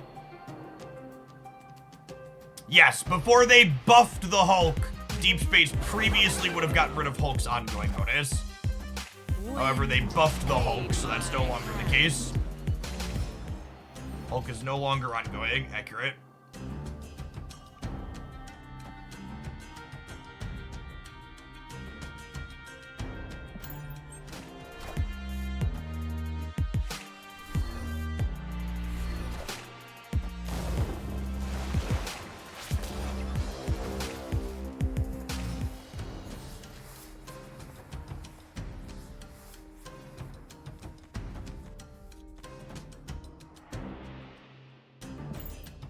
Do my best to get stuff into the flooding here.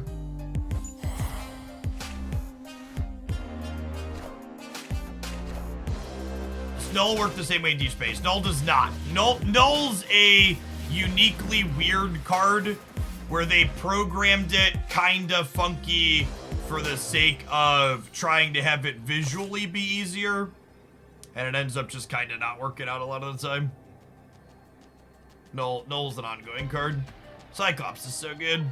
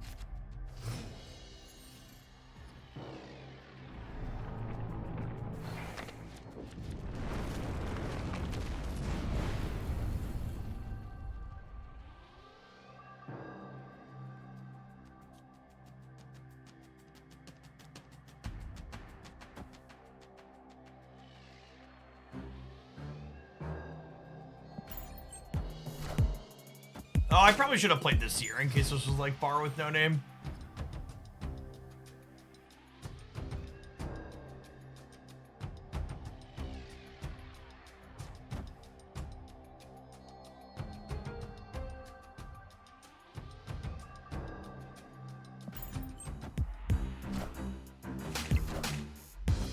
Yeah, Atuma, I mean, it's not your fault, Atuma.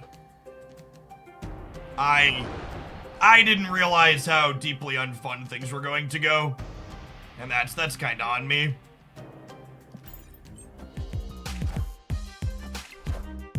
I 100% should have been thinking about that. And I wasn't.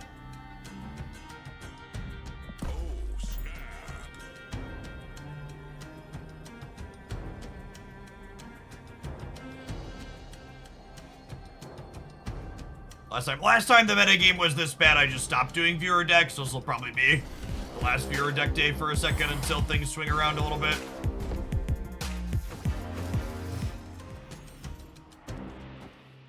Alright, we're punting the left.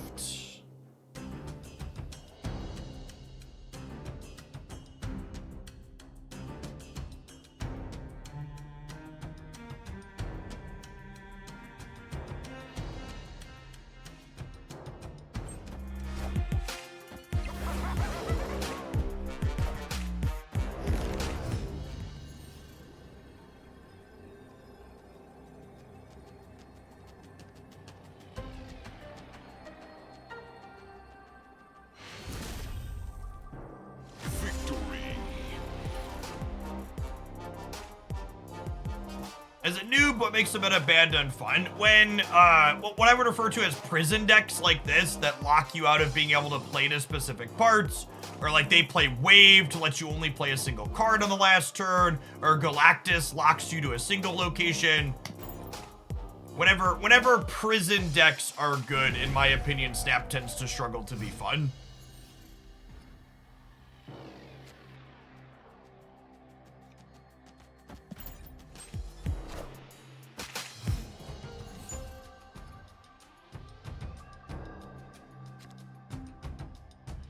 So we talked about it a little earlier. I almost have whiplash because, like, last week with Loki's release, I think was some of the most fun I've had in a very long time. It was just everybody like, Hella was a top deck, chat. Like, it isn't even real life. Hella was a top deck? Excuse me? What? That was awesome in all the sweetest and best ways. Sentry right. Unfortunately, I am cursed with literacy and unable to play Sentry on the right.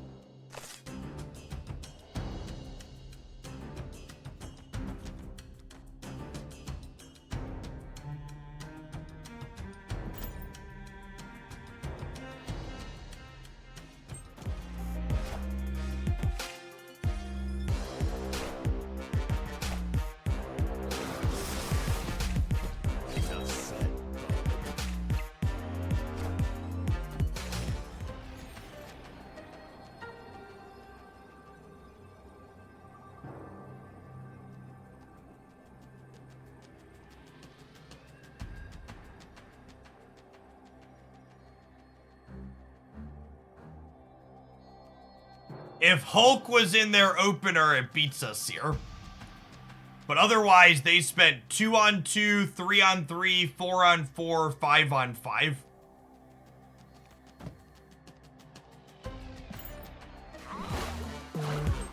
Oh, shit.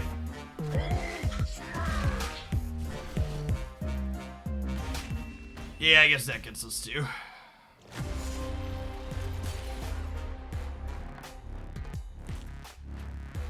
We couldn't beat that, right? Because this is only +5.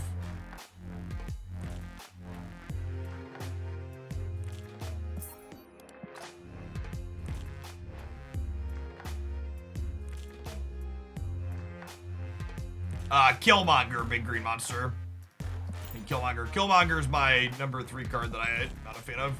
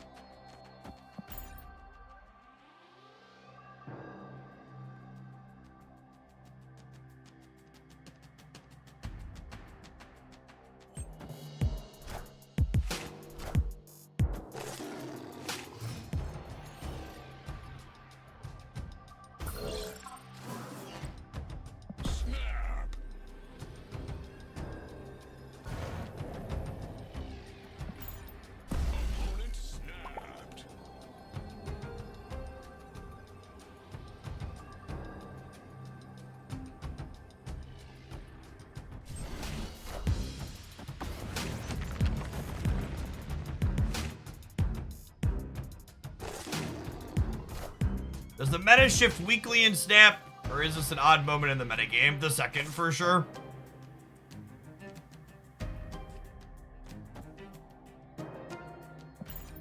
Loki was the first big metagame shift Marvel Snap has had in a little while.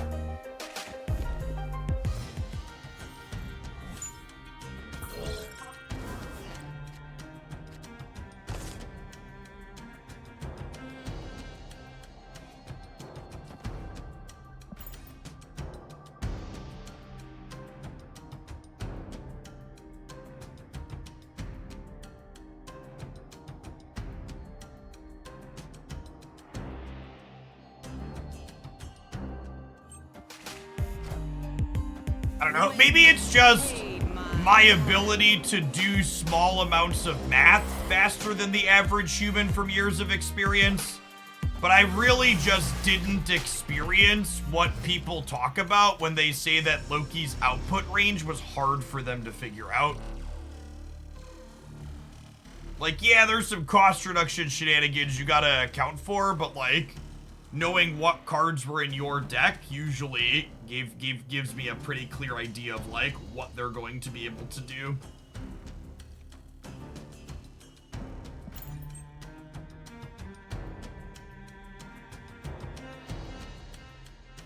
Maybe I'm supposed to Hood plus Samurai this turn. So Black Bolt. I am Iron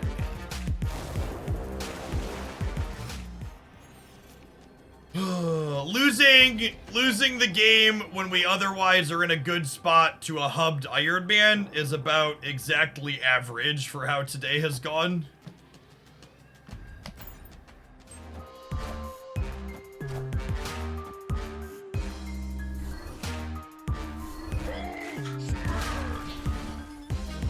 Just like actually had points in 2 lanes to beat a Hulk. They got an Iron Man off the hub.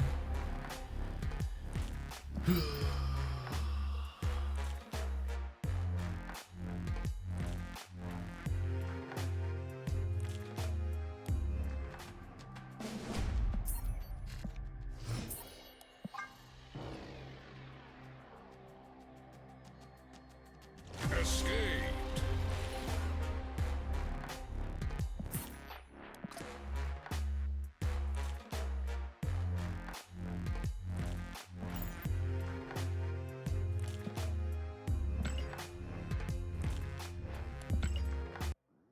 Blind Unicorn, are you aware that High Evolutionary is the 3rd card in the spotlights the week of Mobius at Mobius?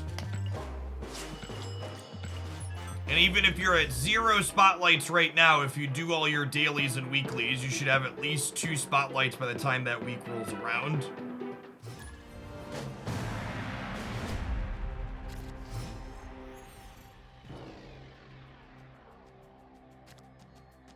If I was high Evo short, I'd probably just save up a little bit and YOLO it that week with 2 or 3, depending on where exactly you're at.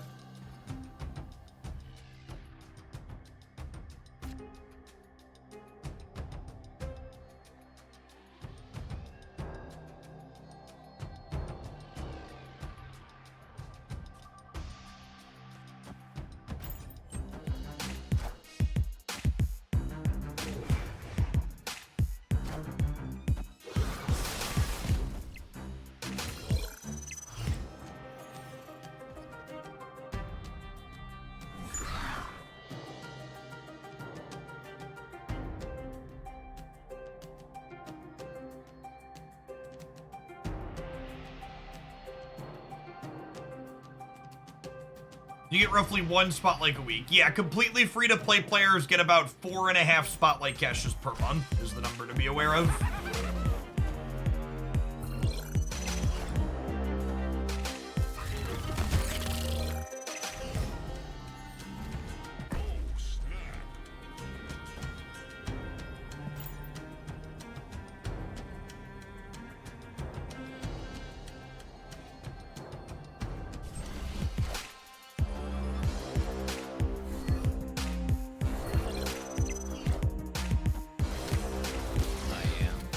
Forge Brood deck, the shortest lived top deck in the history of Snap. Yeah, and honestly, Second Dinner taking that deck out back behind the woodshed was probably completely unnecessary with Galactus coming back into the metagame, right? That deck probably has a pretty medium Galactus matchup, even if Absorbing Man.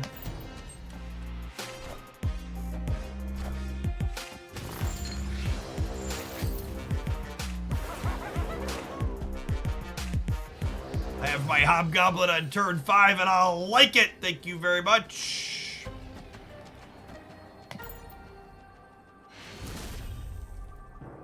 Victory.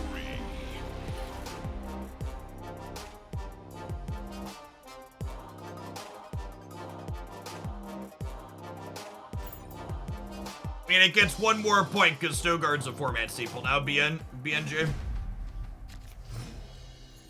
Yeah, the new editor's done really good work out of her. I'm very, very happy with the state of stuff on the YouTube side.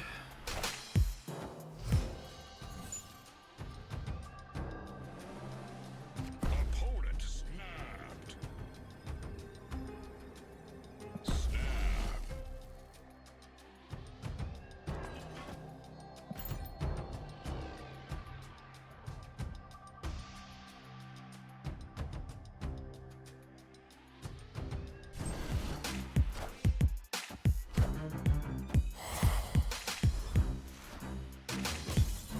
I guess bar is still like pretty good for them because they can do what's it called on it? Oh, but now the bar's gonna shuffle. Interesting.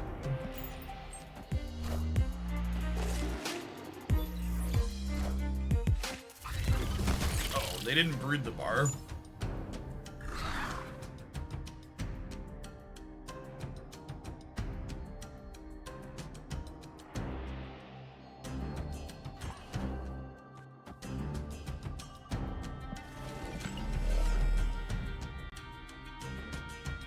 Well, this is awkward.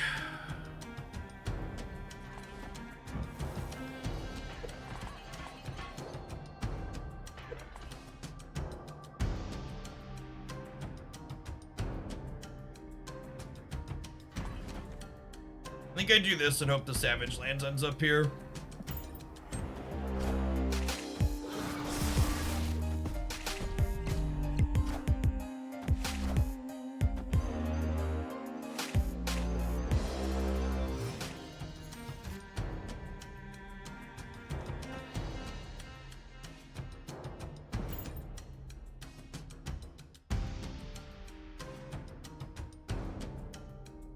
Probably good to go here.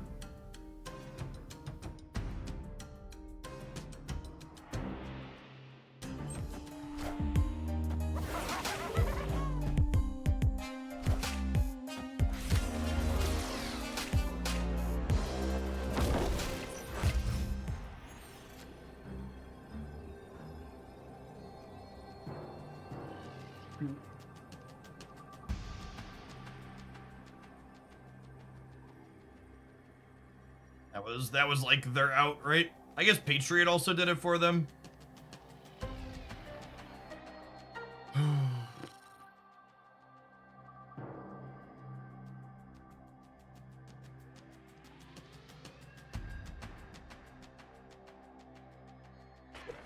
I technically play for a 1 and 3, but that's just like not good play for 4 more cubes.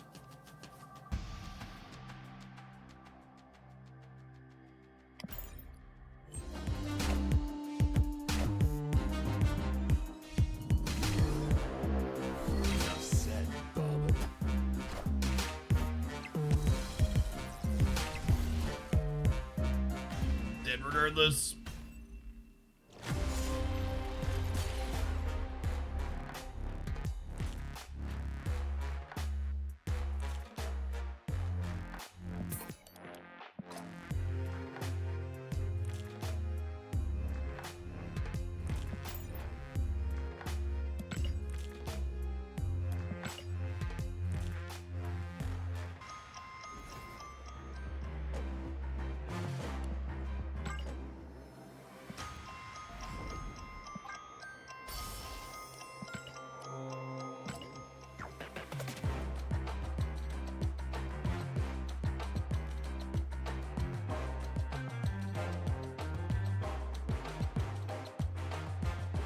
In case anybody was wondering how viewer deck submissions have gone the last couple of times, this is why. This is why we only do this about once a week or so. It's tough. It's tough out here, chat. It's tough out here.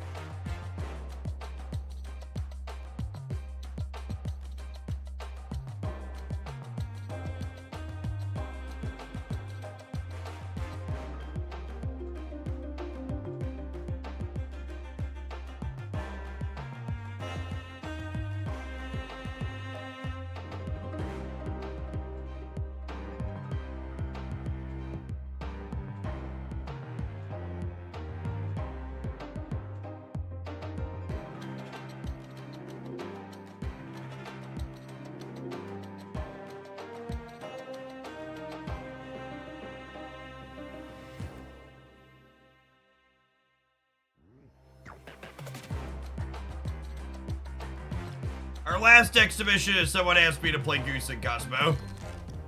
Shoving those 2 cards into the good deck sounds good. Yep, sounds great. Sounds great, even.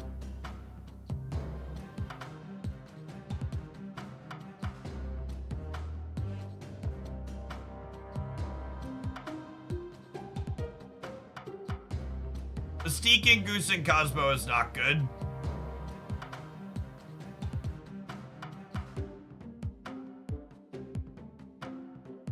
Yeah, I think this deck probably wants Chavez.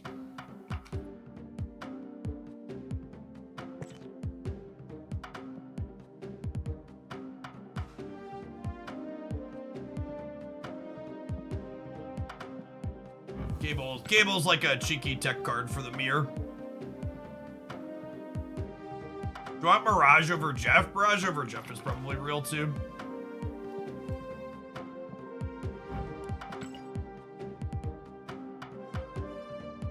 Oh, I have one more bad deck. Alright. Yeah, I forgot about that one. Yeah, let's do Lighthawks. Copy this.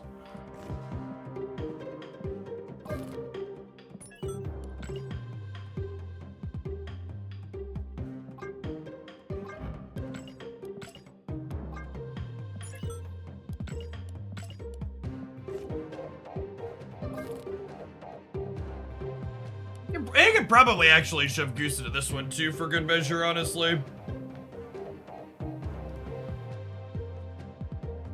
It's probably a good decision.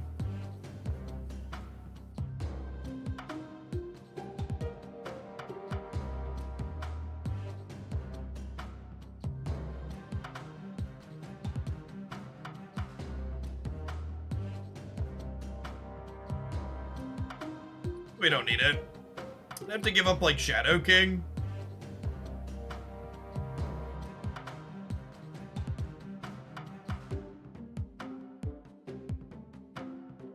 Giving up Shadow King fine. Giving up Shadow King's probably fine based on what's been going on.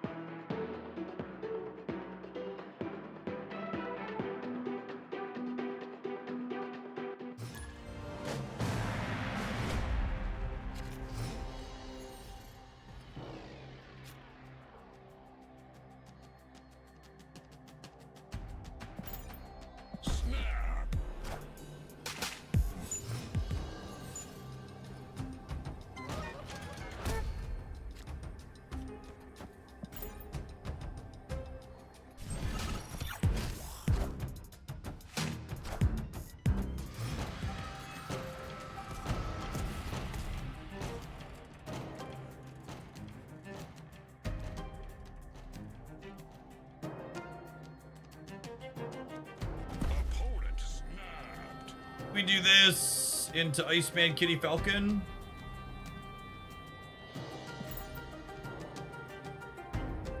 You explain why Mystique isn't good with Goose and Cosmo? Because you have to actually win the game at some point. Aid my hand.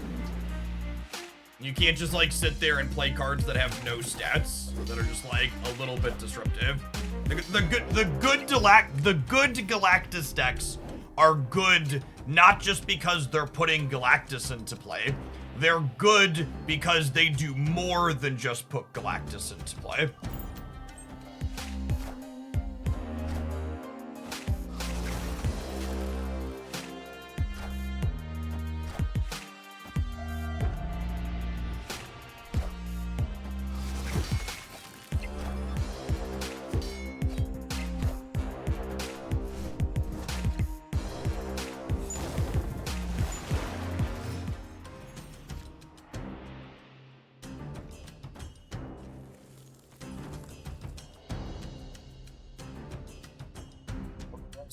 And then we'll go Dark Hawk, Kitty Korg on the last turn.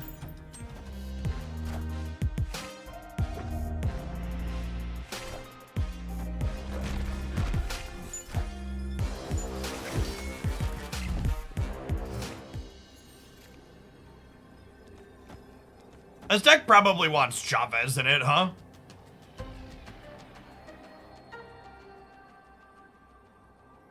Wonder if we need Cosmo. Can we just play Goose? My body is ready to lose to this Goliath. So Chavez. I guess, like, what are our good draws on the last turn? Darkhawk's a good draw. Cosmo's a good draw. Sometimes Korg.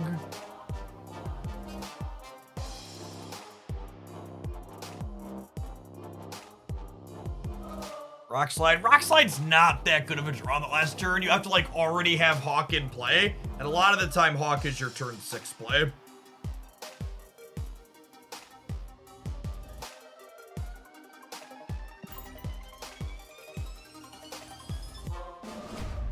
Oh.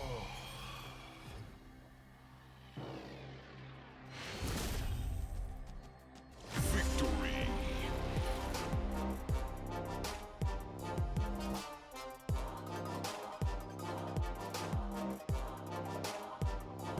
Shadow King was previously a good draw that you wanted. Yeah, that's true. And part of the appeal of a deck like this is that your anti-Galactus stuff is stuff that you kind of don't see to a degree too, right? Like, Goose is good because you can get them positionally a little bit, but you also just, like, Korg and Black Widow them and Rockslide them and Iceman them to, like, mess up their curve and their draw. So it's not just Goose as a anti-Galactus card, it's also the draw disruption.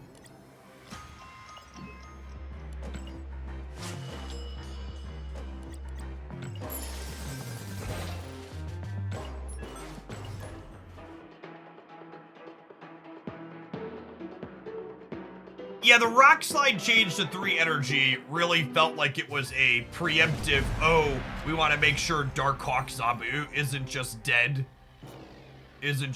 to rights when Mobius releases. Felt like they were kind of preempting at getting beat up.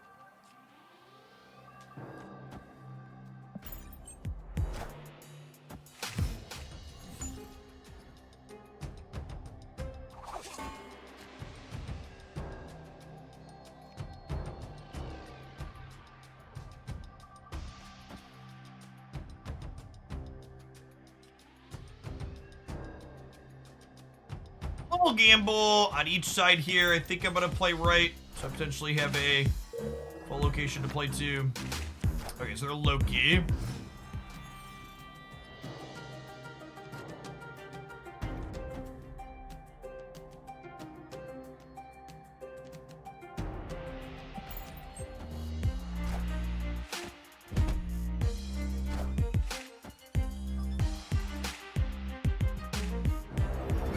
Honestly, BNJ, I'm just gonna refund you if you're not happy with the Loki deck that I pulled up. I just, like, most of the deck submissions people are putting out just, like, kinda suck shit. I'm a little tired of just getting beat up today while playing mediocre decks that people are sending in. The metagame sucks and it's just been a bad day.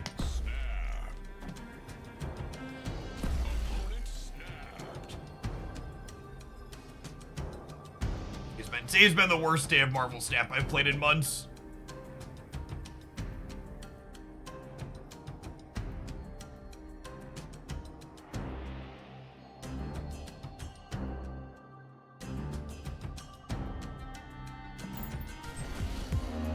I'm aware that I hadn't pressed enter. It didn't get eaten. I was thinking about what I wanted my play to be.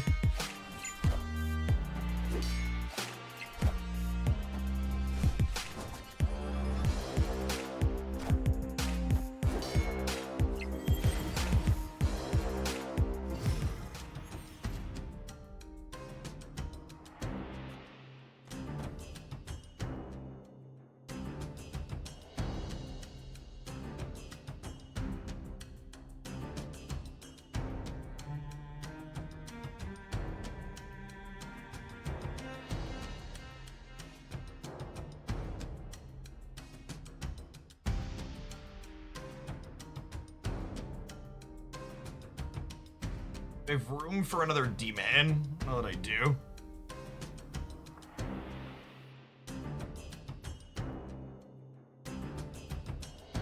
Just cutting them off a draw. We'll widow them. We'll see where it shakes out. I'm a little worried about getting waved here on 5.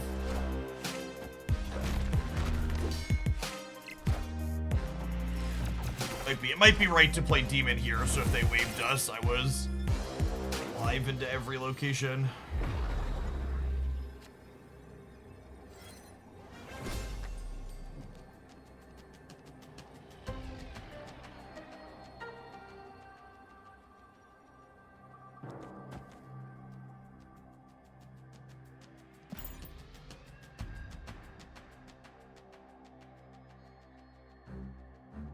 Oh, the leech means they still draw. That's kind of funny, actually. Yeah, I didn't think about that. Hello.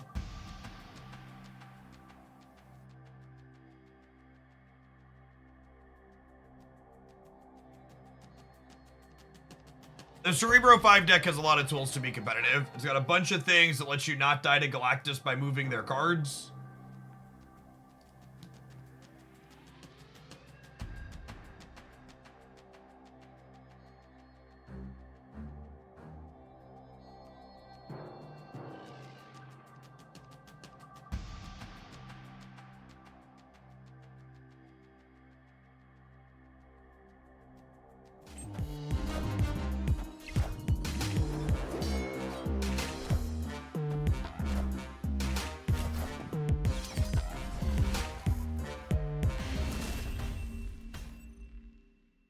That long take was them thinking, can they win the right with Magento?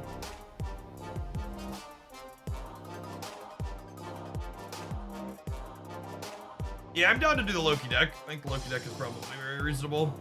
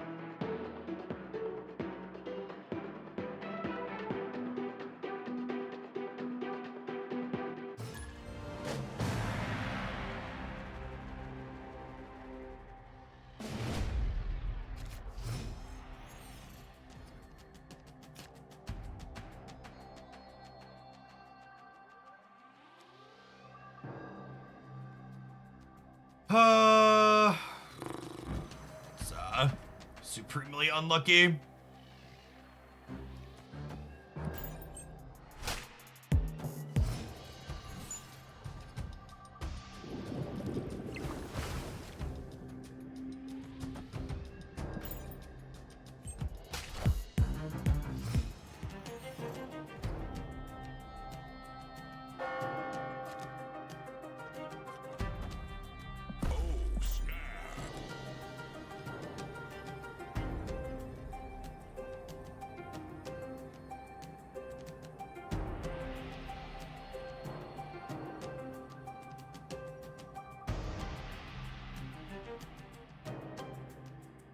Kamikaze, I've talked about the clutter control deck being good. I expect we'll see a metagame shift here soon where the clutter deck stops being good as people start playing Killmonger to beat up on high evolutionary, but until what's it called picks back up, I think the clutter deck is still very solid.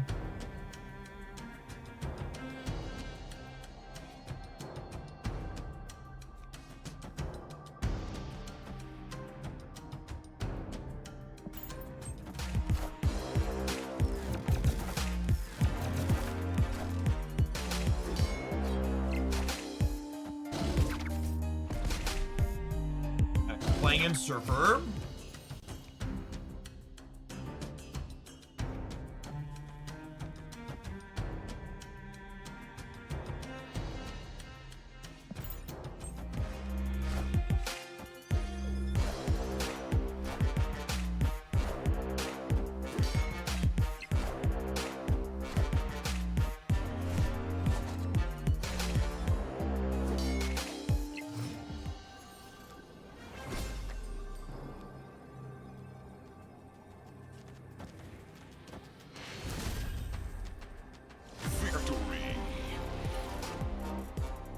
Is a solid Killmonger variant. Almost looks inked by default. With little bits of gold. Looks real good.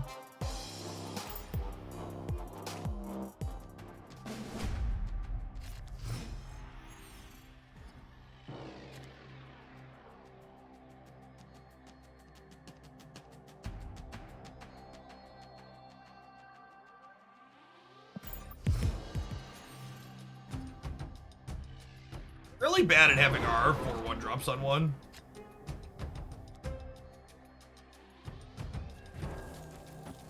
Yeah, Iceman into Rock Slide into Beast Angle here.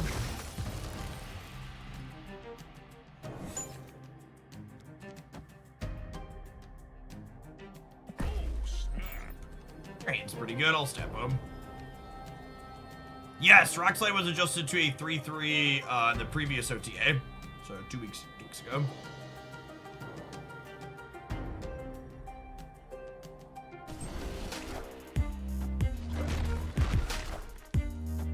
Wind, aid my hand.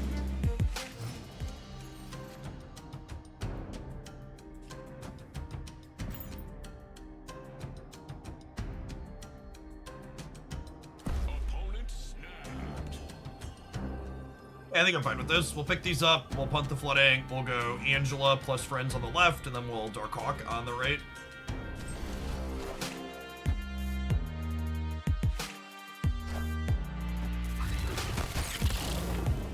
But we were bailing out there anyways.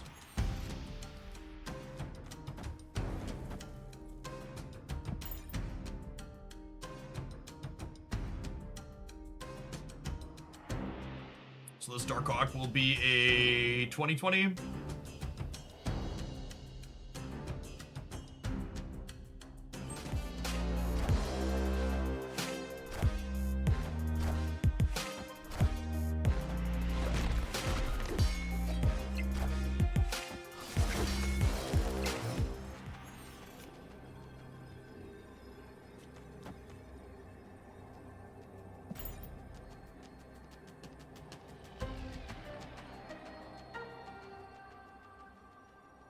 We'll be at 13 on the left, 11 if they Killmonger.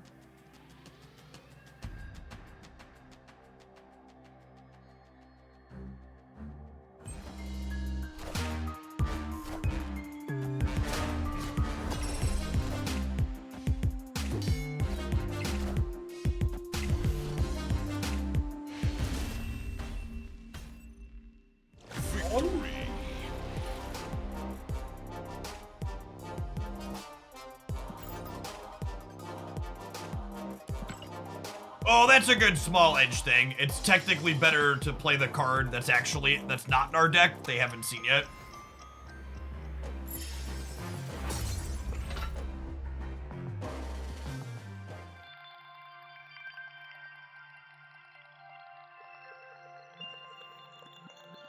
We've been playing viewer deck submissions in Conquest for 5 hours so far today.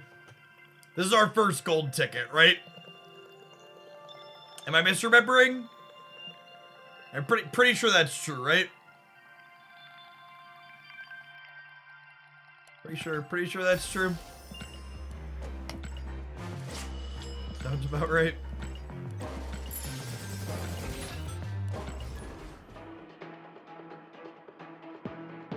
Rewind the tape, something like that. Be kind, rewind, chip.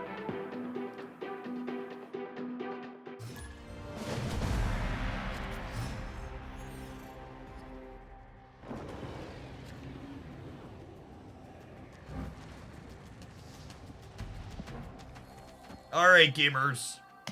Alright, gamers.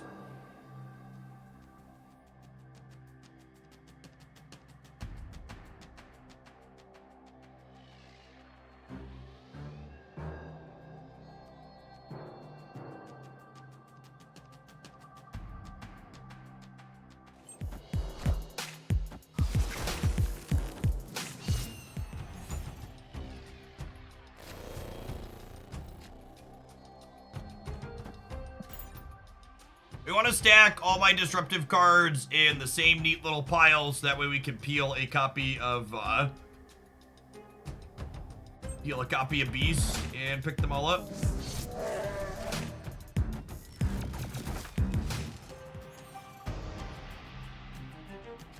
You talk through your thought process about Vesuvius. Yeah, I've heard a lot of people complaining about this location, but I actually think the design on this is really neat.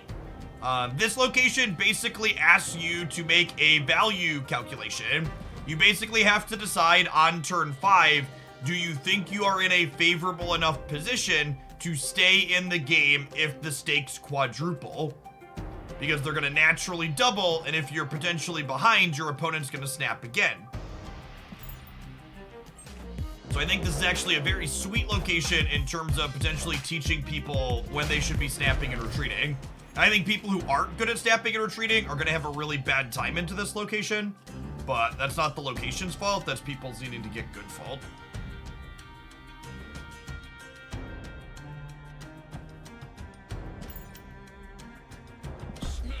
Snap them here.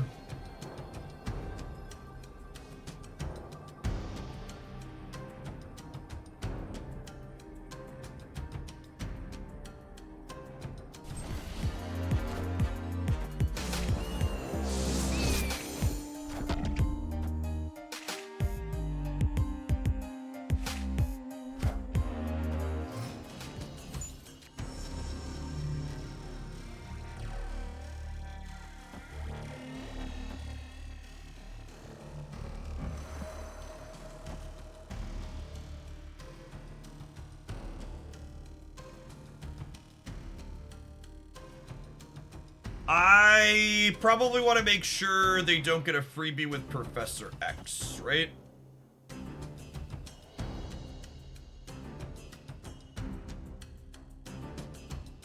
At least if they do get a freebie with Professor X, I want it to be the danger room.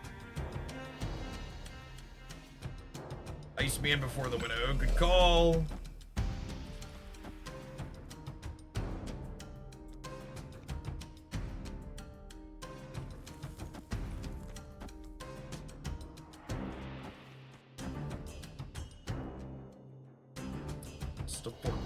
Plus 8 here, which is 12. Yeah. Sorry, put it.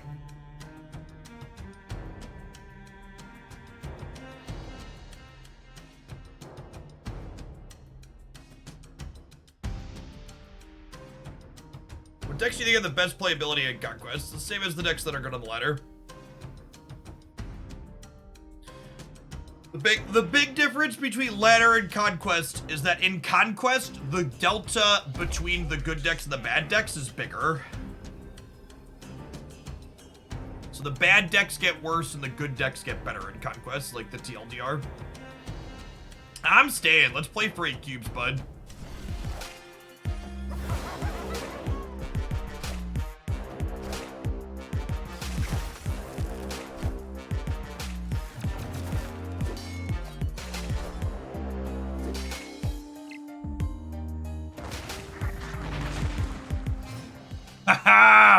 Oh man, Chad, it puts the thing over the retreat button. That's great.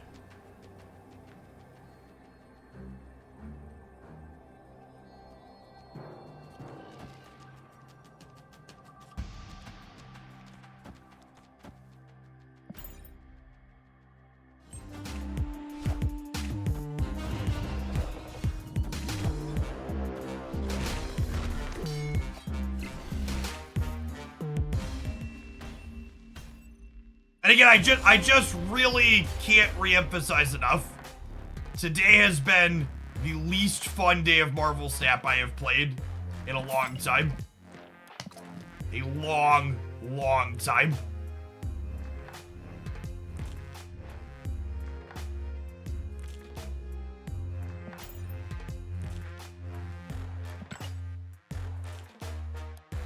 I think the reason is playing against Galactus and Prison decks suck. The game is awful when all your like every deck is a wave deck, a storm deck, a Galactus deck, a Professor X deck. It's been well over half the matches. I bet if I went back and looked, it's probably been 3/4 of the matchups or more. Daredevil, Wave, Eliath, Storm, Professor X, Galactus. These are all some of just the least fun cards in the game. Opponent snapped.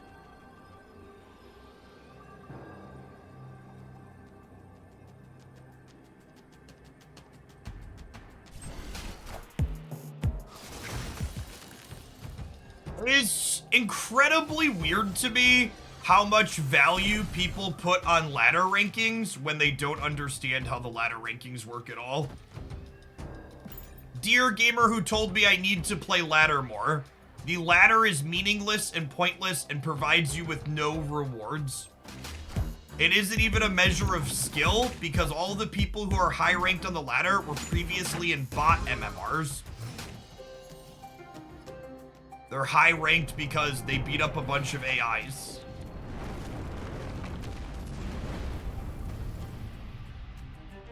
There is a green arrow that goes up, that's true. Accurate statement.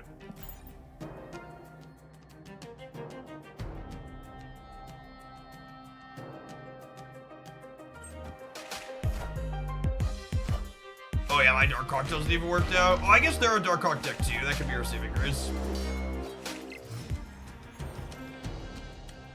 Yes, they definitely messed up by playing out Widow's Bite. That's accurate. Oh, they kind of messed up by giving me a rock here too, right? Because my Falcon.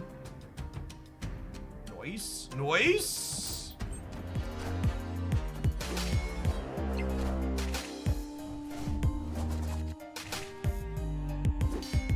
I mean, and again, this is why I just can't emphasize enough that, like, I'm not trying to yum yuck when I say that. Like, if you are having fun with the ladder, you should play Marvel Snap in a way that brings you joy. Victory.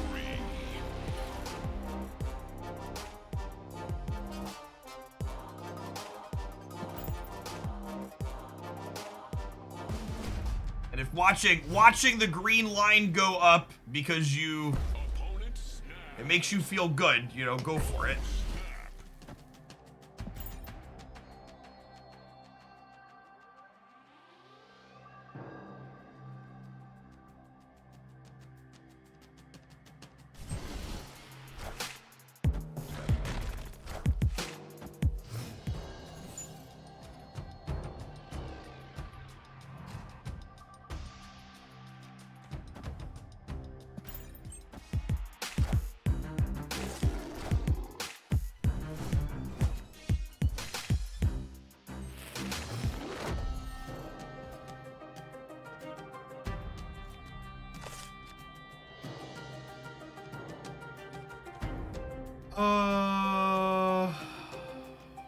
Man, these locations are kind of a bag of dicks.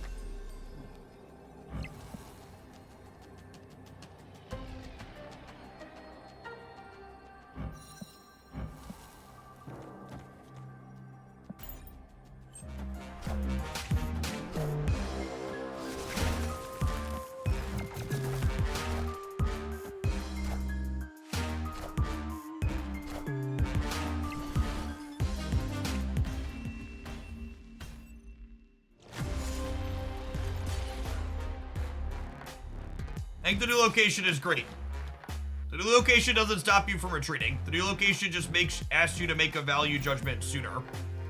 You still have plenty of chances to retreat in games that the location is involved in, and if you really don't like it, you can play location mitigation in your deck and get rid of it.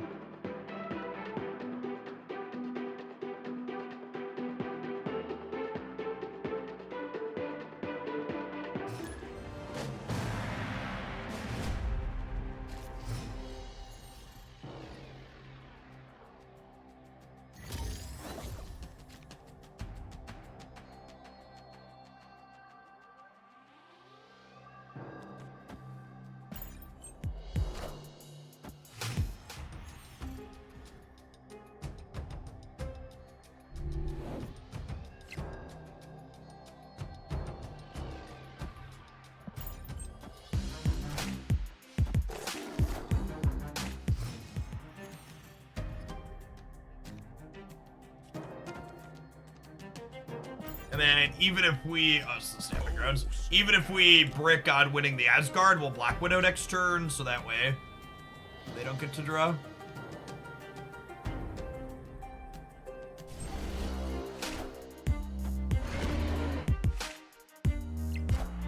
Yeah, full agree with that.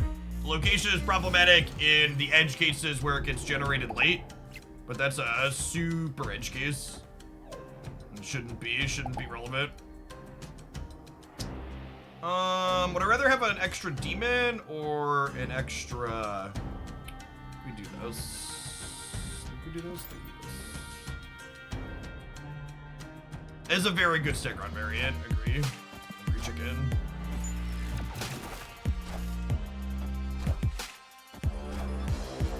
Cerebro 5 gamer.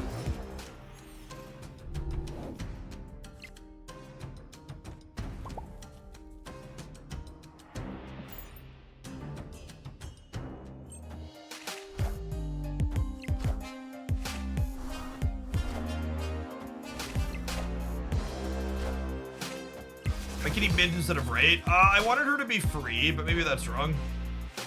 I guess her being free doesn't matter.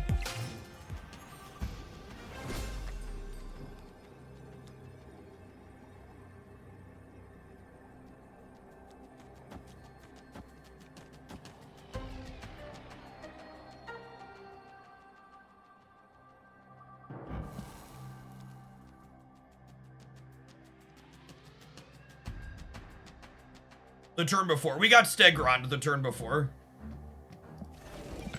Think I need to abandon mid? Can I win abandoning mid? I guess I can play like this and shrink their lizard. No, they have Luke Cage. I can't shrink the lizard.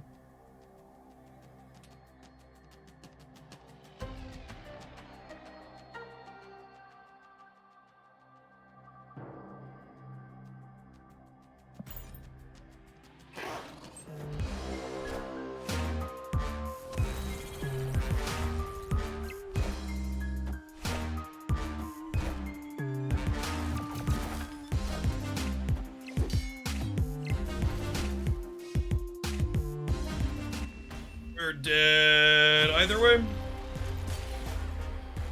No, would my original play have won? I don't know, counting is hard. Can't play Darkhawk left chat, there's a goose there.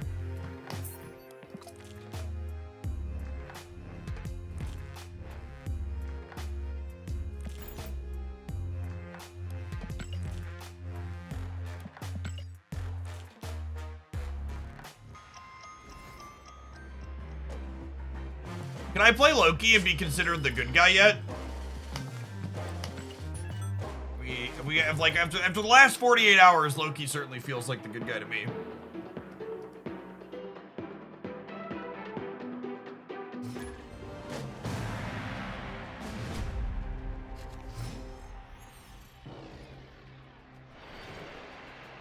Narrator, Loki has always been the good guy. I agree with the narrator, Burgle.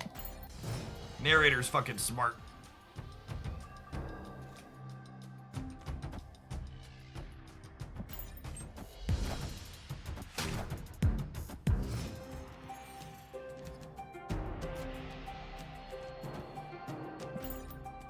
I want to Cosmo and Goose the paths that they don't have units in already.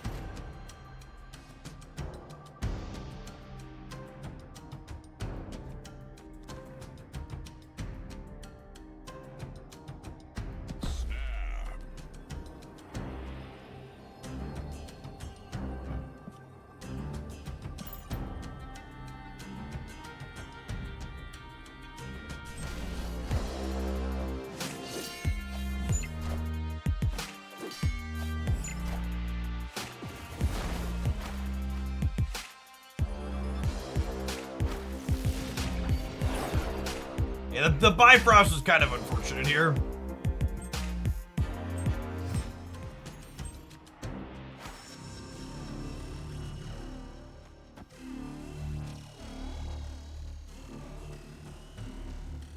And then this is that kind of catch-22, right? Because they get to know exactly what we're doing. So I can't even like play my card that's kind of anti-tech because they get to know that it's coming.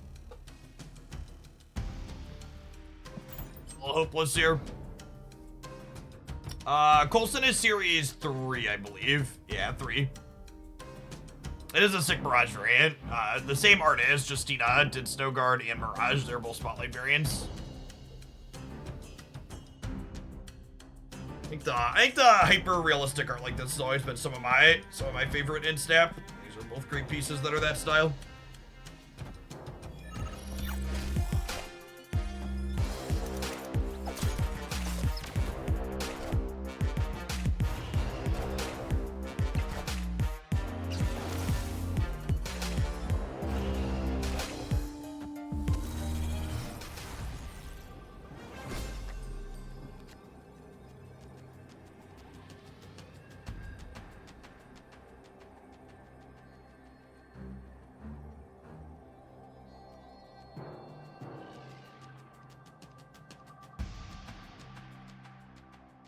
And then, unfortunately, this just doesn't beat their Chavez.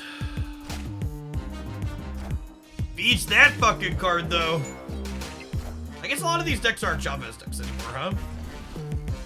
Doc will never be playable. I mean, Doc Ock has consistently been very playable in Marvel Snap.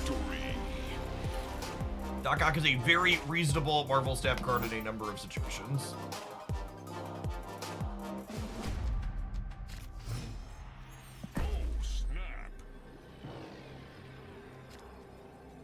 Yeah, the clog deck especially, big agree.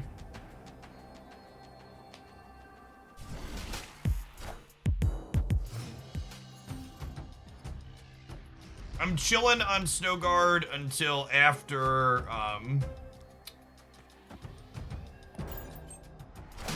we collect her here.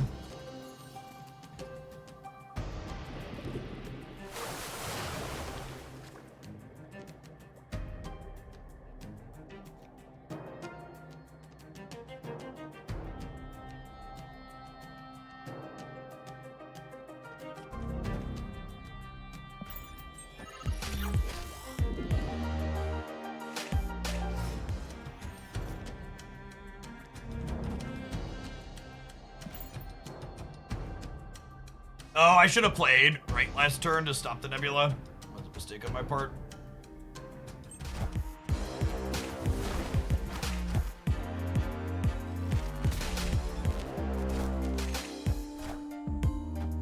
What's tomorrow's video? Tomorrow will be an OTA patch review, or OTA card update review, I should say.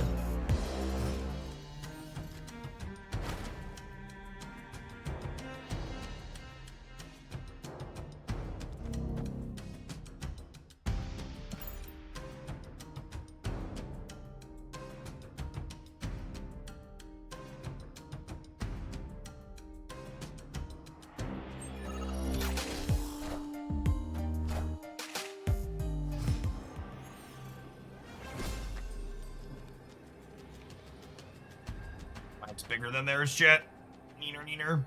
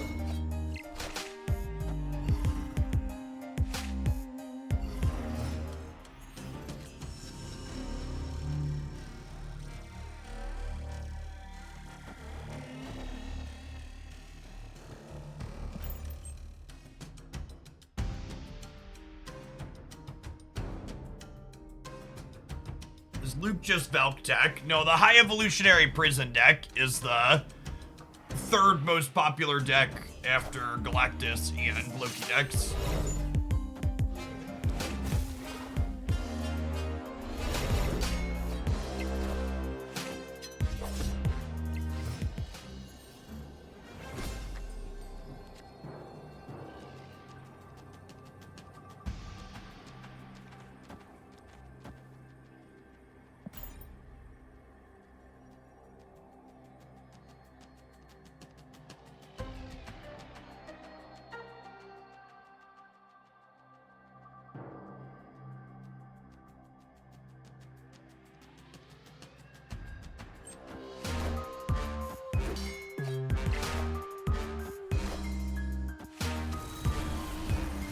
No, we're beating Doom because of Angela.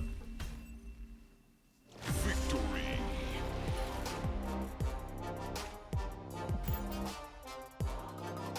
Yes, yeah, the last face down card is Panther. Snap. Just getting sweat all over my keyboard.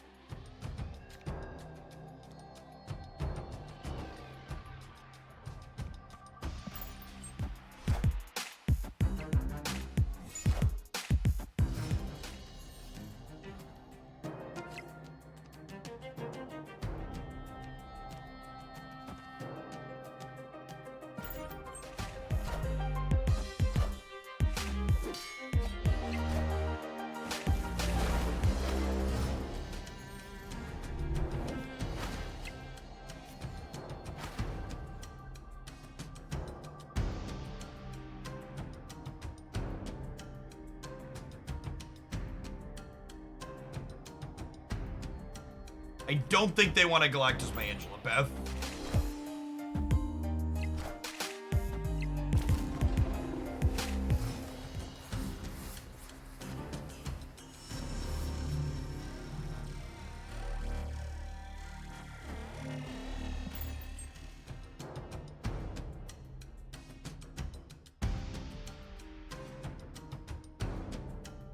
There been a Magic deck that's as toxic as Galactus? Yeah, basically all of them.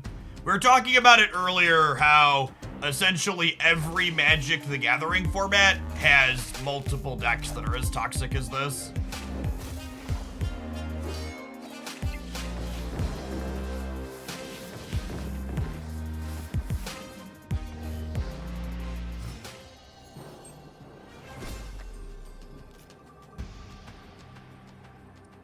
I actually just can't win, right?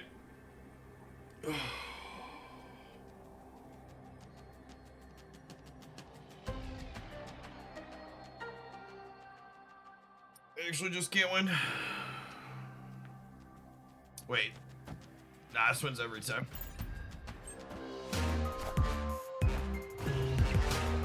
Except there. Except that time.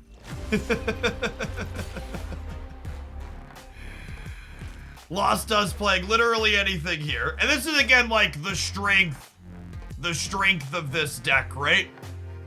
Is Real saying, well, why didn't you Chavez right? If I Chavez right and they Dr. Doom, I lose the game. This is why this deck is good, is because it doesn't just lose the game when the Galactus fails. It's good because it has a lot more going on than just Galactus. Whenever anybody says Galactus isn't a big deal because it's easy to counter, they're telling on themselves. They're telling you that they don't fucking get it and don't understand what makes the good Galactus decks good.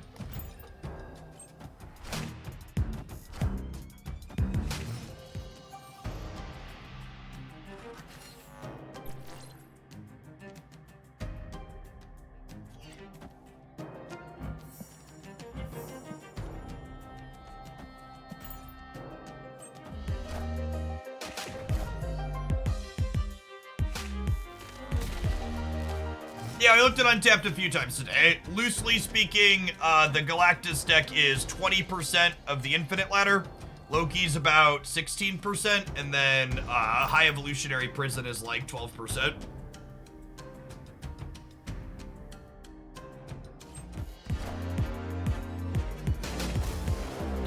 In other words, it's a little rough out there.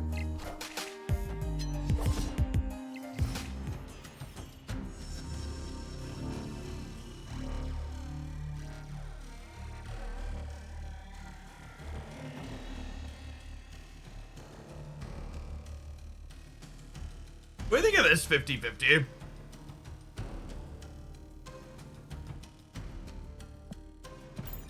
I'm into it.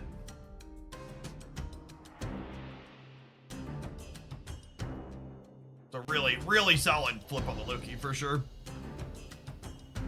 They can Galactus right. If they Galactus right, we have priority, and if we hit the Loki, we stop the Galactus, so. Because we have backstruggling one.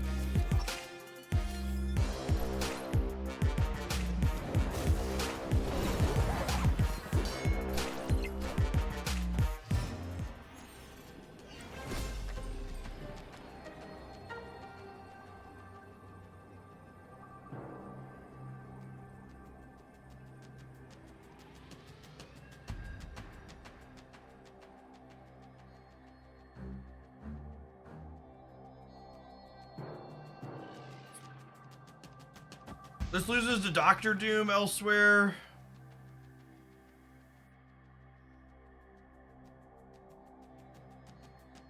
This probably wins the game, right?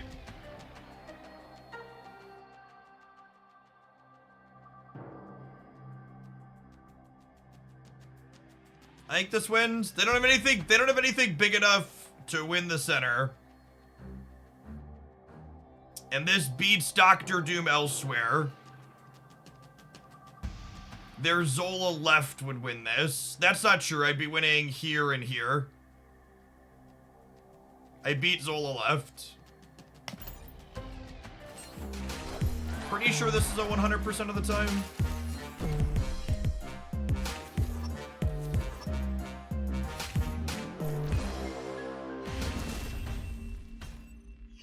Victory. They were all in and just didn't have other plays yet.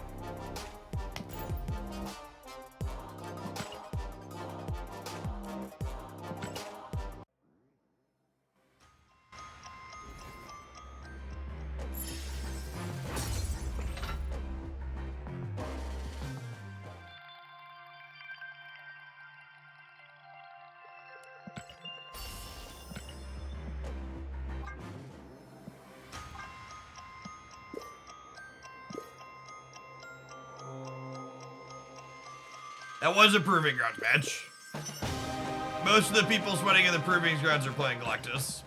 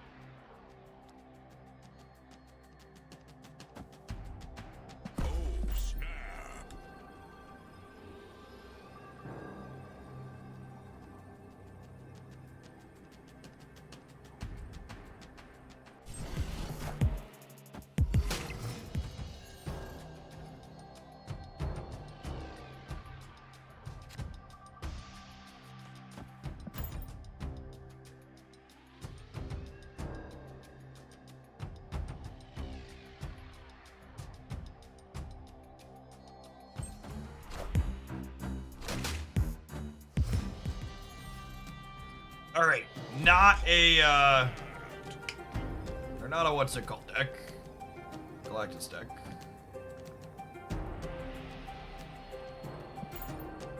Goose is also good in this matchup, is noteworthy. This is what the Luke Cage matchup is for, by the way.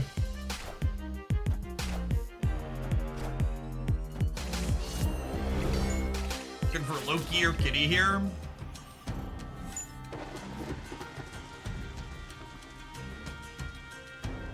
That'll do.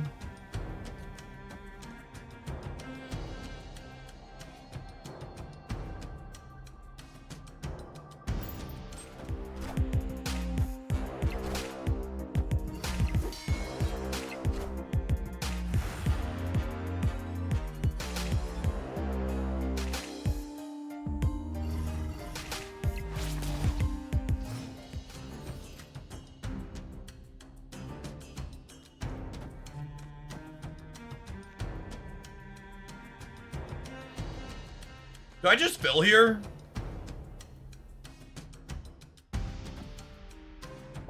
What do we think of fill here just to have a bunch of stats? And then we just like play Chavez on the last turn somewhere? It could be right to play this over here, so that way I'm winning in all three, and Chavez can go at either of these. Yeah, they played 2 here. Myself in a winning spot everywhere seems good.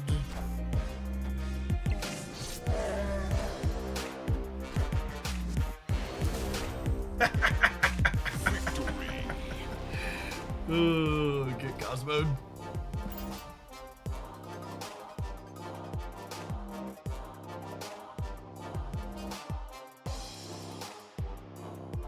I respect it.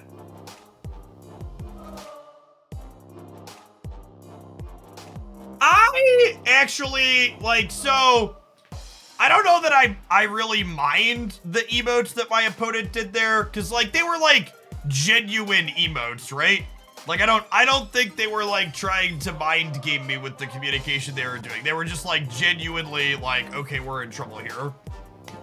Is what that felt like, right? Yeah, we were beating Wave regardless, is accurate, I think.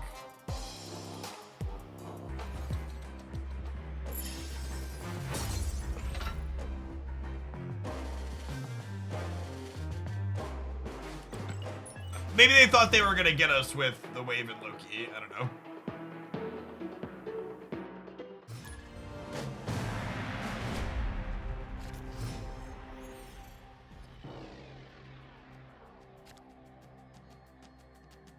Some Cable for Mirage if you don't have her. Yeah, Cable's fine. Cable's good in the Loki mirror.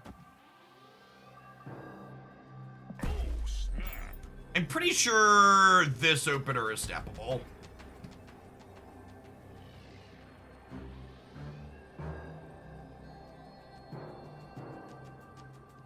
It's the Kitty Angela collector.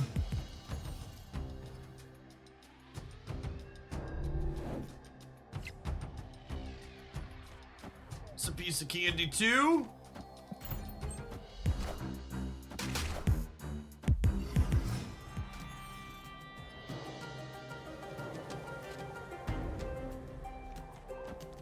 The cold never bothered me anyways. Let it snow. Let it snow. Do, do, do, do, do, do, do. It's actually a little unfortunate that, it's a little unfortunate that these two ended up in the same path for me here is annoying.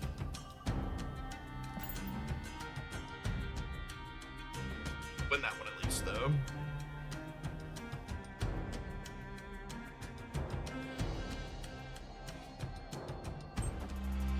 Friendly neighborhood Spider-Man. Please don't grab Kitty. Please don't grab Kitty. God bless America! My country, 'tis of thee, sweet land of liberty, of the icing. Beau-doo-doo-doo-doo-doo.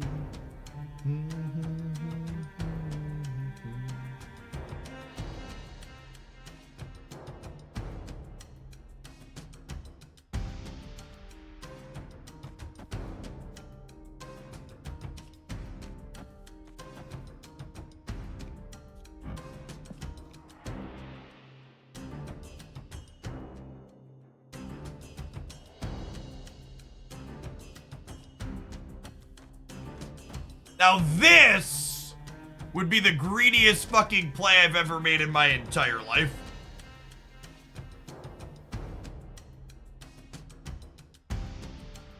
Because this is like, okay, we're gonna spike the Luke out of their deck.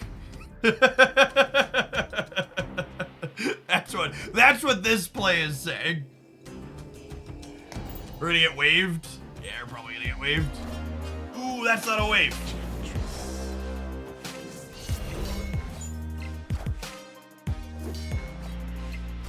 Yeah, it's a coin flip.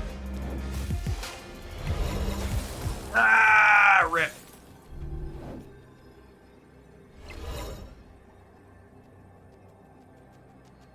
Oh my god, they're an Omega Red gamer.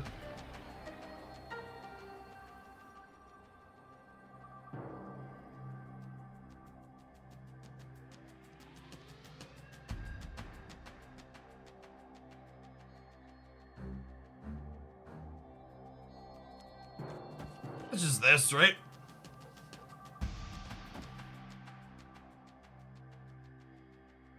They're gonna doom right.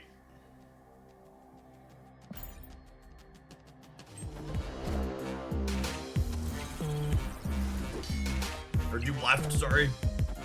They don't want to put a doom bot into the left.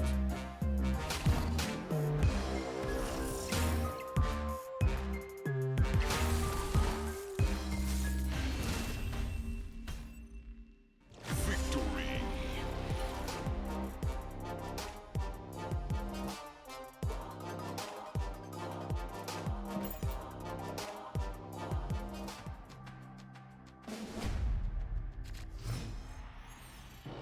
You didn't even need Luke Cage's sweater, chat.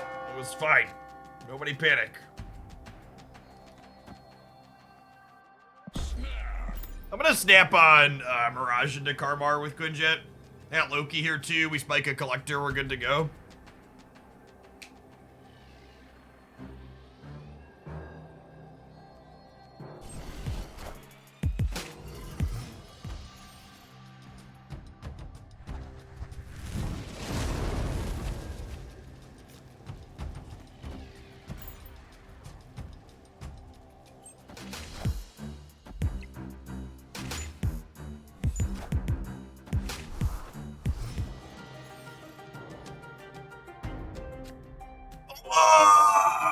Oh, shit!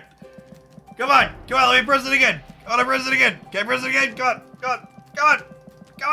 Let me press it again. I wanna press it again. Yep.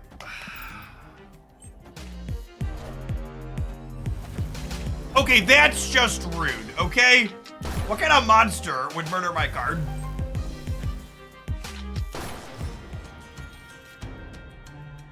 Believe this? Do you believe the audacity? What a monster. How dare they?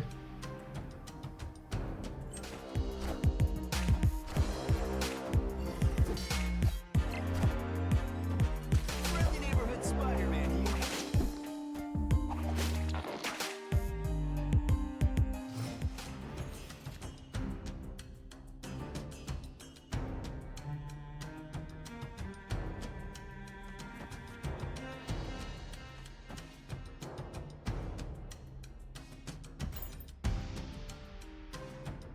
I want to block their Dr. Doom off of Karmartage here, I think.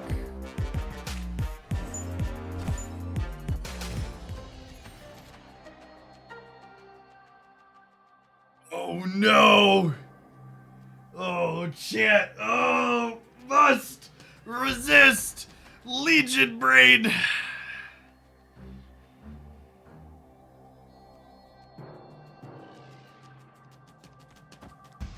Alright, this is the play, right? This is the play.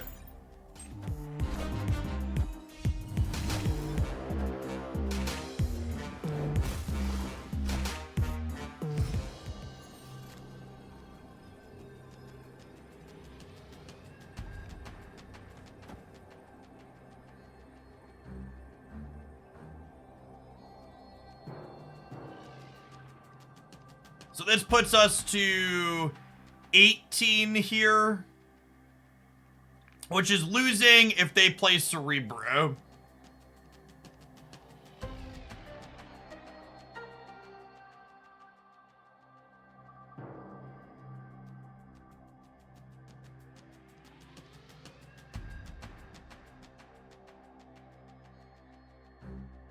I could suicide the spider into the left. Yeah, but then they could play something here, right?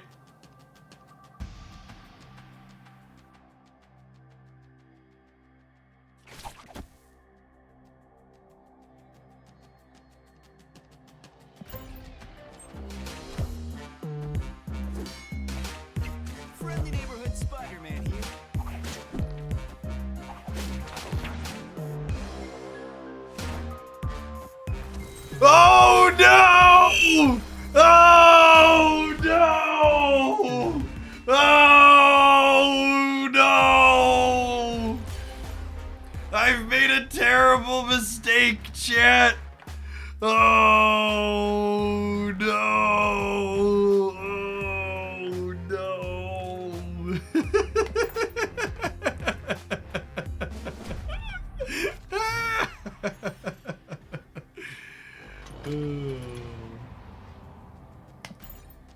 games are even more fun when we're losing, chat.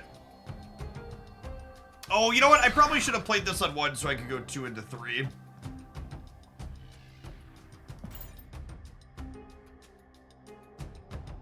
And that's really the thing I can't emphasize enough. There's so many people that are like, oh, you just don't like Galactus because you're losing to it. It's just like, no, the games just aren't fun even when I'm winning most of the time. Just like this miserable, toxic gameplay experience.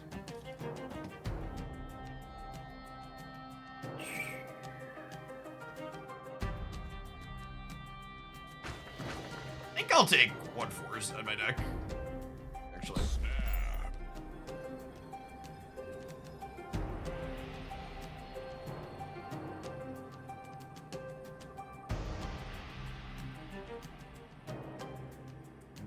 Thanks for the 4 months, by the way, Lefty. Appreciate it. Friendly neighborhood Spider-Man here.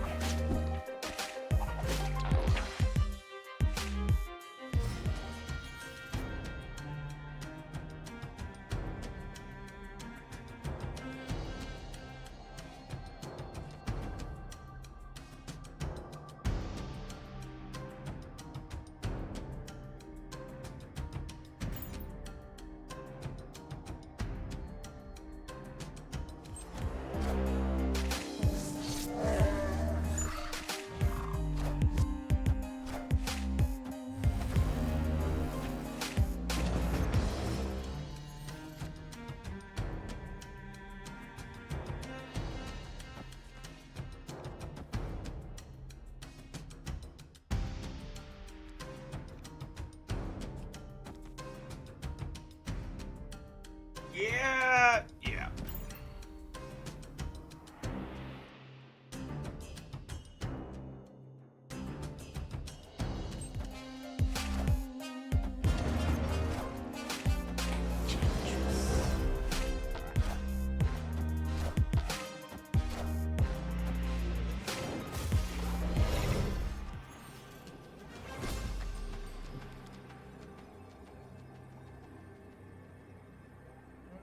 I'm missing priority here.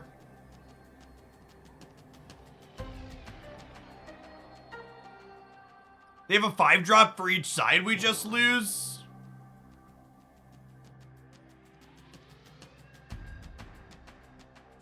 Oh, does Eliath win it? Yeah, because if they Eliath here, I win over here by 1, right? Yeah, that works.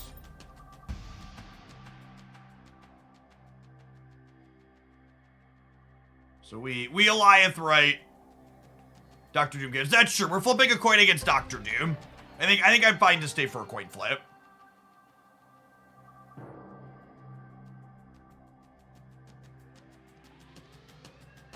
Oh, does Cerebro get us?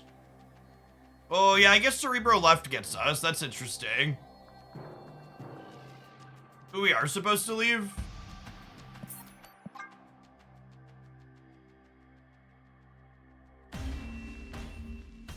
I want to leave. Escaped.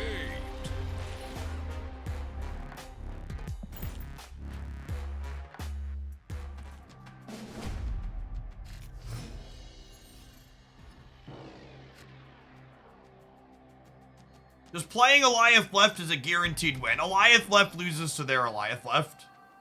There are just too many permutations there. I'm gonna leave.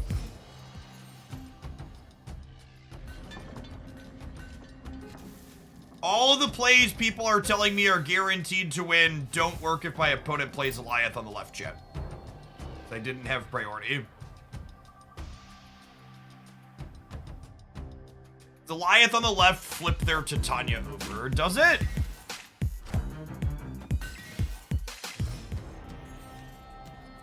Yeah, I think that's right. Okay. This is why when I ask for suggestions, you should include the Y. That should be how that works, yeah.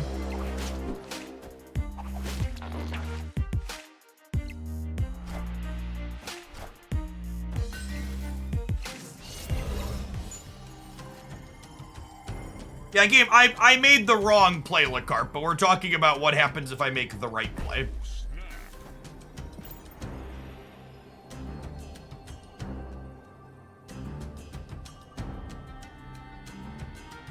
So the correct play was me playing Goliath left there and Luke Cage right.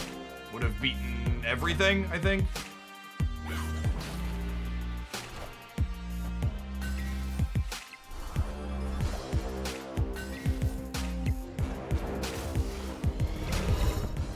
No, yeah, Angela can die. We have Luki. That's exactly correct.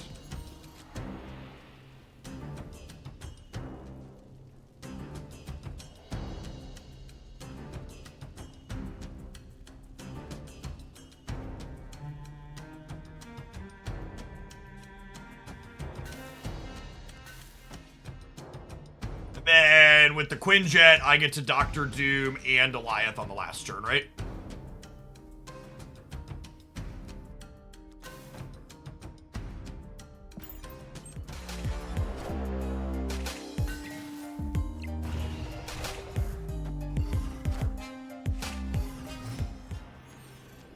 And then, because I don't have priority here, I even get to play the Titania out. Yes, there is an OT update tomorrow.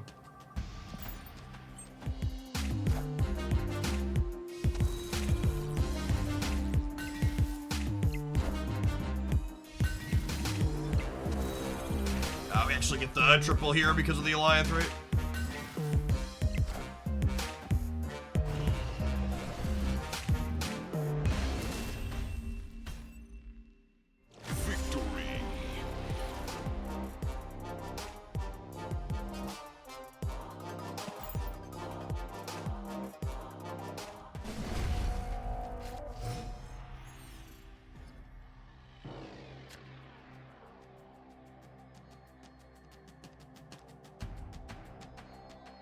Without the collector in hand, I'm just going to proactively put the Snow Guard out on one here.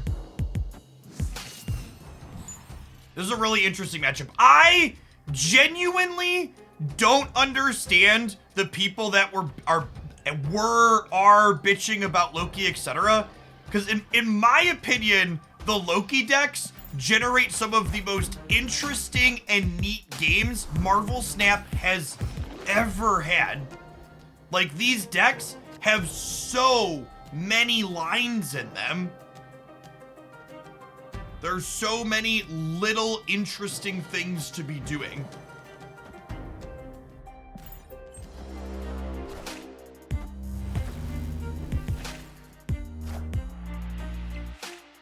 That was an unfortunate coin flip to lose. I think we're turning off the TVA now.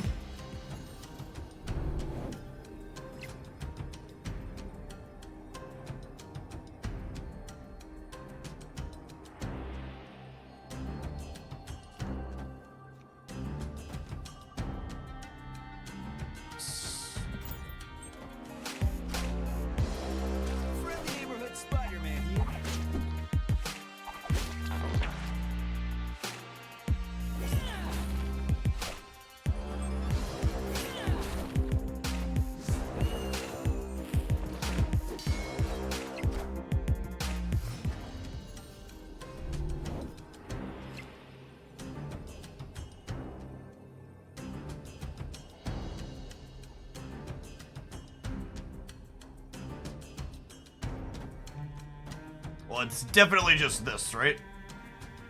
Would I rather have a 1 energy 4 power Luke Cage, or rather have an extra 2 cost? All right, I can kitty mid because Hellfire Club is off. Sorry, the animation's bugged. Thank you.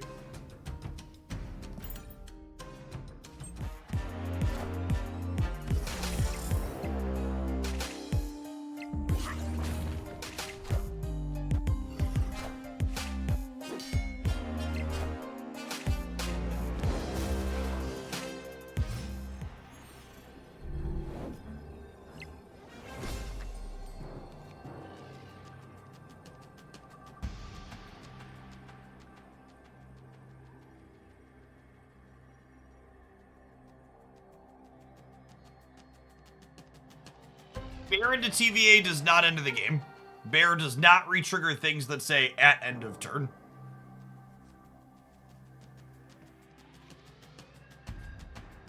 Oh, I can't play anything into the Hellfire Club. That's kind of funny. Wasn't thinking about that.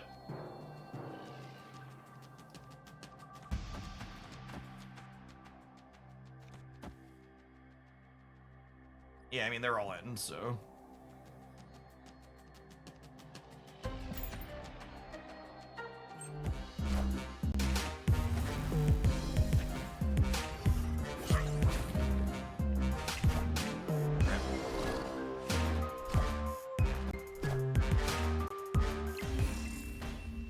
Rip.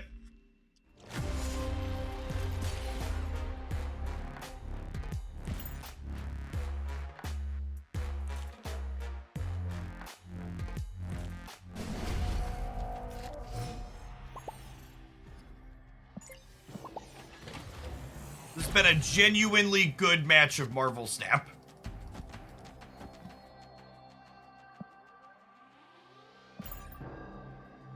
Win, lose, or otherwise.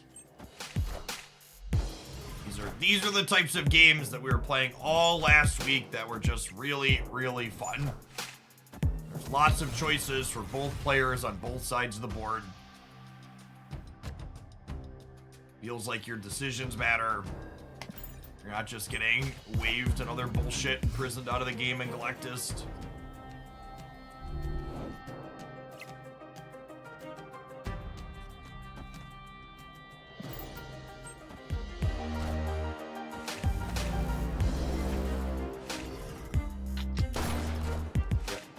We knew that was coming too, right?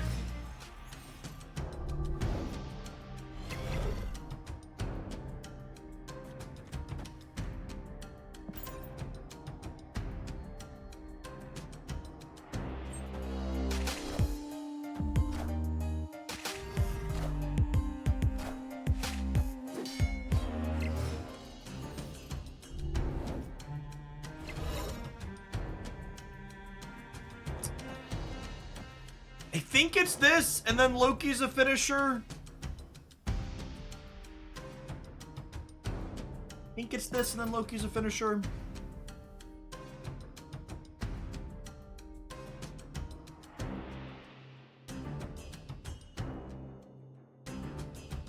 Might not have priority. Yeah, that's true, actually.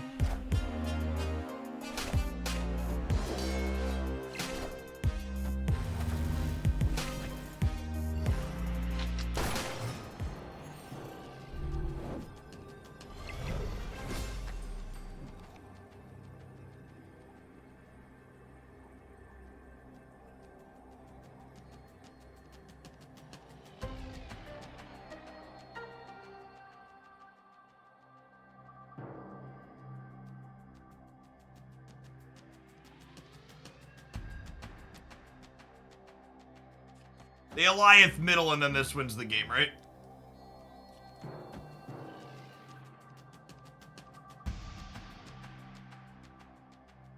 That's so close, because they can play like 2 5s as well. If they play 2 5s, I want to go like Kitty Loki.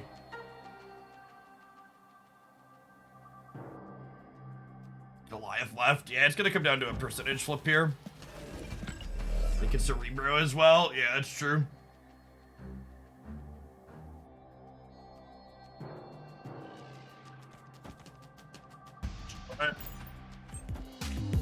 Friendly neighborhood Spider-Man here. Oh, come on!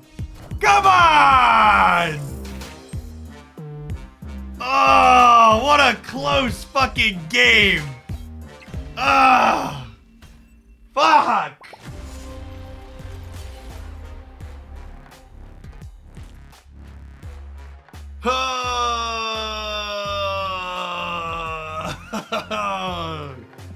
GG. Lost the 1/3.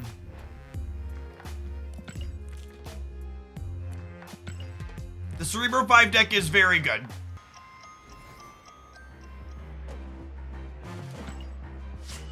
The Loki deck is both good and fun and very reasonable.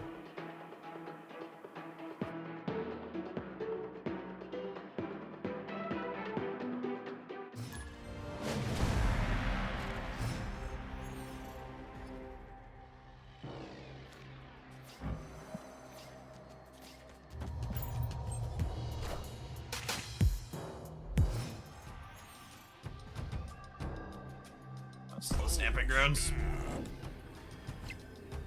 That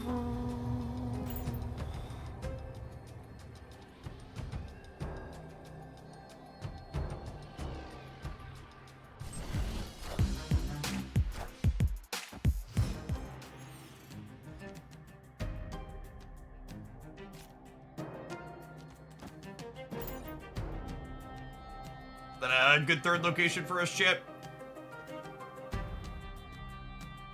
Yeah, Alliance feels like it genuinely solved a problem Cerebro 5 had, where occasionally you just couldn't beat tall cards. I agree with that.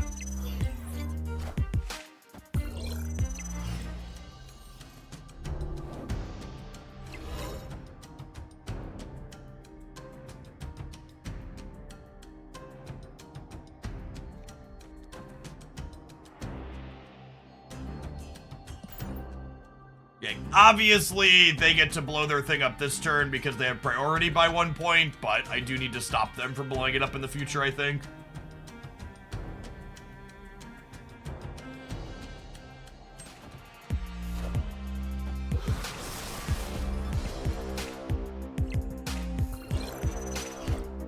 This makes it hard for them to take the tower. I get to keep bouncing Kitty Pride in and out here.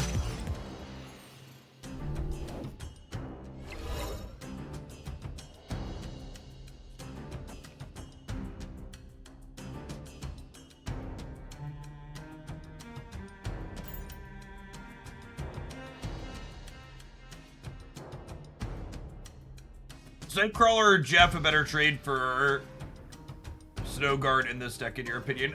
You'd probably want to play something like Cable or Maria Hill, a cheap card that generates a card.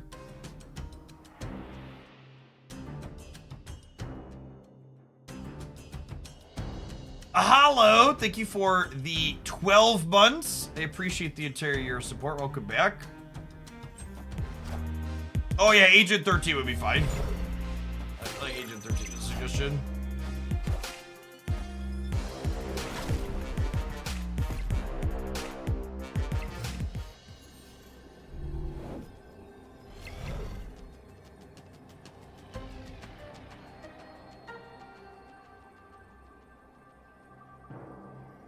My collector's not winning the left. How do you think taking away Loki's one cost rush? I think nerfing a card that doesn't need to be nerfed would be silly.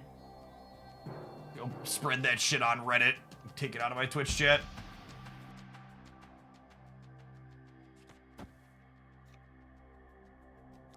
There's like Super Ninja Taskmaster and stuff here.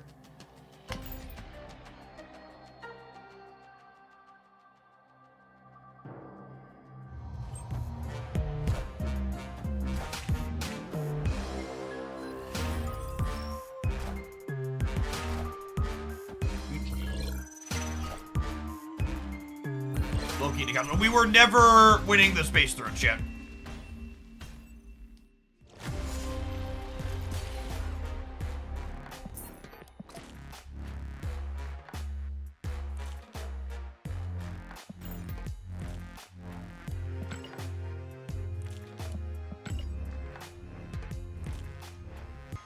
That is Alliance. If you check out that link that's pinned above your chat that you clicked past. Give you my thoughts on the verdict on Alliance.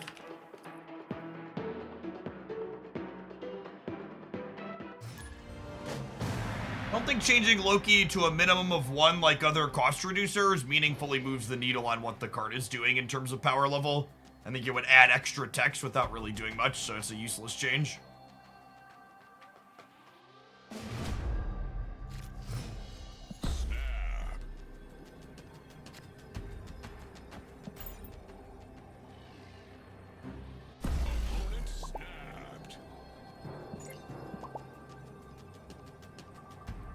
Yeah, Loki decks are usually tight for space, and it's often not worth playing out 1 energy cards. Sometimes you throw them out when you happen to have space, but it's really not what you're aiming for most of the time.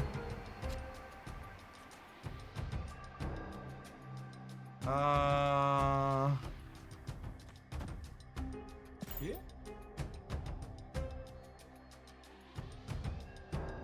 This is a viewer deck. It's one of the better decks in the format. Relatively stock Loki deck.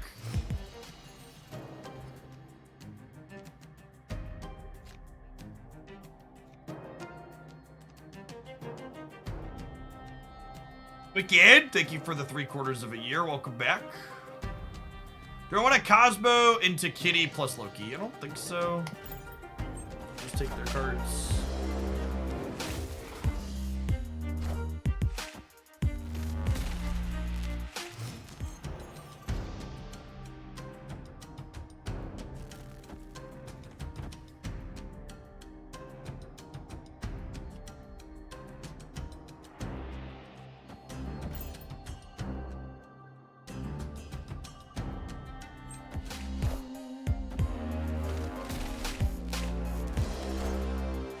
Wakanda forever! Wakanda forever!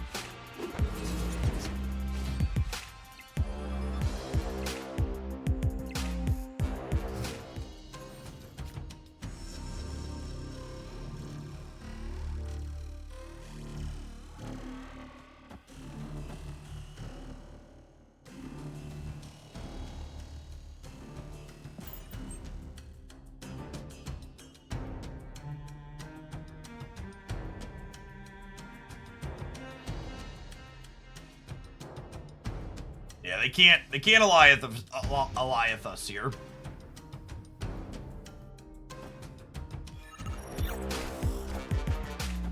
They can match the Zola though. Wakanda forever!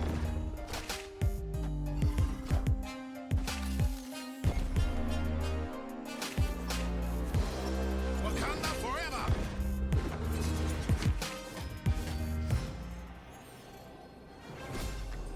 And then their Zola goes away here.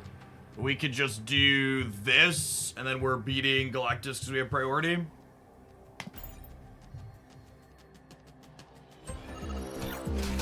And I'll say this, and this is something that was true of the last time Galactus was popular too, is that this matchup, we've played it a couple of times now, really doesn't seem that bad for the Loki deck. It's all of the other decks, all of the random brews and sweet cards and random mixes of cards that Galactus just shit cans. We had, for those of you that are joining us, we spent the first 5.5 hours of this stream playing viewer-submitted decks.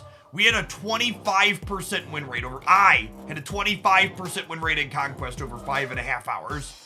And I'm at least a marginally above average snap player.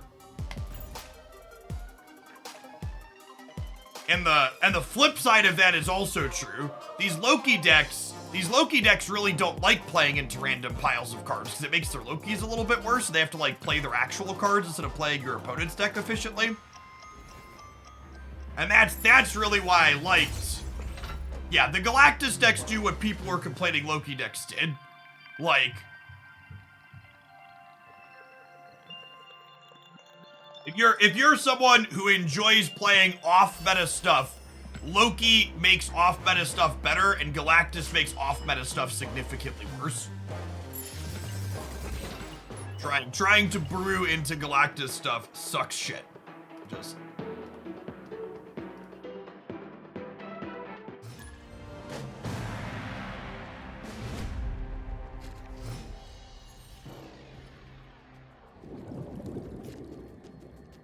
I mean, for what it's worth, I do genuinely enjoy these kind of Loki decks. If you ask me to pick out a subgroup of Marvel Snap cards that are some of my favorite to play with in general, Kitty Pryde Angela Collector is probably that group of cards. Played, you know, crazy amounts of the bounce deck, and they play that core.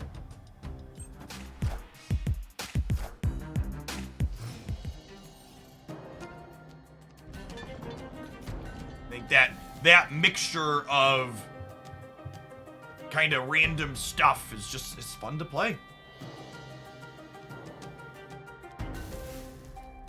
I don't know if I want a Loki for only 3 cards. I think I'm gonna Mirage, and then if we're really lucky, we spike Snow Guard next turn and we get to Loki for more. I am gonna snap then, because our hand's good. We can also wait and see what happens with the X-Mansion diff here, but yeah, Kitty Pryde is one of my favorite types of Marvel Snap decks, are the ones that play multiple cards on turns 5 and 6. And Kitty Pryde really enables that well.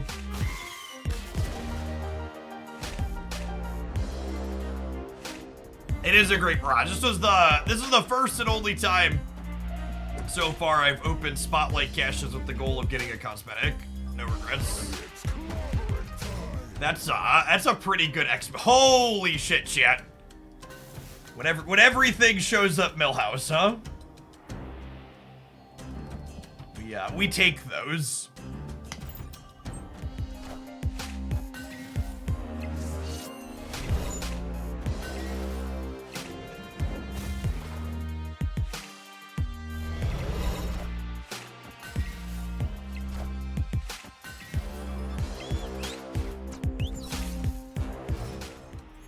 I was hoping to get their Deadpool. I was hoping to get their Venom. And I stacked these here because I wanted to draw their Venom. Unlucky.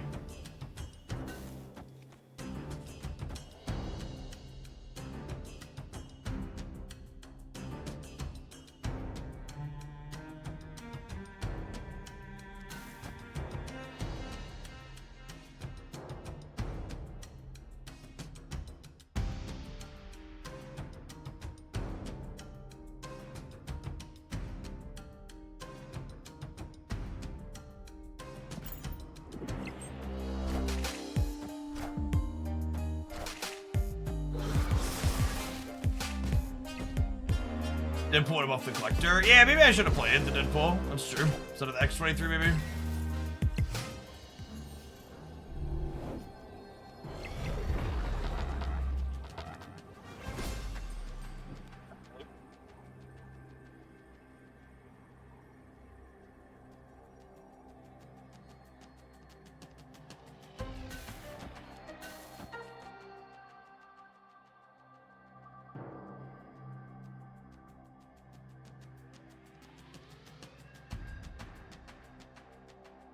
I can't beat Death plus Null here is the problem.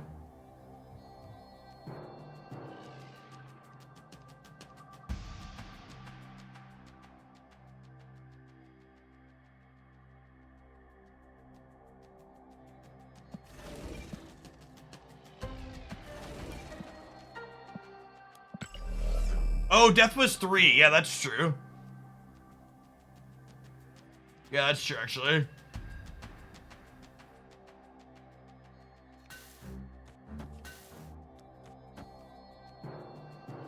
I do this, so we beat Death on the left. And we just gotta keep him honest in the middle.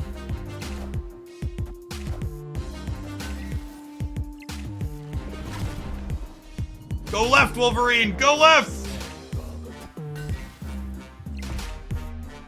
And this Death, and then we win?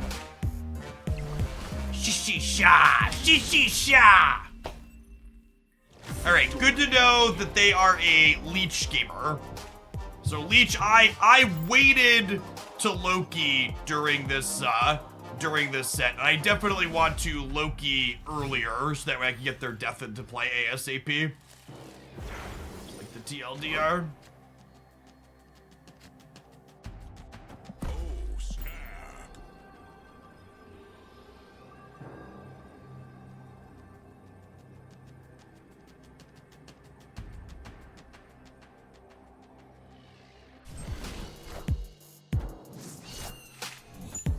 If you think my current opponent is a bot, one of the reasons why you are bad at Marvel Snap is because you struggle to identify bots.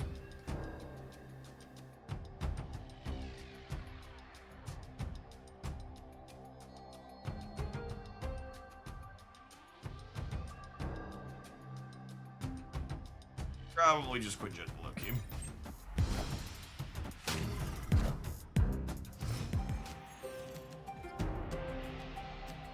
Cosmo? Anything other than Cosmo, we just slam. Slam the Lokester down here.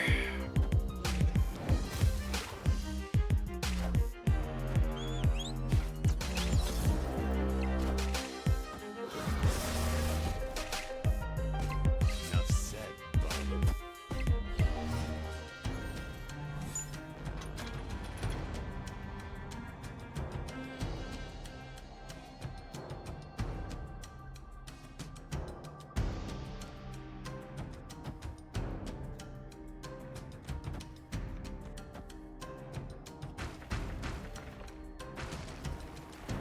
Am I interested in Vibranium? I think Vibranium's better than Goose or Collector, right?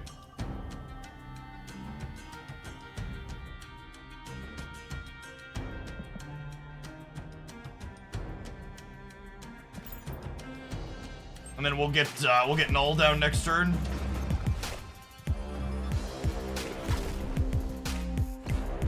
Enough said.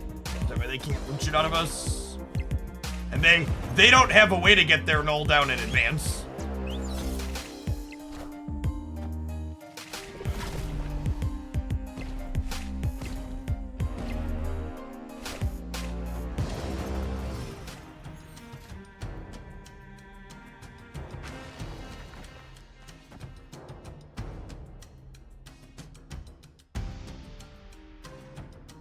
I want to give up DC, I think. Because we're going to be leeching them.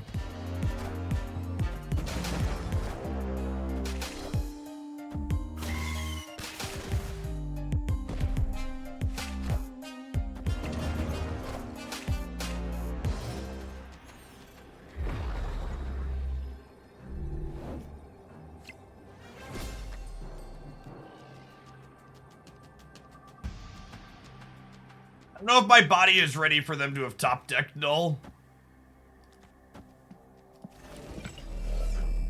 Sure.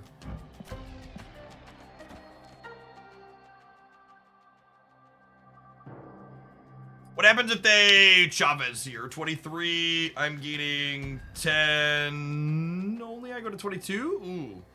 Ooh, we're losing to Chavez.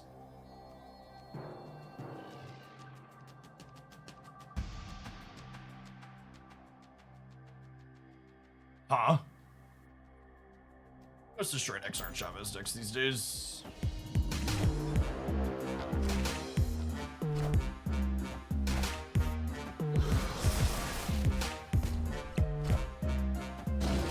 The breaker here?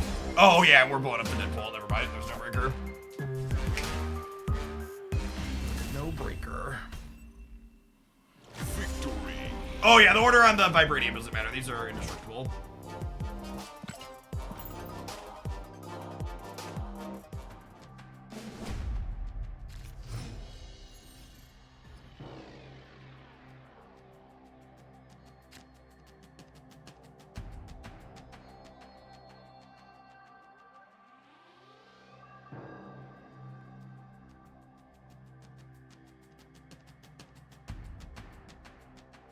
Do I Snowguard into Collector into Loki on the bar? Or do I Collector into Snowguard on the bar plus Loki, assuming we find Killmonger to clear the Snowguards off the bar? I think it's the second. I think it's the second.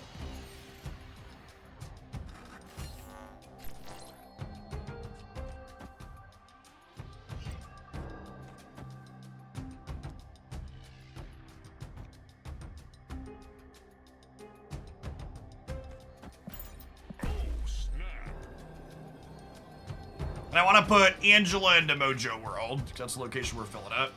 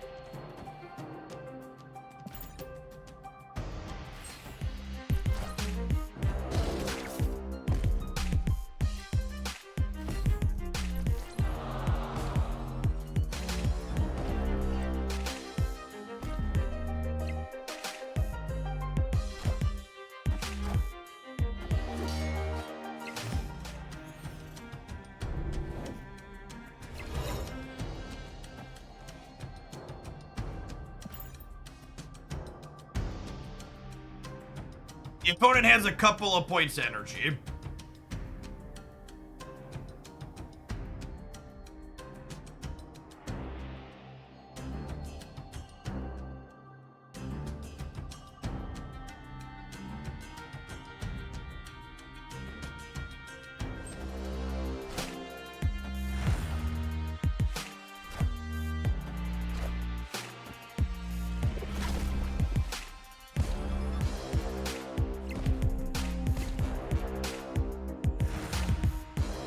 more points on Collector to put Loki left? I mean, yes, it's more points on the Collector, but I want to be able to bar Sinister on 6. I don't want to be stuck with Loki in the bar, basically.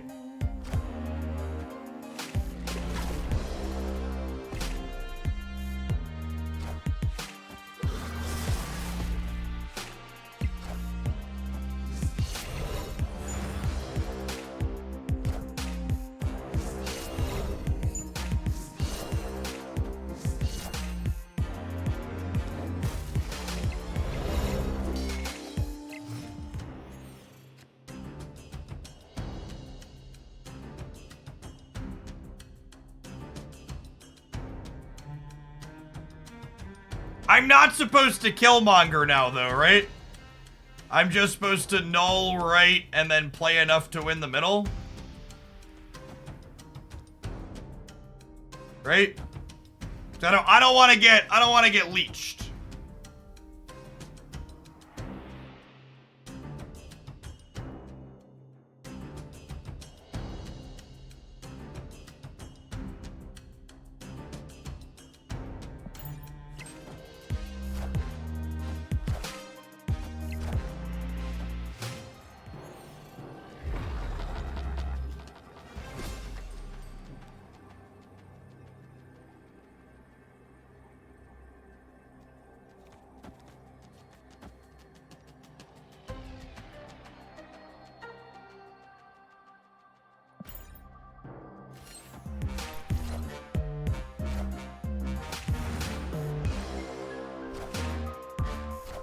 I don't think Leech is good in this matchup on their side.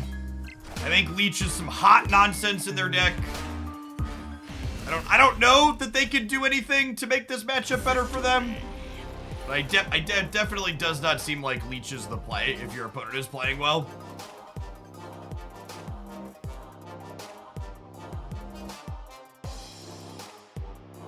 All right, chat. I have to sign off a little bit earlier than I usually do today. Usually I go till about 4 o'clock, but I got to take the kids over to a class this afternoon because Christy's got some other stuff going on. I appreciate everybody hanging out through the end. We ended on some fun matches at least, even if the start of the day was an absolute slug. Good luck out there. There's a lot of Galactus and Prison decks. I hope you have some fun. And remember, if you're not having fun, take a break. Breaks are good. Don't let your game feel like a chore. I'm gonna go ahead and raid KK Sparkles, who's making some excellent Marvel Stab content. Be sure to check them out. And if you're looking for my take on Alioth, as well as some sweet games with Cerebro 5, be sure to check out this video on my Hooglandia Staff YouTube channel. We'll be back tomorrow with an OTA.